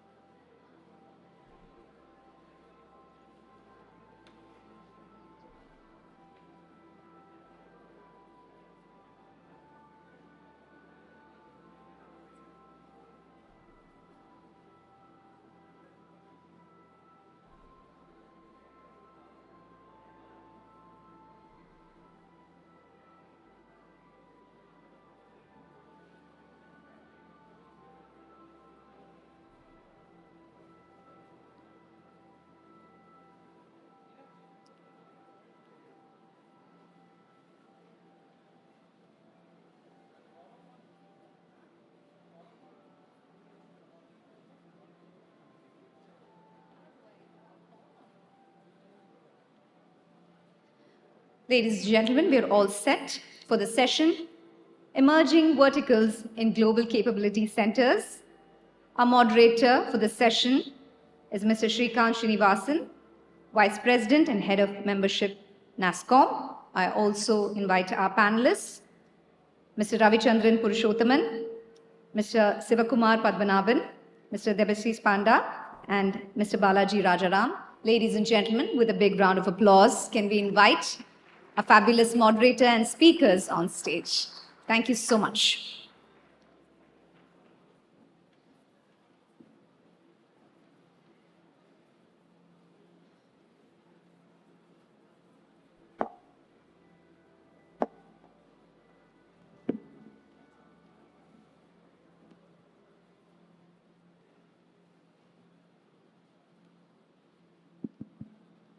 Hi, good evening, everybody.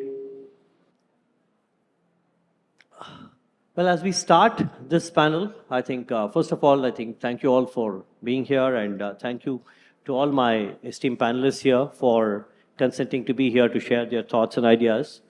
And as the topic of the panel says, right, emerging value-adding verticals in mature GCCs. I mean, when we're talking about emerging value-adding verticals in GCCs, it might be good to use this point to step back for a minute and talk about what GCCs are doing in India. As you all know, and I think as the latest report, the strategic review talks about the growth of the industry, how the industry has grown in the last 12 months, how the industry has now crossed the 250 billion mark and currently at the 254 billion mark. And of course, with a skill, with a workforce of about 5.43 million.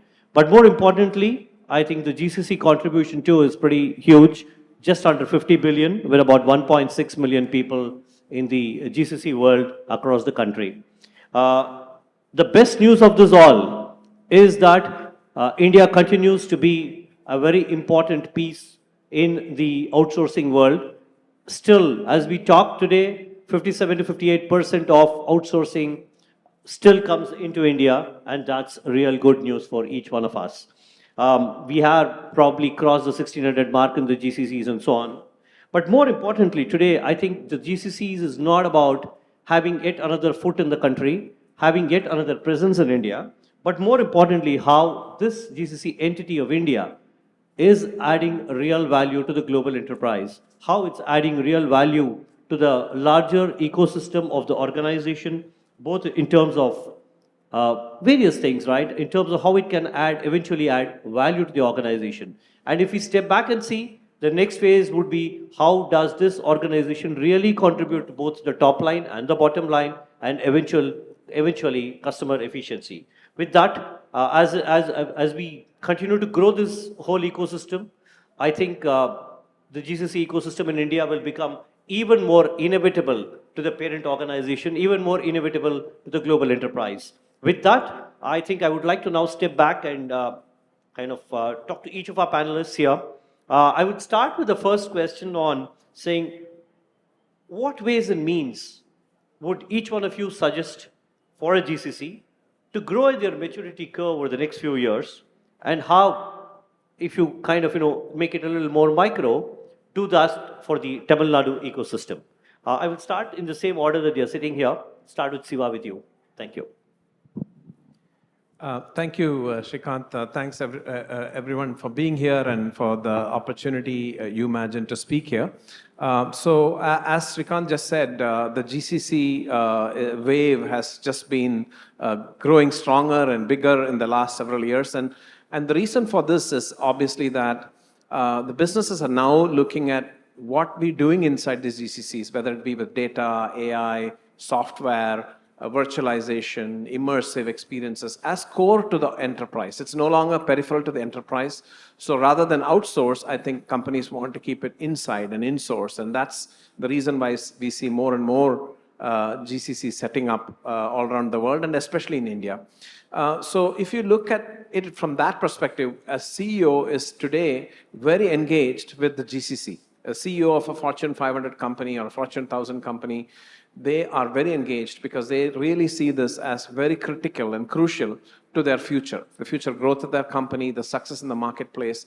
And so when we look at our own maturity curve, right, as whether it be a new GCC that's setting up today, or it's a GCC that's somewhere in the midlife, or a GCC that's very mature, all of us have to constantly transform ourselves and look at that value curve and see how we are going to traverse that value curve. So if you are a new GCC that's coming into Tamil Nadu and coming into the ecosystem, I think the important thing is to make sure you have at least some crucial capabilities that will contribute to the success of the enterprise at a global level. It's very important to make sure you include some of that in the footprint. That is really important. And for the mature GCCs that are already in existence, I think we have to constantly transform and challenge ourselves, because the nature of work that's actually being done in these GCCs is changing rapidly and dramatically. Technologies like Gen AI are going to make a lot of roles redundant, right? But however, there could be new roles, new services, new capabilities, whether it be cyber defense, whether it be testing and validation of AI models, whether it be the new immersive realities we can create for our consumers, the digital twins that we can create to aid the enterprise, or even further smarter AI models. All these new services are going to come in very rapidly, and existing GCCs have to be able to embrace that and lead that change rather than be behind that change or be behind in that curve. So it's really important, a very transformative moment, and also a moment of great opportunity for GCCs today. Thank you, Shiva. So now I'll probably request Ravi to add, and I think for those of you, I don't know if you've observed, all the four of them sitting here actually represent different verticals of the industry, and so we actually get a well-rounded perspective across the board. Ravi, over to you. Thank you, Srikanth, and good evening, everybody. Thank you, NASCOM, for giving this opportunity. So I think before I talk about GCC, let me talk about my business. I'm in the business of heating, cooling, energy efficiency, and electrification. Now, if you look at this business is undergoing dramatic transformation, both in the way we apply technology and in the way we consume technology. Yeah. A building like this actually takes electricity. We have a vapor compression technology where chemicals are compressed, and this flows through a pipe. The heat is taken from the inside of the building and thrown outside of the building. So you can see there's convergence happening in anything and everything we do today. So this is the business we are in. And we are a family-owned company, 92 years old. And our journey in India started in Chennai 26 years back. Our journey in GCC started 22 years back.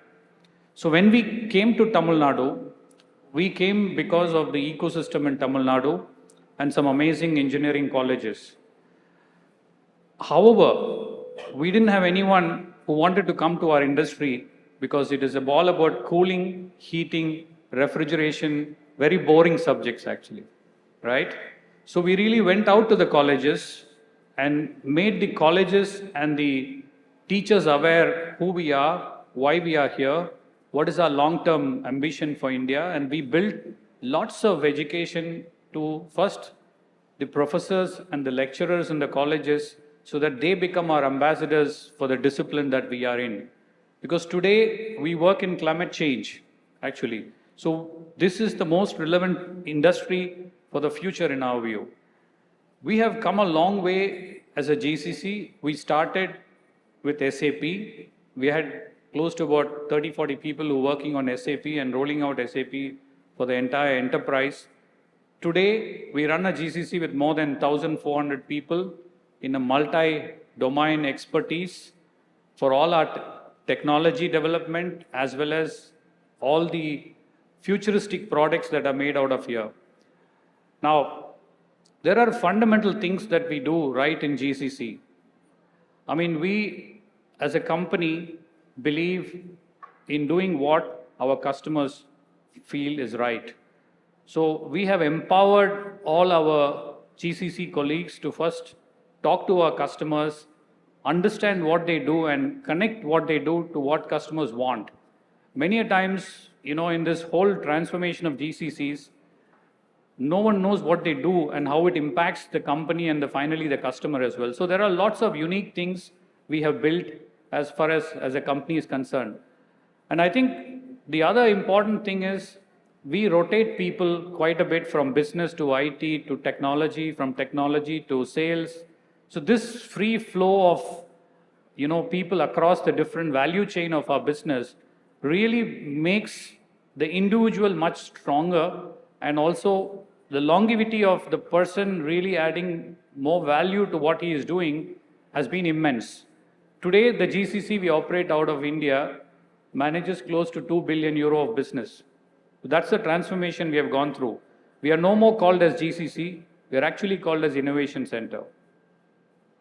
That's good. Thank you, Ravi. I think thank you for bringing in that perspective of not just a GCC, but an innovation center, which is probably more close to heart for the business. With that, I think, Debashish, if you can probably bring in the financial industry perspective. Sure. So good evening and thank you all for having me here. So I represent TransUnion, which is a mostly an insights and information company, which enables financial inclusion, which enables people to make better financial decisions for themselves, right? Which enables trust between the consumers and the business. We are a pretty old company, but if I look at the GCC here, we are a matured 5 years old GCC, which is like a matured baby, right? And when I look at the GCCs as such, and the maturity part of this, which is being discussed here right now, Essentially, I will look it into two parts. One, before 2020, GCCs were primarily having a slow rate of maturity where they started with having some staff augmentation teams here, driving cost arbitrage, moved into extended teams where they were part of the teams in their headquarters, then formed their own self-contained teams, which was driving portfolios, and now recently transformation hubs. So when you look before 2020, if you look at the GCCs, and we had almost 1,000 odd GCCs, somewhere around that number, many of them fell into the first few categories. Now 2020 was a significant change, we all know, right? And it brought significant technology evolution, fast-tracking everything. Of course, the hybrid way of working. So it forced global organizations to start looking at how they leverage the GCCs more. And many of these GCCs suddenly matured over a couple of years to the highest level of maturity. And TransUnion is one of them. From just being if I look at TransUnion 4 years before 2020, we were just having staff augmentation teams. Post 2020, we extended to every single function which the parent organization did and in an ownership capacity. Now the question for us is, how do you mature quickly? What you need to be a mature GCC, right? So the first thing, the few criteria which we have evolved or we have developed and implemented successfully. One is having a very clear North Star for us. Where do we want to be, right, in a couple of years? For example, for TransUnion, which is more into the global analytics space, we thought since we are present in 40 countries and our headquarters is in US, we will ensure that the entire markets outside of US, we will have that capability out of India, and we are successful in doing that. The second piece I will talk about is how do you create a strategy which is aligned to your global strategy and how do you execute that?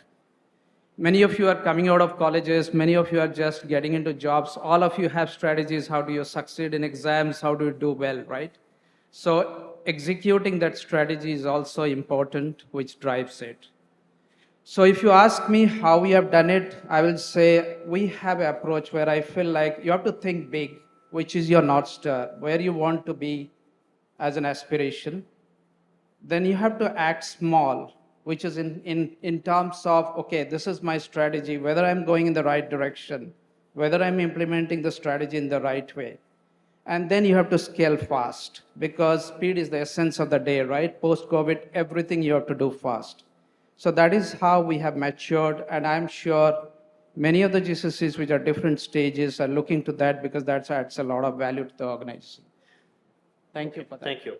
Thank you. So Balaji, if you can quickly share your perspective. And Yeah, my name is Balaji Rajaram and I am from Logitech. You know, Logitech, many people would know it as a computer peripherals company. We are in the business of creating niche digital experiences. As a GCC in Chennai, we started in 2009. Our primary purpose at that time was to do data entry, and that's all. But by 2016, this data entry team had become a complete product development team with doing everything from board selection to embedded software to mobile apps, cloud services, desktop apps, name it, anything. Everything from concept to design to manufacturing support to shelf, we were doing. Now, how is this possible in a short time frame to own a complete product? Actually, we were owning the complete product business. We took that business of, volume from we multiplied it by 3 to 4 times from what it was when it came to us. Now, how is it possible at all? One thing that we did was we started working as a global team. We were not an Indian team. We were a global team. We are plugged into the global team. We were understanding the product, market, competition, the consumer experiences, because our company's motto is to create niche digital experiences. So our employees who came in Chennai, whom we took, we were really looking for product passionate people who will take pride in saying that I did this product to others. So we were doing that. And from then on, once we were successful in that product, we started expanding that into almost all Logitech products of that we are doing today. Today, Logitech is in the business of creativity, work, and play. And in almost all Logitech products, either we take some in some places we take global responsibility. In some places, we take a part of the function. In some places, we are just a climbing up team. Our experience, I should say, is that like once we do like that, then all other things like participation in high tech, deep tech, innovation, everything comes driven from the people. Because it's people who drive it because they are part of the global ecosystem. They understand what's happening. It's easy for them to drive all such things without any a top-down incentive at all. Now, this is not just something that we did for product engineering only. We are developing around 20 IT applications under one roof for Logitech here. Now, all these teams don't look at them as doing some IT applications for Logitech. Instead, their approach is how do they do digital transformation strategies to maximize business outcomes. That's the goal with which they work. And this is the same with, our portals are developed here. We started it as a simple information portal, but then we transformed that into an e-commerce portal. And today, the team's goal is how to make it into a largest retailer platform for all. So if you look at it in everything that we do, we are not just looking at just taking a part or contribution or just delivering something, but we are looking at the overall objective on how do we really maximize it, how do we really immerse in it. So my suggestion to the GCCs would be to have that kind of a ownership driven from the people, where they see the end perspective, where they see the global approach, where they are really working with the global teams. And for the people who are coming into such GCCs to really adapt such an attitude, where they don't look at themselves as some coding monkeys or just doing some small part of the job, but then looking at it as how do I build big products? How do I understand the end consumer experiences? How do I deliver for the world? And that's the approach that I would strongly recommend to the people coming into such GCCs. Thank you, Balaji. That's good. So I think all of you talked about your suggestions for the growth of the maturity curve and so on. So let me, in continuation to that, let me now ask each one of you on what are those top 2 or 3 factors that actually made it happen. One. Second, if these factors made it happen, how has it also impacted the people in your organization? What kind of roles? What are the kind of role maturity? What kind of leadership? What kind of global leadership that you have brought in? And maybe on this, I will actually go in the order of the GCCs of their existence in India. We'll start with the oldest GCC, which is Ravi. So with Dan first. Yeah, thank you. So, traditionally, when we started the GCC, we had a JD for a job.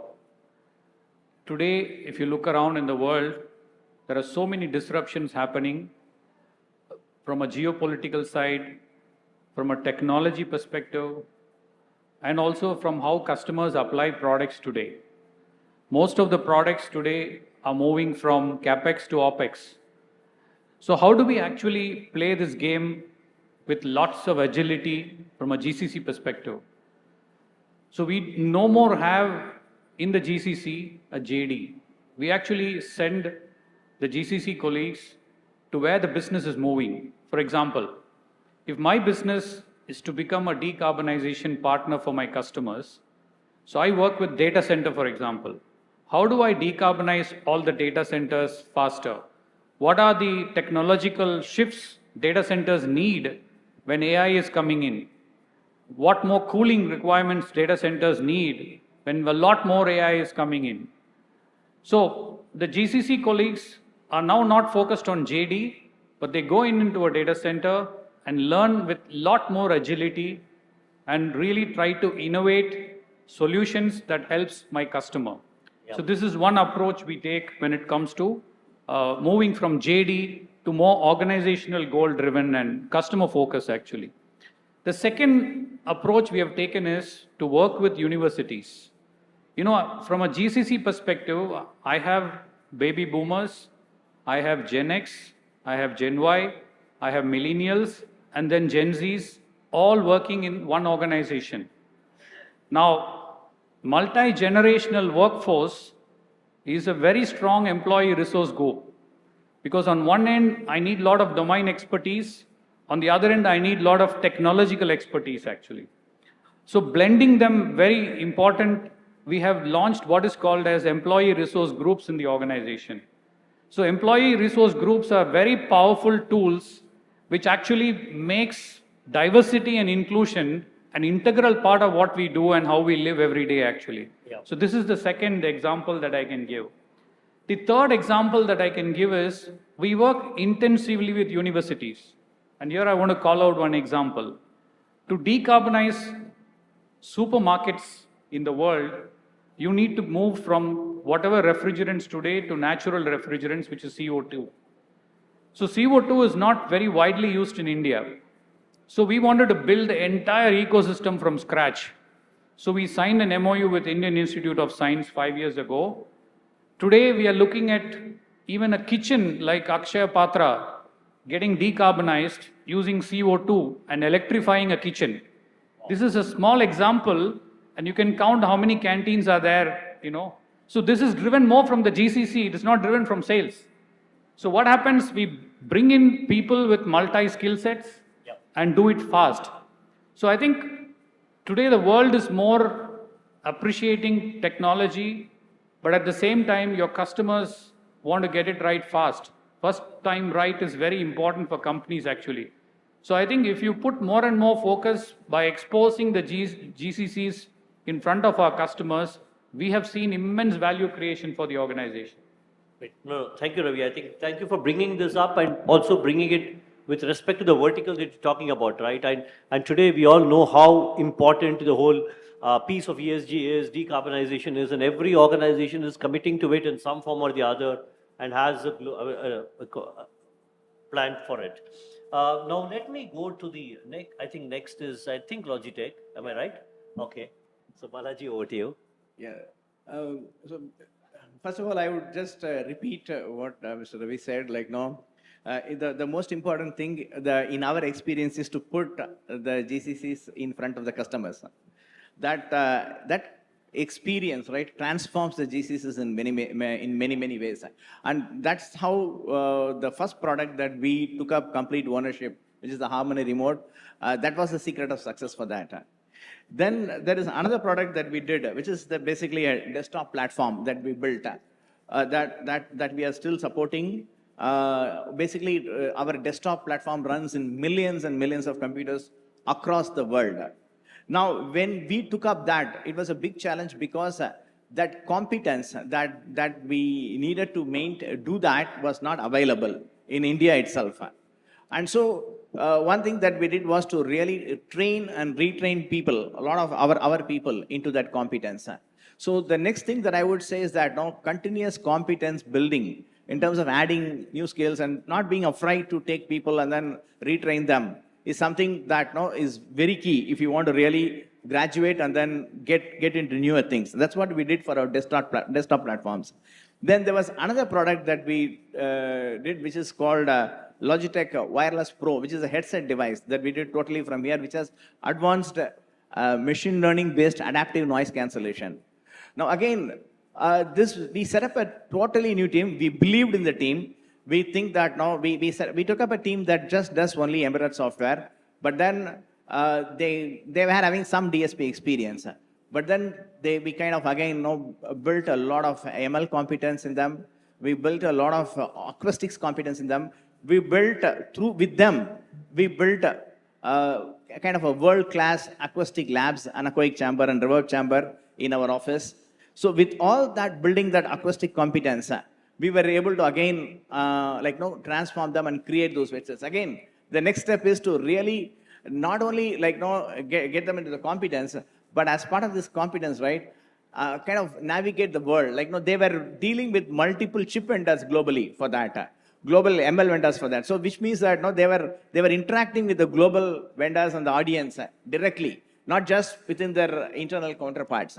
Now again, similarly, in another product, for example, we own the global DevOps function from here.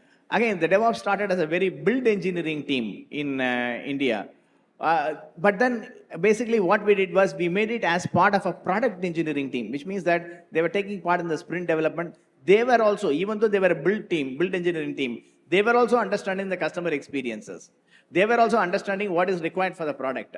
And because of that, like no, they kind of went along with it. They understood what is the product need that is needed at different points of time. And they kind of transformed themselves into a complete DevOps team, doing security frameworks, software signing frameworks, software distribution frameworks, and all that. Today, they are a complete platform engineering team for entire Logitech, actually. Again, this drive actually happened because as people were part of the product team, as people as part of the consumer experiences, they understood what is needed, and then they grew out of it. And same thing, like no, we were doing a Wheels Pro thing, where like no, we were having electrical engineers, but we needed electromechanical competence, mechatronics competence. We tied up with some universities, we tied up again with global teams, and then imparted those kind of cross competences and so on. So these are the kind of ways like no, where we continuously look for what kind of competences and skills are needed. How do we put them in front of customers? How do you put them in front of the global stakeholders in terms of other vendors and partners and all that? And continuously equip them and give them the confidence to go in front of the world and take ownership and responsibility. And we allowed the teams to fail. We failed many, many times. In Logitech, that's one thing. We failed many times. But every time, our failures were also always taken as design for learning, and then we were able to build upon it. Oh, great. I think completely understand what you're saying. And now let us go to probably AstraZeneca, Shiva. Again, you come from an extremely regulated world, right? The biopharma world, extremely regulated. How have you been able to really value add? What are the factors, and how have you been able to kind of hold that level of leadership for the organization from India? Yeah, that's thank you for that. So we at AstraZeneca, we have had our GCCs in India now for 9 years, and we have progressively gone from strength to strength in terms of the types of capabilities, the types of innovation that's being driven out of our GCCs in India, right? So I would say there are three major things that contribute to that. The first is the connection to the purpose and to the business of the company. So every employee, I think we do a lot of work to make sure that they understand why AstraZeneca is even there. We are pioneers in science, and we are transforming the lives of patients around the world. So the connection to that purpose is so important, because once an employee is really strongly connected, they are much more curious now to learn about the business, because that is so important to add value. You need to understand how a medicine is developed. You need to understand how a new molecule is invented, how regulated manufacturing takes place in the pharmaceutical industry, and how commercialization happens. So that is, I think, the very first step, is really getting people to really have that core purpose within them and really have that curiosity to understand the science and understand the business. So we did a lot of foundational work in that, and we continue to do that every single day. The second piece is how you structure the GCC, and the way we did it was a highly integrated organization. So every one of the 3,500 plus people we have work in global teams. They work every day with people all around the world, whether it be in Sweden or UK or US, and they're just part of that single team. And there are also many leadership roles that are based in India, many of them, that have teams spread all over the world. So, and this vice versa as well. So this really provides an opportunity to take end-to-end ownership of a product, of a service, of a capability, and we have many such roles in the GCC. So that was the second kind of leg of our growth and transformation, is to provide that opportunity to take that end-to-end leadership and work in a very global context, really feel the impact that you can make to the business, to the patients, and so on. And then the third piece of it is really how do we now mature from that to really drive the innovation. And that's the phase we are on now, where we have committed that any new technological capability, right, we will scale that from India. So whether it be the cloud data platforms, whether it be the immersive technologies such as XR and so on, whether it be the digital twins, whether it be Gen AI, we are scaling a lot of those capabilities from India for the world. And we are also bringing transformative innovation that we can find in India to the West, right? Basically taking that and taking that around the world. So that's a journey. We have just started that journey. There are some very good examples. So this then provides a fuel to really have the belief in every one of these people that we can actually make a transformation, make a huge impact to our patients and our business. So that's the 3-step sort of journey that we are on. And you asked about how the roles are transforming. The roles are transforming to be more, taking more end-to-end ownership of the capabilities. Roles are transforming to be able to drive value directly to the business rather than do a service. So it's really important that, of course, the service part is very important, but the ownership and the ownership of the outcomes especially, and consistently doing that over time is really important in these new roles, right? Absolutely. I think, yeah, ultimately the outcome matters, right? I mean, that's what matters to the parent organization too. With that, I think we'll come to Devashish. I think the youngest kid on the block, I would say, in terms of GCC, but again, an equally highly regulated environment that he comes from. Maybe you would want to touch upon. Sure. I think, yes, you're right. We are one of the youngest GCCs, 5 years old. But in terms of maturity, we have accelerated pretty fast. And we are a very mature GCC right now. And one of the big boys, I can say, in GCC, if we consider the GCC landscape, right?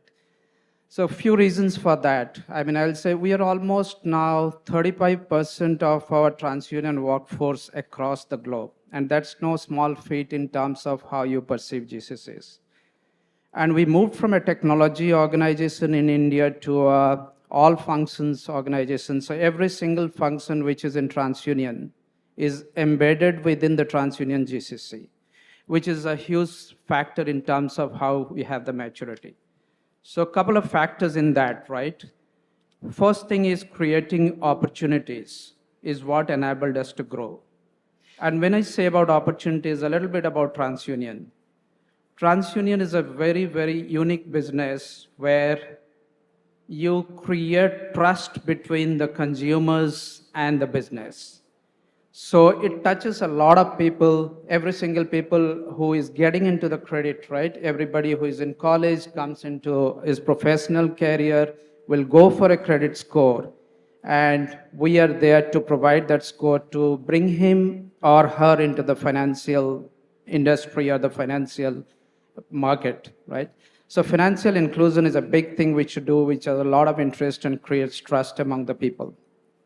Now, when we go about creating these opportunities, and every single function, if I take as we grew, for example, if we have a business process agent, we have the option for him to become a data analyst. Now, when he becomes a good data analyst, we have the opportunity for him to move into a business analyst. Now, when he's a good business analyst, we have the ability to move him into a product. So the ability to move people across is significant in how we operate. The other piece I wanted to talk about is creating these opportunities is about the mindset. Any GCC or any organization for that matter, there are two aspects to how you succeed. One is you maintain efficiency in the business you run. The second piece is you drive innovation so that the business which you are trying to grow grows. So essentially you retain business and essentially you grow business. In TransUnion, we have a very good culture where we build this kind of a mindset among our associates. And the important aspect of that is you need to have the leadership in place in the organization. And in TransUnion, what we have, we create a succession of leadership within the organization in the GCC. For example, every senior leadership position which is there, we ensure there are at least 2 levels of succession planning built in within the organization so that there's an ability for people to see what in they are and how they drive that.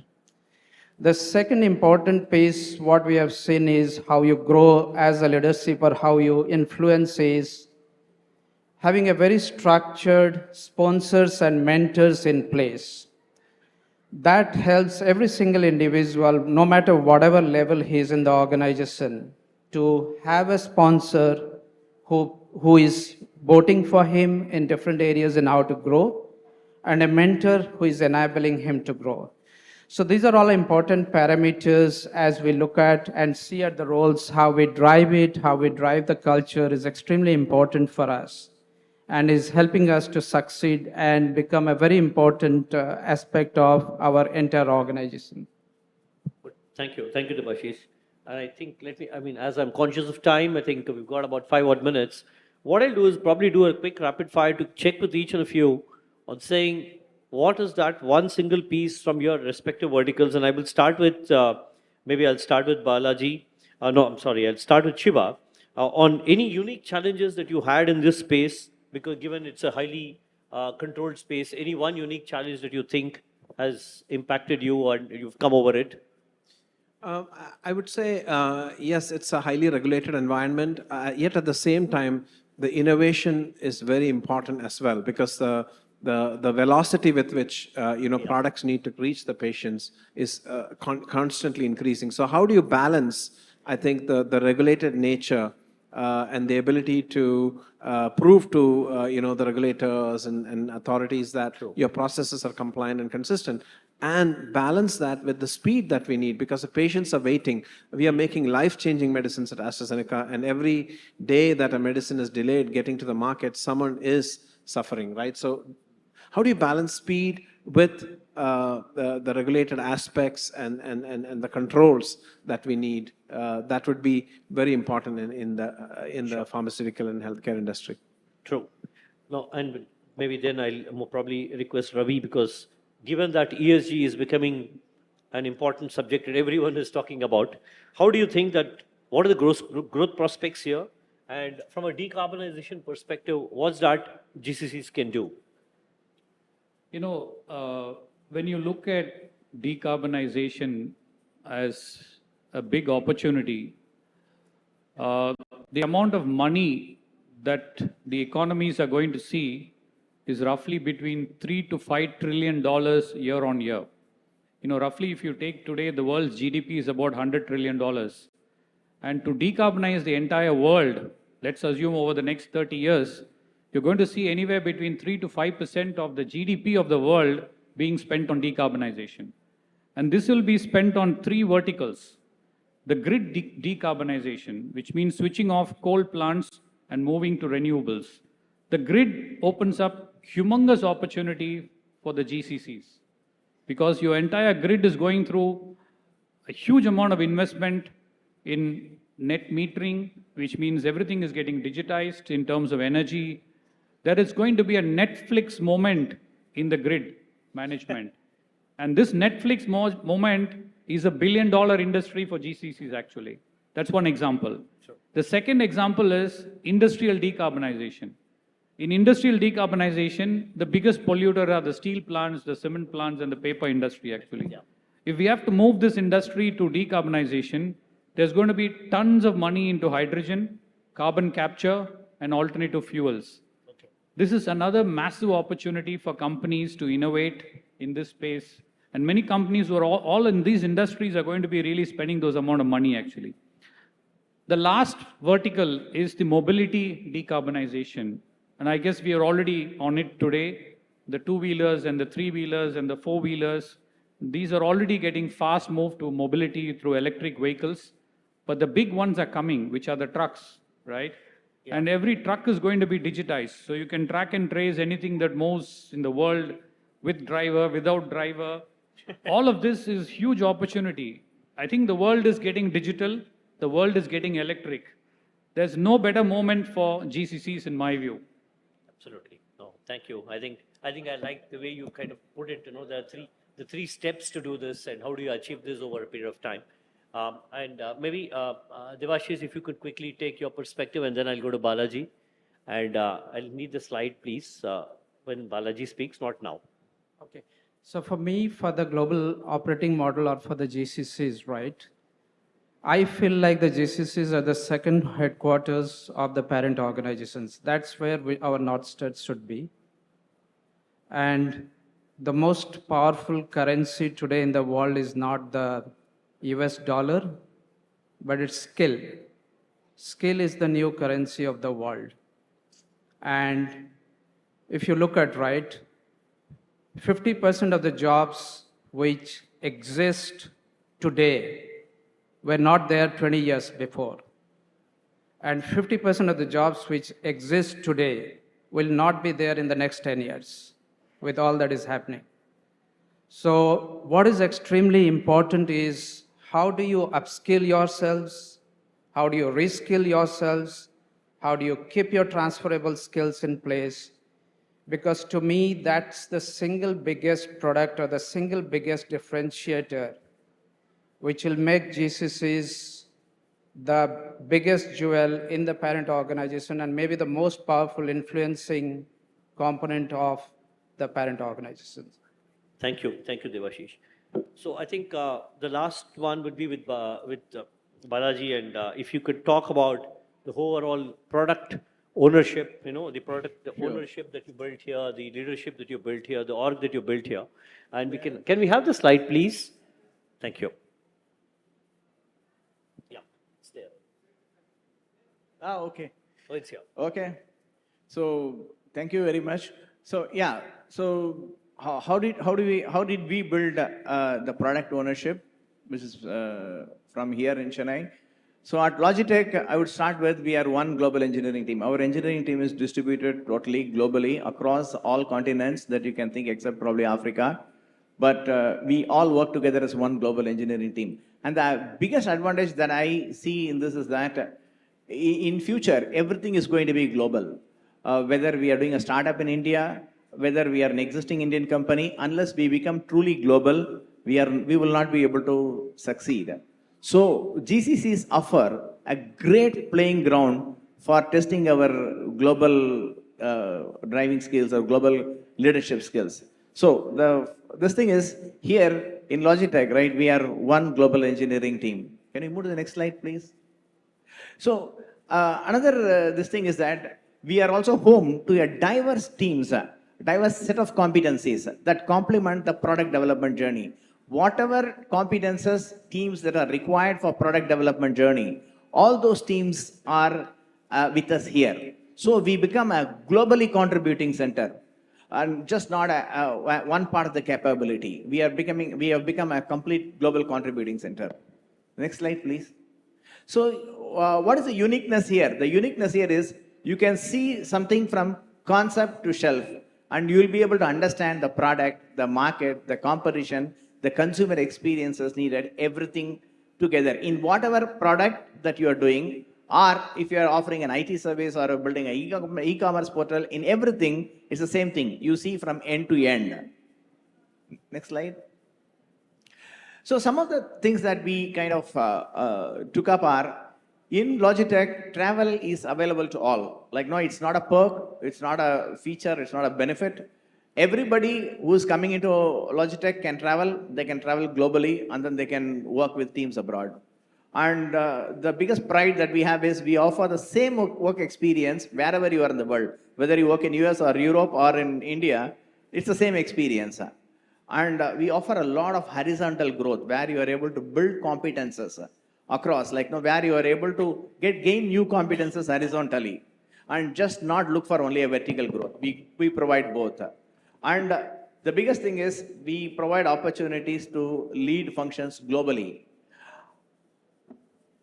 And with all this, you are imbibing a product ownership mindset in people because you are getting the same experience, you are getting opportunity to lead things globally and so on. So we are building a team that is basically passionately, they are driven by the vision of creating world-class products and solutions.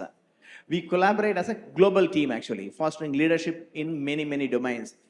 Every product that I have listed here, like the headset, the Harmony, the gaming wheels, the webcams, the keyboard, mouse, the video conferencing, in every one of these products, either we have owned them completely end to end, or we are owning some significant part of those softwares or hardwares that go into them.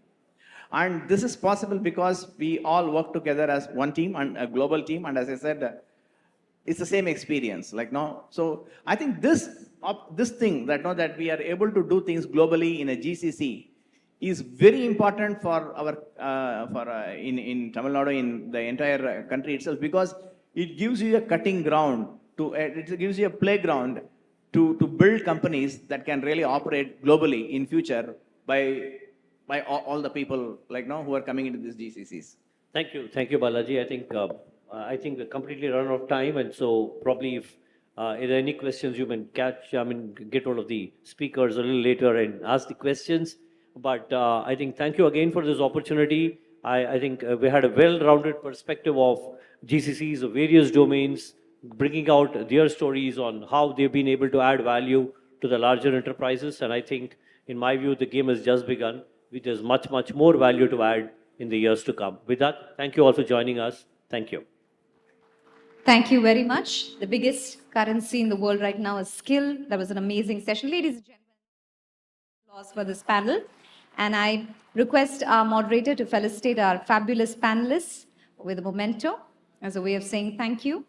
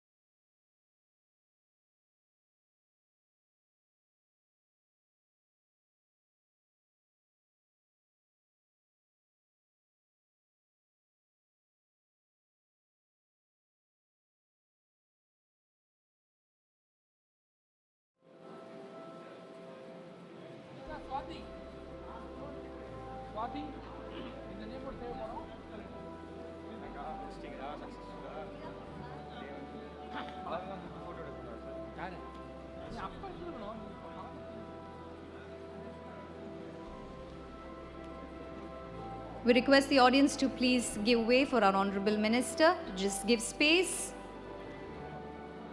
We appreciate your enthusiasm, but just please give way. Thank you.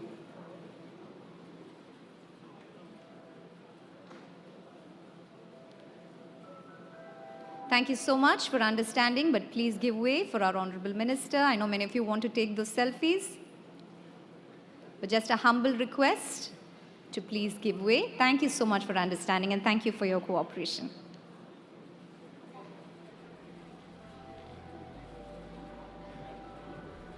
Contributions to computer science and engineering.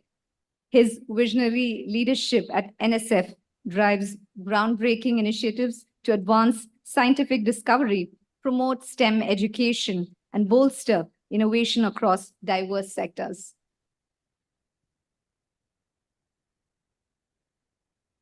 Ladies and gentlemen, we all know that our city is a SaaS hub. We're now setting neo-tidal parks across the state, free Wi-Fi across public places, and ensuring the new wave of technology benefits all and accelerating our state's digital transformation. Dr. PTR, Honorable Minister of Information and Technology and Digital Services. So before we begin, may I request the audience to quickly take your places so we can enjoy this lovely fireside chat that awaits us. Please settle down and take your seats. Maybe close the doors to ensure that there's no disturbance. Thank you so much.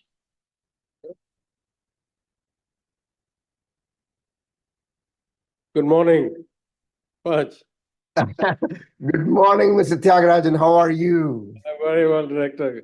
Thank you so much for taking the time. I know that it's very early in the morning for you, but I really wanted to have this opportunity to talk with you. I'm standing because if I sit, I can't see you directly the way the TVs are laid out. But I'm so thrilled that you could take this time to be with us. And I want to first start by saying a little bit about my understanding of the National Science Foundation. And then I would ask you to just tell us a little bit about your journey and how you ended up in your seat.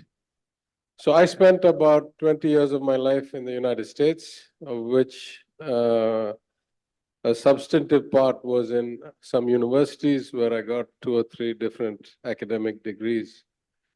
And when I was a grad student, the height of getting recognized, the height of your scientific or academic achievement was to get a grant from the NSF. And particularly if you were of a certain age, there was a limit. Within that, you could get like a young researcher or a young scientist grant. And if you got one of those, at least back in the day, the rest of your career was basically made. So the National Science Foundation, I think, was set up by a president, maybe President Kennedy, but you'll clarify, and is intended to promote science research and the basic sciences throughout the country.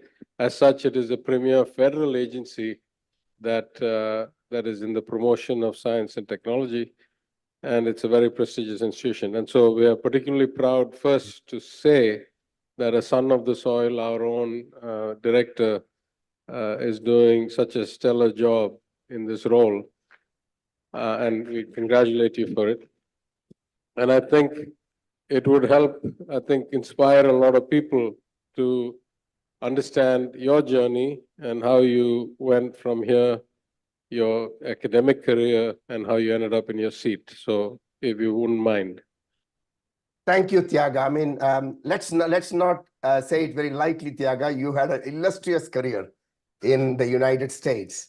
Had done your PhD in one of our premier research institutions in the SUNY system, and then subsequently at MIT, and then worked in the Wall Street. So an illustrious career yourself, and occupying a role like this, truly a testament to your own excellence. Furthering of excellence. And I just want to say that not to just, you rub my back, I rub my back, but I want to be factual.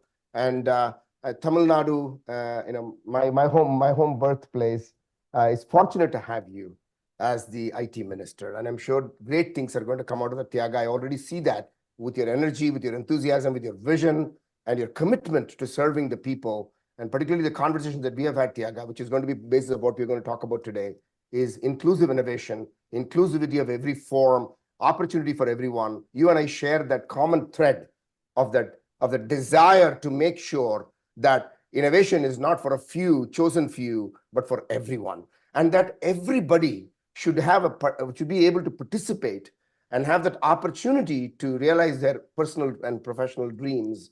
And you and I are both passionate about that. So that's what makes me excited to be able to have this conversation with you, Tiaga. Your background as well as your own vision. So you asked about NSF, and I'll say it very briefly in the interest of saving time for the thing that we want to discuss. NSF, post-World War, 1945, there's a great scientist, Vannevar Bush, wrote a beautiful treatment called Science, the Endless Frontier, to then President Roosevelt. And he said, Mr. President, we have done this amazing technological innovations and discoveries and translations and outcomes that has helped us in terms of the military and the defense purpose. Why not continue this vibrant research environment in peacetime to deliver prosperity for our citizens, economic prosperity, national security, and social well-being and equity that we're going to talk about today, right? I mean, he laid out this beautiful vision statement, and I'm not going to go into that in great detail. I encourage people to read that. But Tiaga, what is interesting is 75 years later, I would not change a word of that mission statement. And that shows the vision of that amazing scientist, right? And then 5 years later, that led to President Truman signing into law the act of Congress that established the National Science Foundation. Tiaga, just a few thumbnails. In the last 75 years, NSF has made tremendous progress, as you said, that it is considered as the gold standard, if I could use that word, in so many sort of ways. But let me give you a few scorecards, if I may. NSF has been responsible for 262 Nobel laureates so far, where NSF has invested early in their career. I mean, just the last Nobel cycle, right? The physics Nobel laureate, the chemistry Nobel laureate, the economics Nobel laureate, and the biology medicine Nobel laureate, they all had investments of NSF. In fact, the economics Nobel laureate, Claudia from Harvard, wrote to me, said, Panch, I'm thankful to NSF for having given me that early start.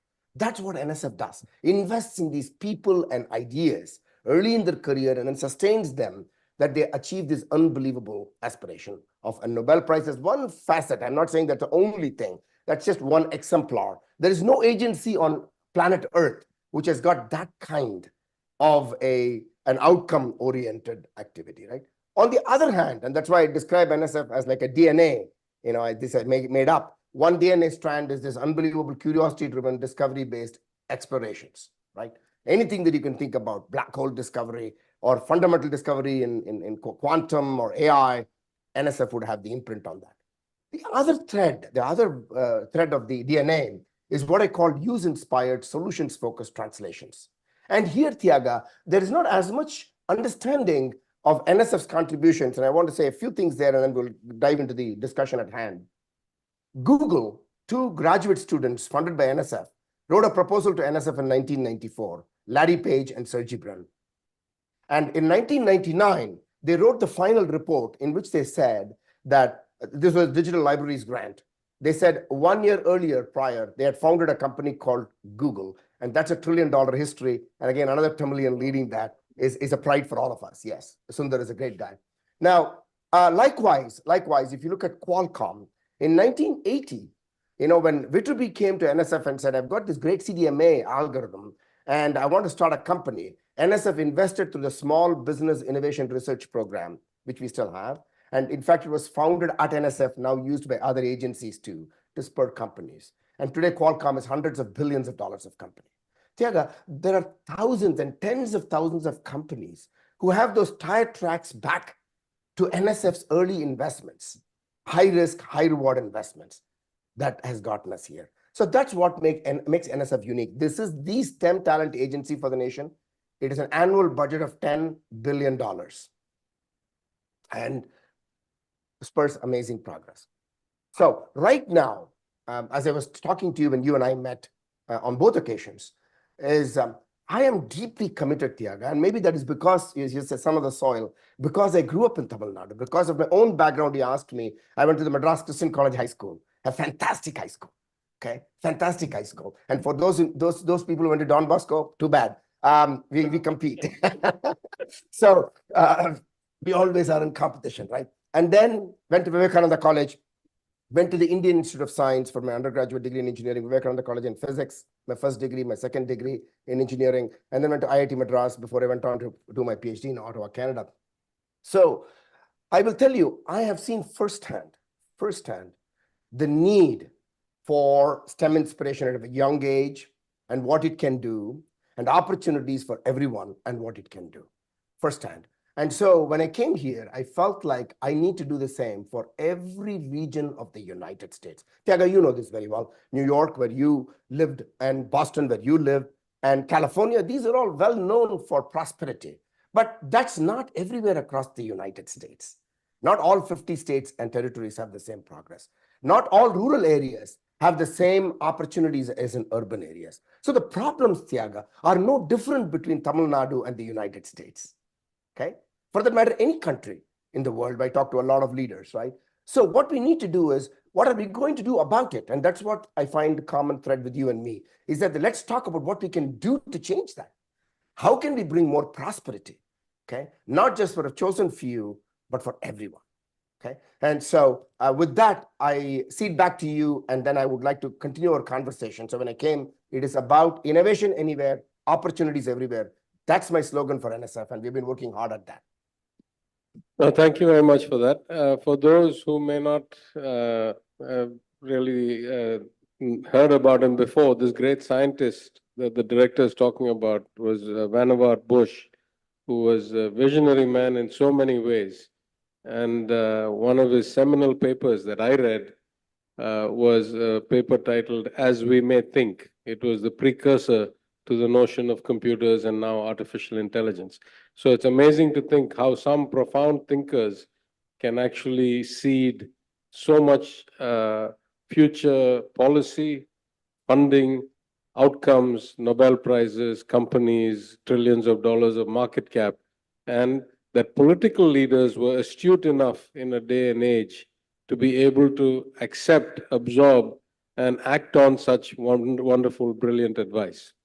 But also, I think it's illustrative, though I said Madurai, when compared Madurai to Chennai, we take great pride in the director because, as he said, Madras Christian College High School, Vivekananda College, and IIT, and then, of course, brilliant career in many places in the US and now in the NSF. But what attracted me the first time I met him, I think there was a phrase he used, which is the earlier part of his initiative, and now he's doing the innovation initiative. The first thing he said when you're talking about a variety of things, and I spent a lot of years in academia. I was a PhD student, so for me the NSF is like a hallowed place. And so I was really thinking, I'm talking to this very exclusive, very kind of elite institution, intellectual. And the director said to me, one of the things that I'm pushing hard for in the education system is that elite doesn't have to be exclusive. Just because you're an intellectually elite place or with a track record of producing elite, sophisticated thinkers, you should not be exclusive that only people with benefit, or legacy or money or a good family or access should be able to get in. The more you are inclusive and everybody gets access, then elite really adds value to society. And that really resonated a lot with me, with our values as a government, with the party, with the movement. And from then, we've been having these conversations. So if you just start there, Director, just talking about first the notion that elite and exclusive are two completely different things, and how you encourage everybody to be able to have access to elite education. And then maybe from there you can go on to this new initiative of ensuring distributed innovation and distributed centers of excellence across all parts of the country as opposed to concentrations in places like the Bay Area or New York. Before we get any further, Tiaga, call me Punch. We all hold titles and all of that. We all know that, but, you and I are really good friends. So, Tiaga, you bring up an excellent point about, what is important for people to understand is there are institutions in the United States, and we're proud of them. And you belong to one of those institutions in MIT, right? The badge of honor of those institutions, and we have those institutions in India too. And I went to those institutions in India too. The badge of honor of those institutions is, if 1,000 people or 10,000 people applied, I accepted only one. I am better than the institution who accepted 2 of the 10,000. Okay? That's called exclusivity. That is, I define my success by how many people I exclude, okay, getting into the institution. And I understand that I'm not criticizing it. I'm just saying that's one model, right, of getting really good people to come and then make them even better through the institution. Great. But we cannot have only such institutions who measure themselves by who they exclude, but by institutions who they include and make them successful. We need institutions of that type so that these institutions welcome people, even though they may not have achieved all the things in the first 12 years of their high school. You are not doomed for life because that's not the model that we want. Talent and ideas are democratized. Tiaga, we know that. You have seen it in Madurai, I have seen it in Chennai, and we have seen it everywhere. Talent and ideas are democratized. It's everywhere. Take a young kid. Why should a young kid, of a particular family or a background or environment be any less qualified than anybody else? It's just they may not have the exposure or the family background that goads them and builds them up, like all of us had the fortune of having, right? That should not necessarily mean that they cannot have the opportunities to be able to succeed. And therefore, as a system, we need to see how we are able to bring out the talent. I say that how do we inspire, motivate, nurture, and bring to life such talent all across our nations, right? And so we are deeply committed to that. We are doing a lot of things in this regard. And I won't spend time talking about this today, but maybe some other time we can have that conversation. But that forms like a foundation, Tiaga, that value that you want everybody to feel that they have a chance to participate and excel. Okay, that's the value, foundational value. Now you layer on top of that, okay, how do we build innovation excellence everywhere across the state or the country? How do you do that? Because you need to make sure that innovation is not restricted to Chennai or Madurai or California or Kendall Square in Boston or Austin, Texas, but it can be anywhere. But what do I mean by that? Tiaga, you are familiar with this because you were a graduate student like me in those years when Bell Labs used to be this unbelievable model that we all looked up to as graduate students, right? The Bell Labs is where, you had amazing inventions like the Shockley transistor. At the same time, amazing products like the fiber optics that came out of that, right? And at the same time, the most important ingredient that Bell Labs made possible is this unbelievable people the people who got trained in Bell Labs, who didn't have badges like I'm academic, I'm a practitioner, I'm from industry, I'm from academia, none of that. They're all fusing and working together, right? And then those people today, if you go back and look at industry leaders, many of them, you'll find, at least in the last several decades, you'll find that they will say, oh, I worked in Bell Labs. So Bell Labs created this amazing group of people who then went about and did amazing things in addition to their service in the Bell Labs, right? Okay, so, but there's another thing to note here, that Bell Labs took a topic, a theme, okay, in this case, information technology as a theme, and then expressed it in many forms and made possible this talent and ideas and products and services.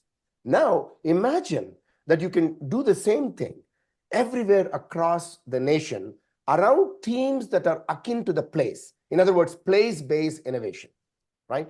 How can you, because every place has got something fundamentally exciting about the place. Let's talk about Tamil Nadu, for example, right? You've got a great industry, manufacturing industry of automobiles.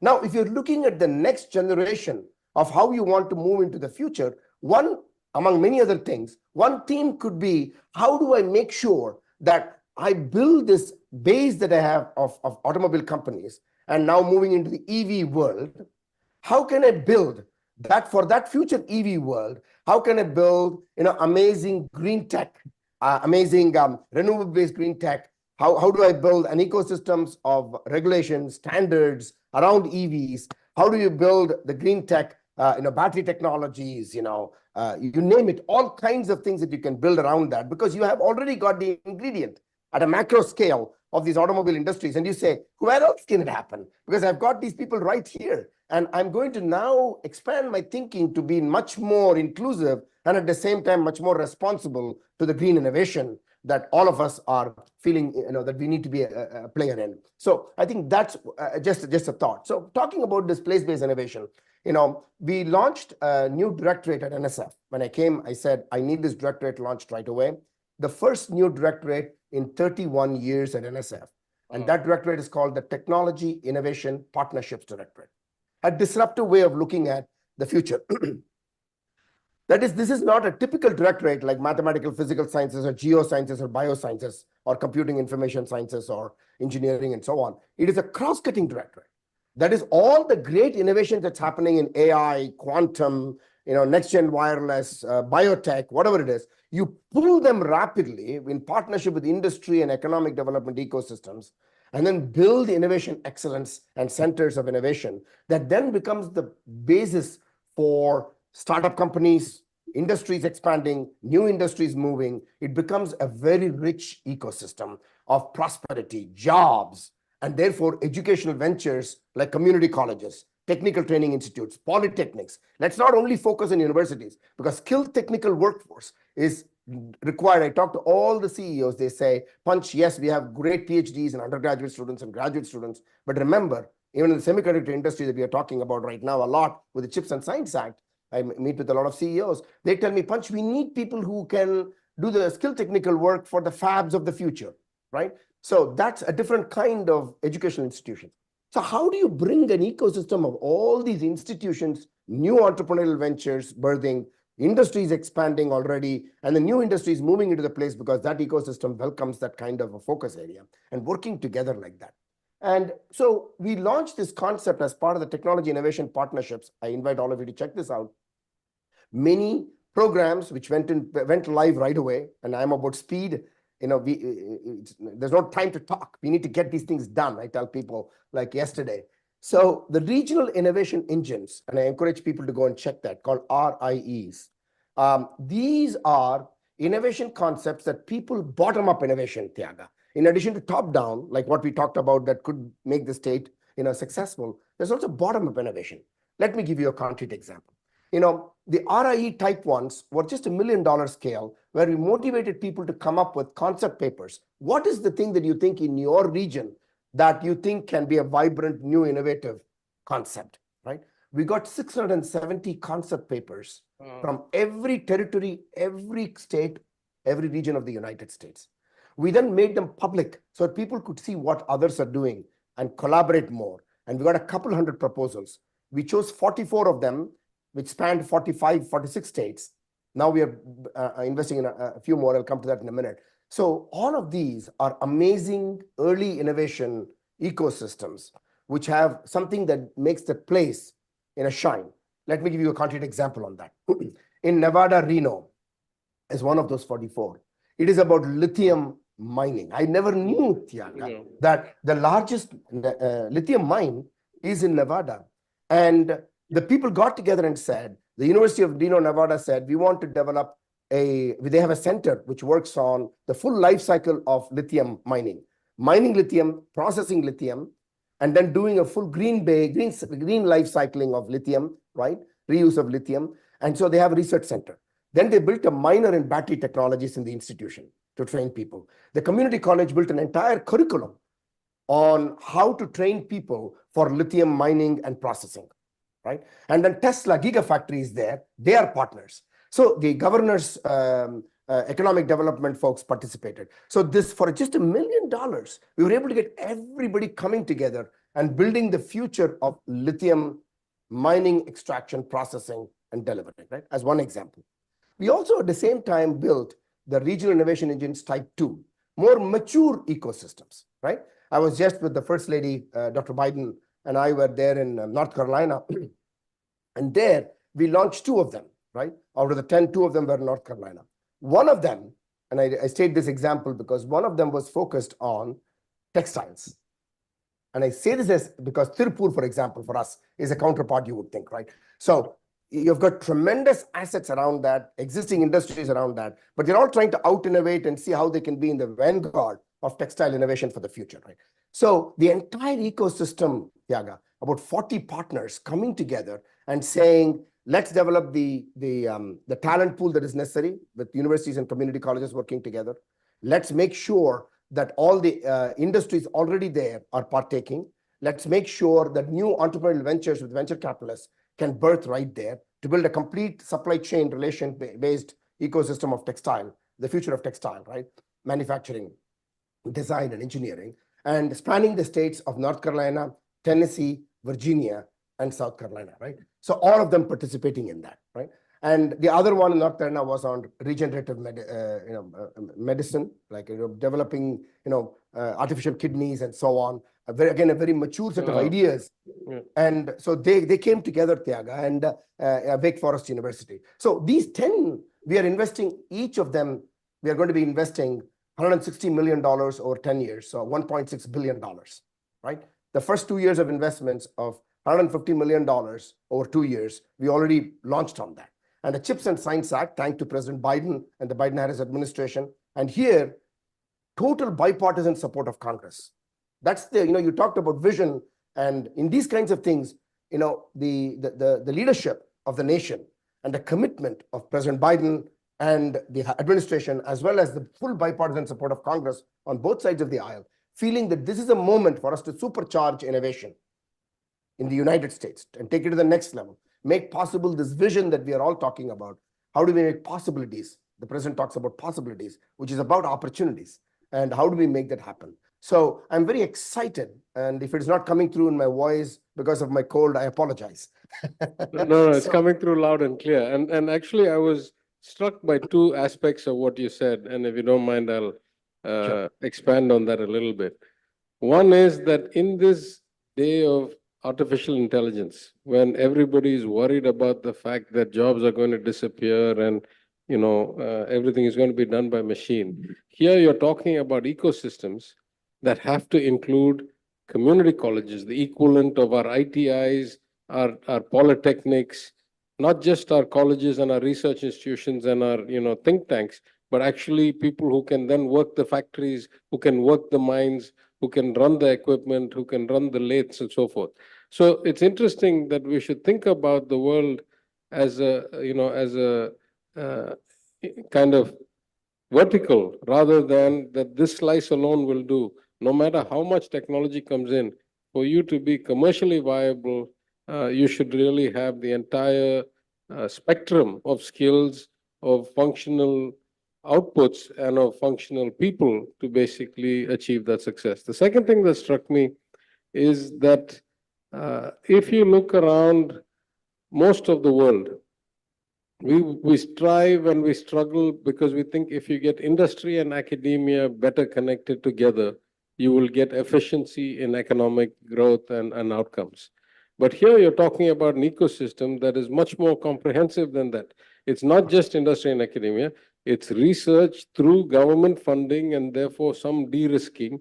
It's the leadership that comes from that, plus bringing in private enterprise at multiple levels, not just established industries, but also venture capitalists and risk-taking capital.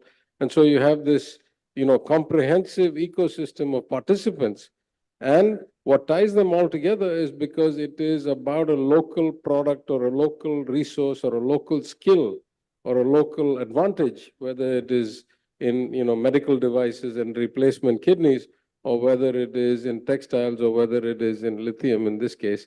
And I think that is such a powerful lesson for us because, of course, philosophically, we want growth in every area, and we understand that different areas have different strengths.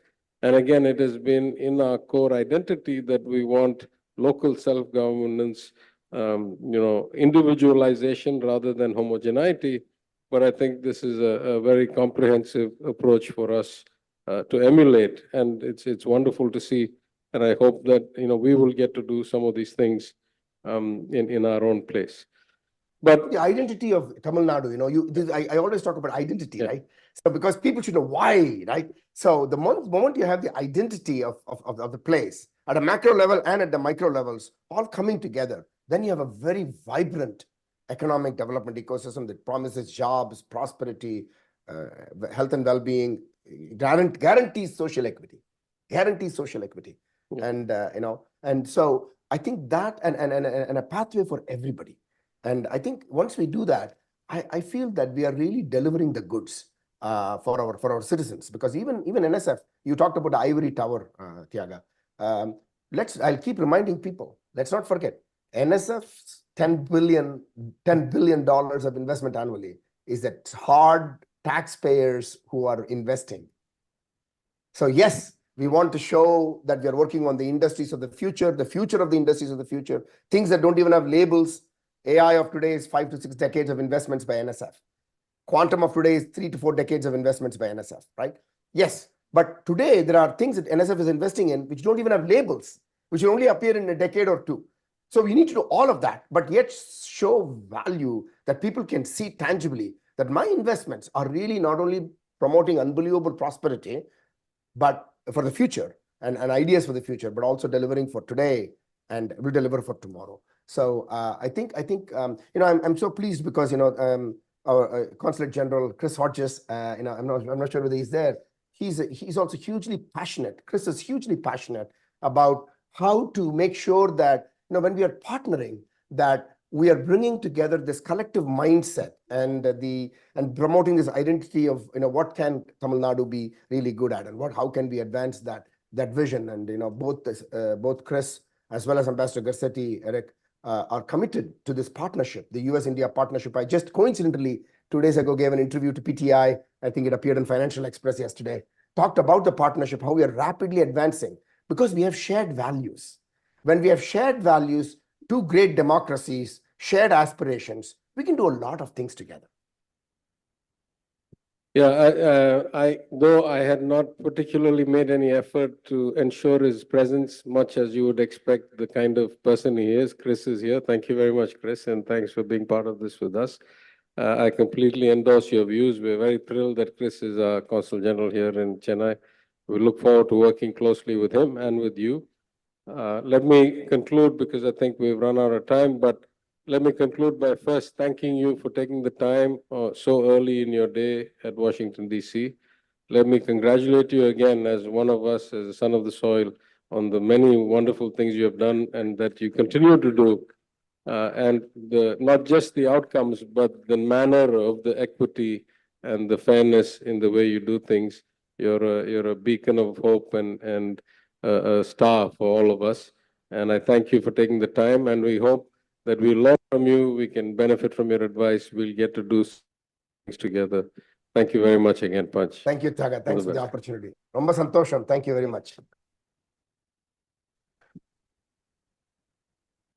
நன்றி ஐயா. இணைய வழியால் Umagine TN விழாவிற்கு வருகை தந்ததற்கு நன்றி. Thank you so much, Dr. Sethuraman. There was so much to learn today. The learnings were rich. I mean, how do you inspire? How do you ensure distributed innovation? And how do we make everyone feel like they have a chance to succeed? I want to take a moment here and thank the Honorable Minister for not just setting a framework for Umagine TN, but also sharing your valuable insights. Thank you so very much. Ladies and gentlemen, thank you for your participation. We have an exciting day 2 that awaits all of you. We're going to have global leaders, amazing topics, discussions, fireside chats. There's so much that's going to happen tomorrow. So we will see you at Umagine TN, Inform, Inspire, and Innovate. Thank you so much. It's been an absolute pleasure.